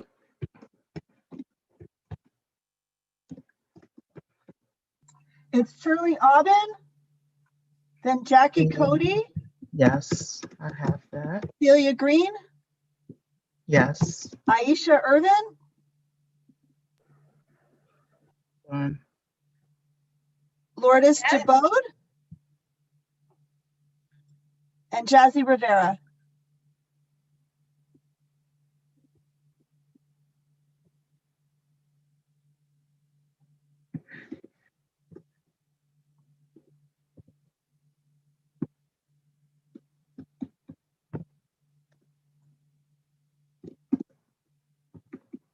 Road. Okay. And then now I'm adding Jazzy. All right. So there should be 6 names. Correct. So I have Ms. Shirley Aubin, Jackie Cody, Ms. Celia Green, Saisha Irvin, Ms. Lourdes Jabode, and then we have, it's not last, and Ms. Jazzy Rivera. Perfect. All right, awesome. Okay. It is now saved.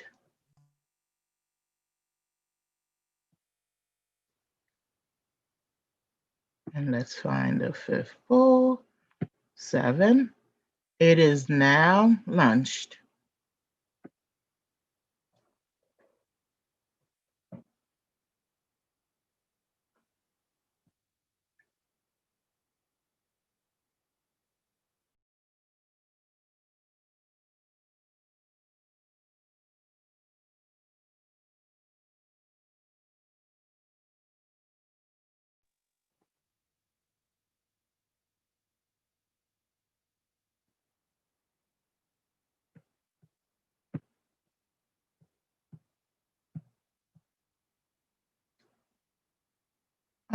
Wait, who actually just joined the call?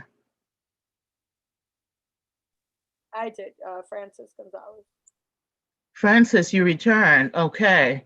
Yeah, I had to because, I have to say that I'm a little disappointed that I didn't know, it was going to go this long. Again, we had the same problem last year that, if the meeting is until 12, we shouldn't be starting the election at 12 because people have other engagements, and I had to leave and then come back, and I was being told now that I was nominated. So I apologize that I wasn't here to accept any nominations. But again, it's hard when like it's 1:36 and we're still going.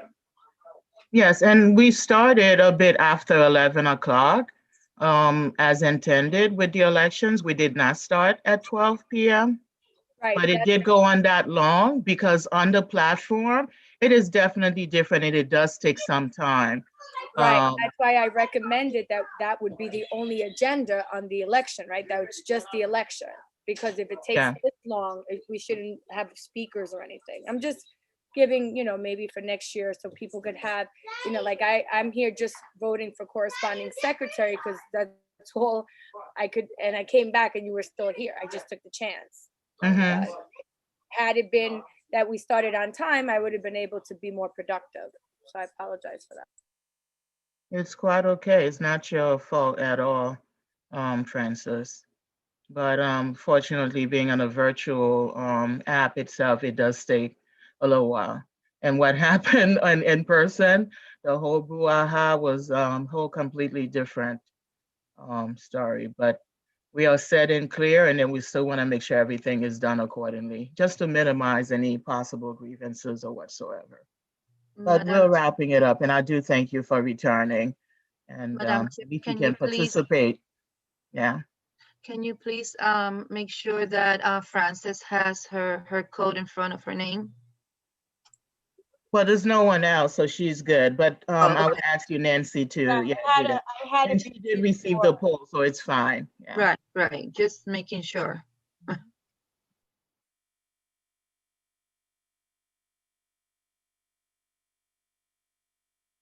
Okay, we're at 3 minutes. Just give it a few more seconds, and I would end the poll.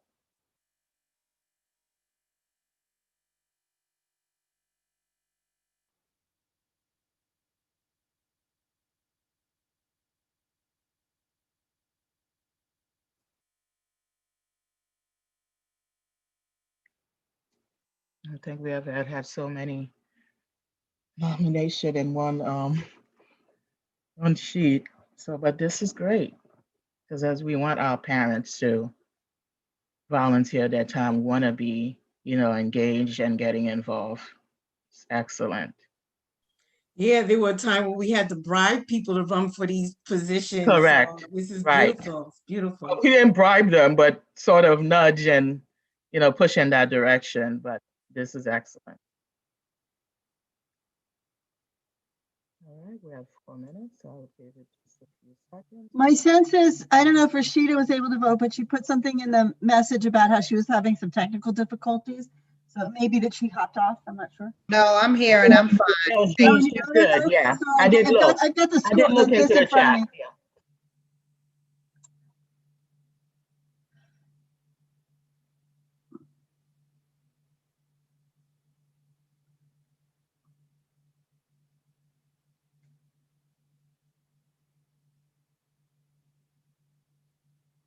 And as of now, I should have 22 instead of 21.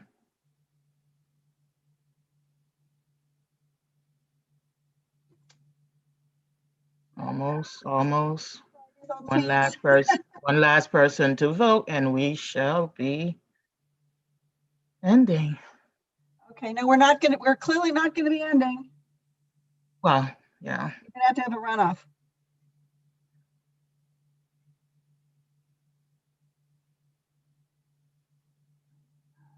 If we do, yeah, then I have to do it again. Let's see.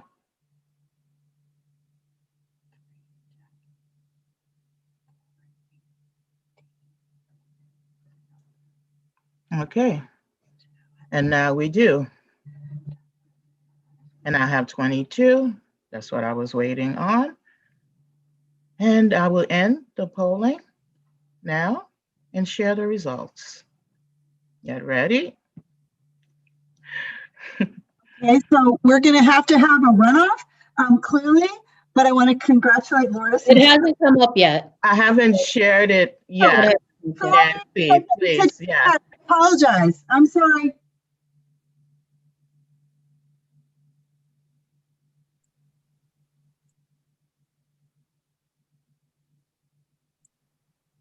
And here it is.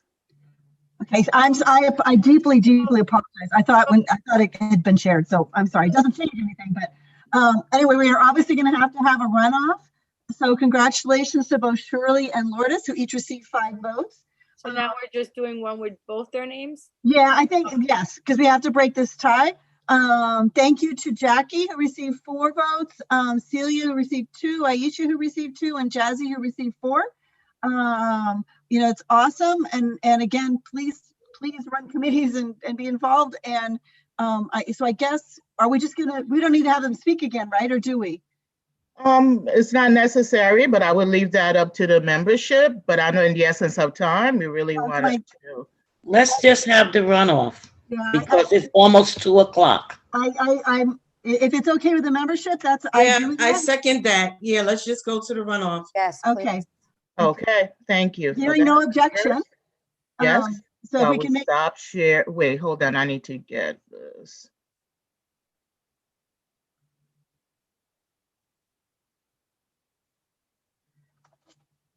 Okay. Stop.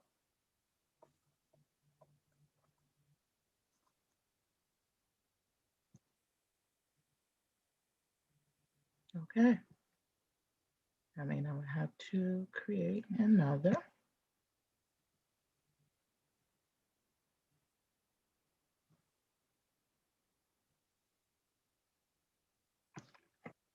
So corresponding secretary again.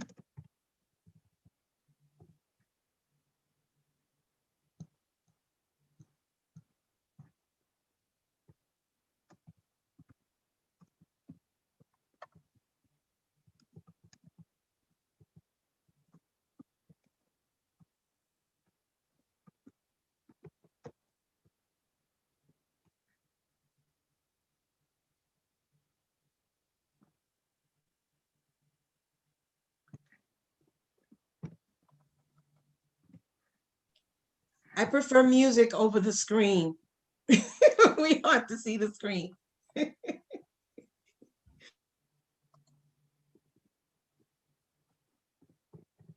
Sometimes I just want to get it quickly done, Jackie, and I forget to stop share.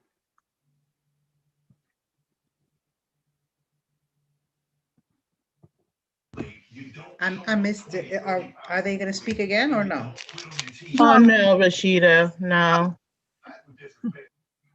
I think there was general acclamation that we just want to get this over with, get this done.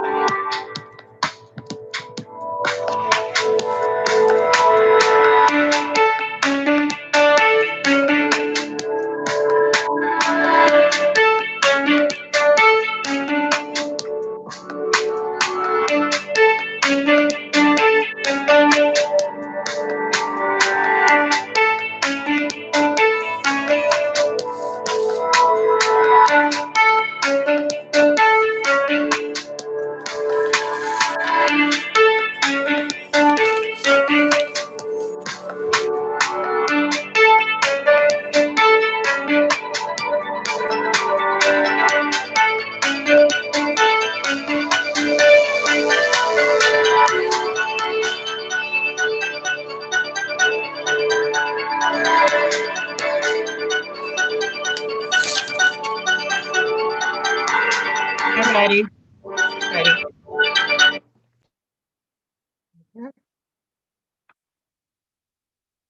All right, and it's being launched right now.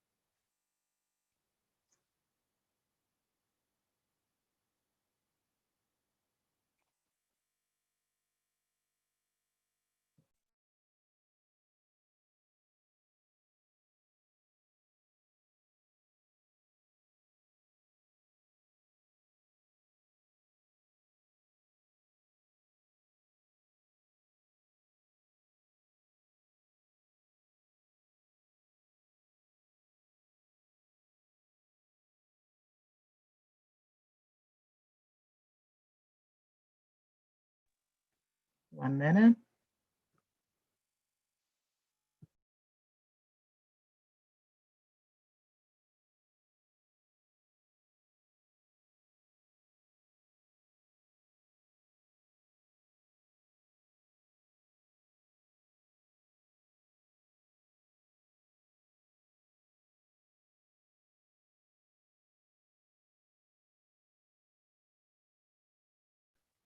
One minute and 30 seconds.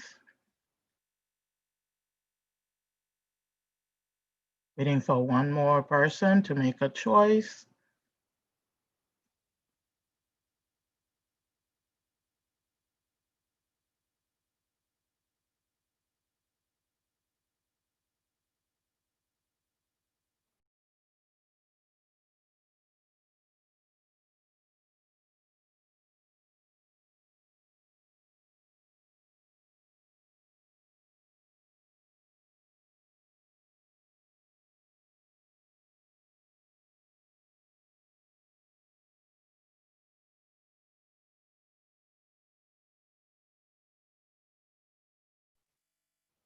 Marie, I am connecting through my phone, but I already voted and I have the poll being launched on my phone as well. So I don't know if that one is. You just did. Hold on, I'm checking. Were you on your phone at the time the poll was launched? No, I voted on my computer, but I don't want to vote on my phone because I will be. That's fine. It would not be counted because I don't think you received it on your phone anyway. I am receiving it on my phone, but I don't want to submit it, right? 26. I can disconnect my phone and then I can connect again in a minute after disconnecting from my computer. Okay, you can go ahead and do that. Yeah. But I still have only 21 people who voted so far. I'm waiting for one more. That's weird, Marie, because I'm seeing 22 votes on my thing. I'm adding them up, right? 13, 59%. Okay, now we're set. All right, 3 minutes, 40 seconds. All right, I'm going to end the polls now at 3 minutes and 45 seconds and share the results.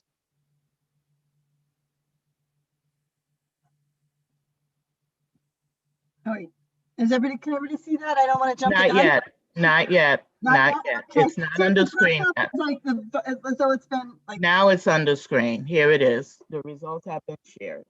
Okay, we want to thank Shirley, or congratulate Shirley. Again, such a tight race. Lourdes, we hope to make, you promised to be involved, so I'm going to take you at your word. So big congratulations to Shirley and welcome to the CPAC Executive Board. And I want to thank everybody. I think my part is concluded. So I have to say the results. Shirley received 13 votes, that's 59% of the vote. To Lourdes is 9 votes at 41%. So anyway, I'm going to turn it. I also should mention thank you to Angela Torres and Sabina for helping with the elections, and Marie for doing all this work. And I'm going to turn it over to, I don't know if I turn it over to Angela or Marie, but great job, everybody. Here, hold on. So yes, congratulations to all of you. We just had a little something the very end here. Others already been said. And it was just simply that. Here it is. All the balloons and all that and confetti. Congratulations to all the newly elected council members of CPAC. Best wishes for a fruitful, practical, successful, and encouraging year of 2021. And this is from the former board of CPAC, as well on behalf of the nominating committee. Congratulations to all. And we also do thank you for your patience. They have been concluded, but it is officially done. So the election Can of you CPAC. just quickly go, sorry, Marie, can you just quickly resume who are the new positions and who are the people are? Just quickly Yes, go into please. it. Nancy, I would Sure. give that back to you. And Angela, yes, go ahead. Our new co-chairs are Marco and Jimmy. The recording secretary is Jessica Zillow. The treasurer is Randy Garay. The first vice chair is Andrea Daniels. The second vice chair is Rashida Harris. And the corresponding secretary is Shirley Aubin. And congratulations to you all. Right, thank you. May I say a quick something, please? Yes, go ahead, Jackie. Okay. Yeah, can you clear your screen? I really want to emphasize a big, huge congratulations to this year's executive board.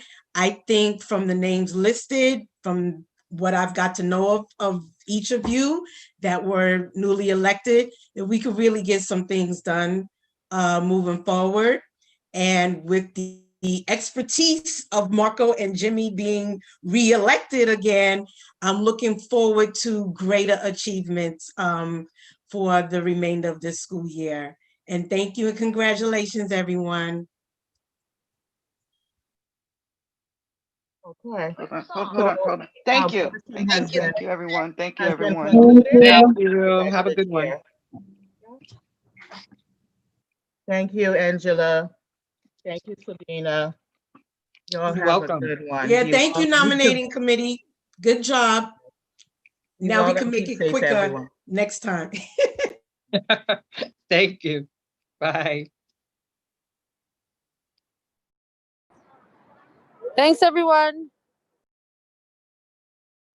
Thanks, Jessica. I know you're working at the same time. Yeah. Thank you for your time, commitment, and patience, everyone. Congratulations, Rashida. Thank you, Randy, Marie. yes. Thank you. Congratulations, Randy. Shirley. Thank you. Yes. Thank you, Marie, in a big way for doing everything. You were fantastic. Thank you. All right, no problem. Teamwork, teamwork. And it was an awesome teamwork. You did a great job. Thank you. Thank you. I'm going to sign. Do I need to stay on? Oh, no, you do not. I'm just waiting. I just Okay. want to end up. Remember, I have Marco's access. to Okay. All right. his room, so I Everybody just don't want to be enjoy. rude. Bye. Yes. Have a great Have day. a great week. Bye-bye. Yes. Shirley, I'm not sure I have Yeah. your phone. Do you mind sending me your cell phone so that I get everybody together connected in the executive Yeah, board? it's not a problem. I definitely have your email and everything else, and I have it. I have Randy's. Oh, and Andrea also. I don't think. Oh, and I have her Rashida cell. as well. Well, Rashida has her. I have her phone. okay. Marco, you have my email. Send me an email and I'll Okay, send it to that's you. I'll great. That's email great. it to you. All Thank right. you. Bye-bye. No problem. Bye-bye. And you have Randy's as well? Yeah, I have Randy's. Okay. Yeah, Okay. yeah. I have Randy. I have Rashida. I don't think I have Andrea. Or I might even have Andreas too. All right, everyone. Be well and keep safe. Thank you, Marie. Yeah. Welcome.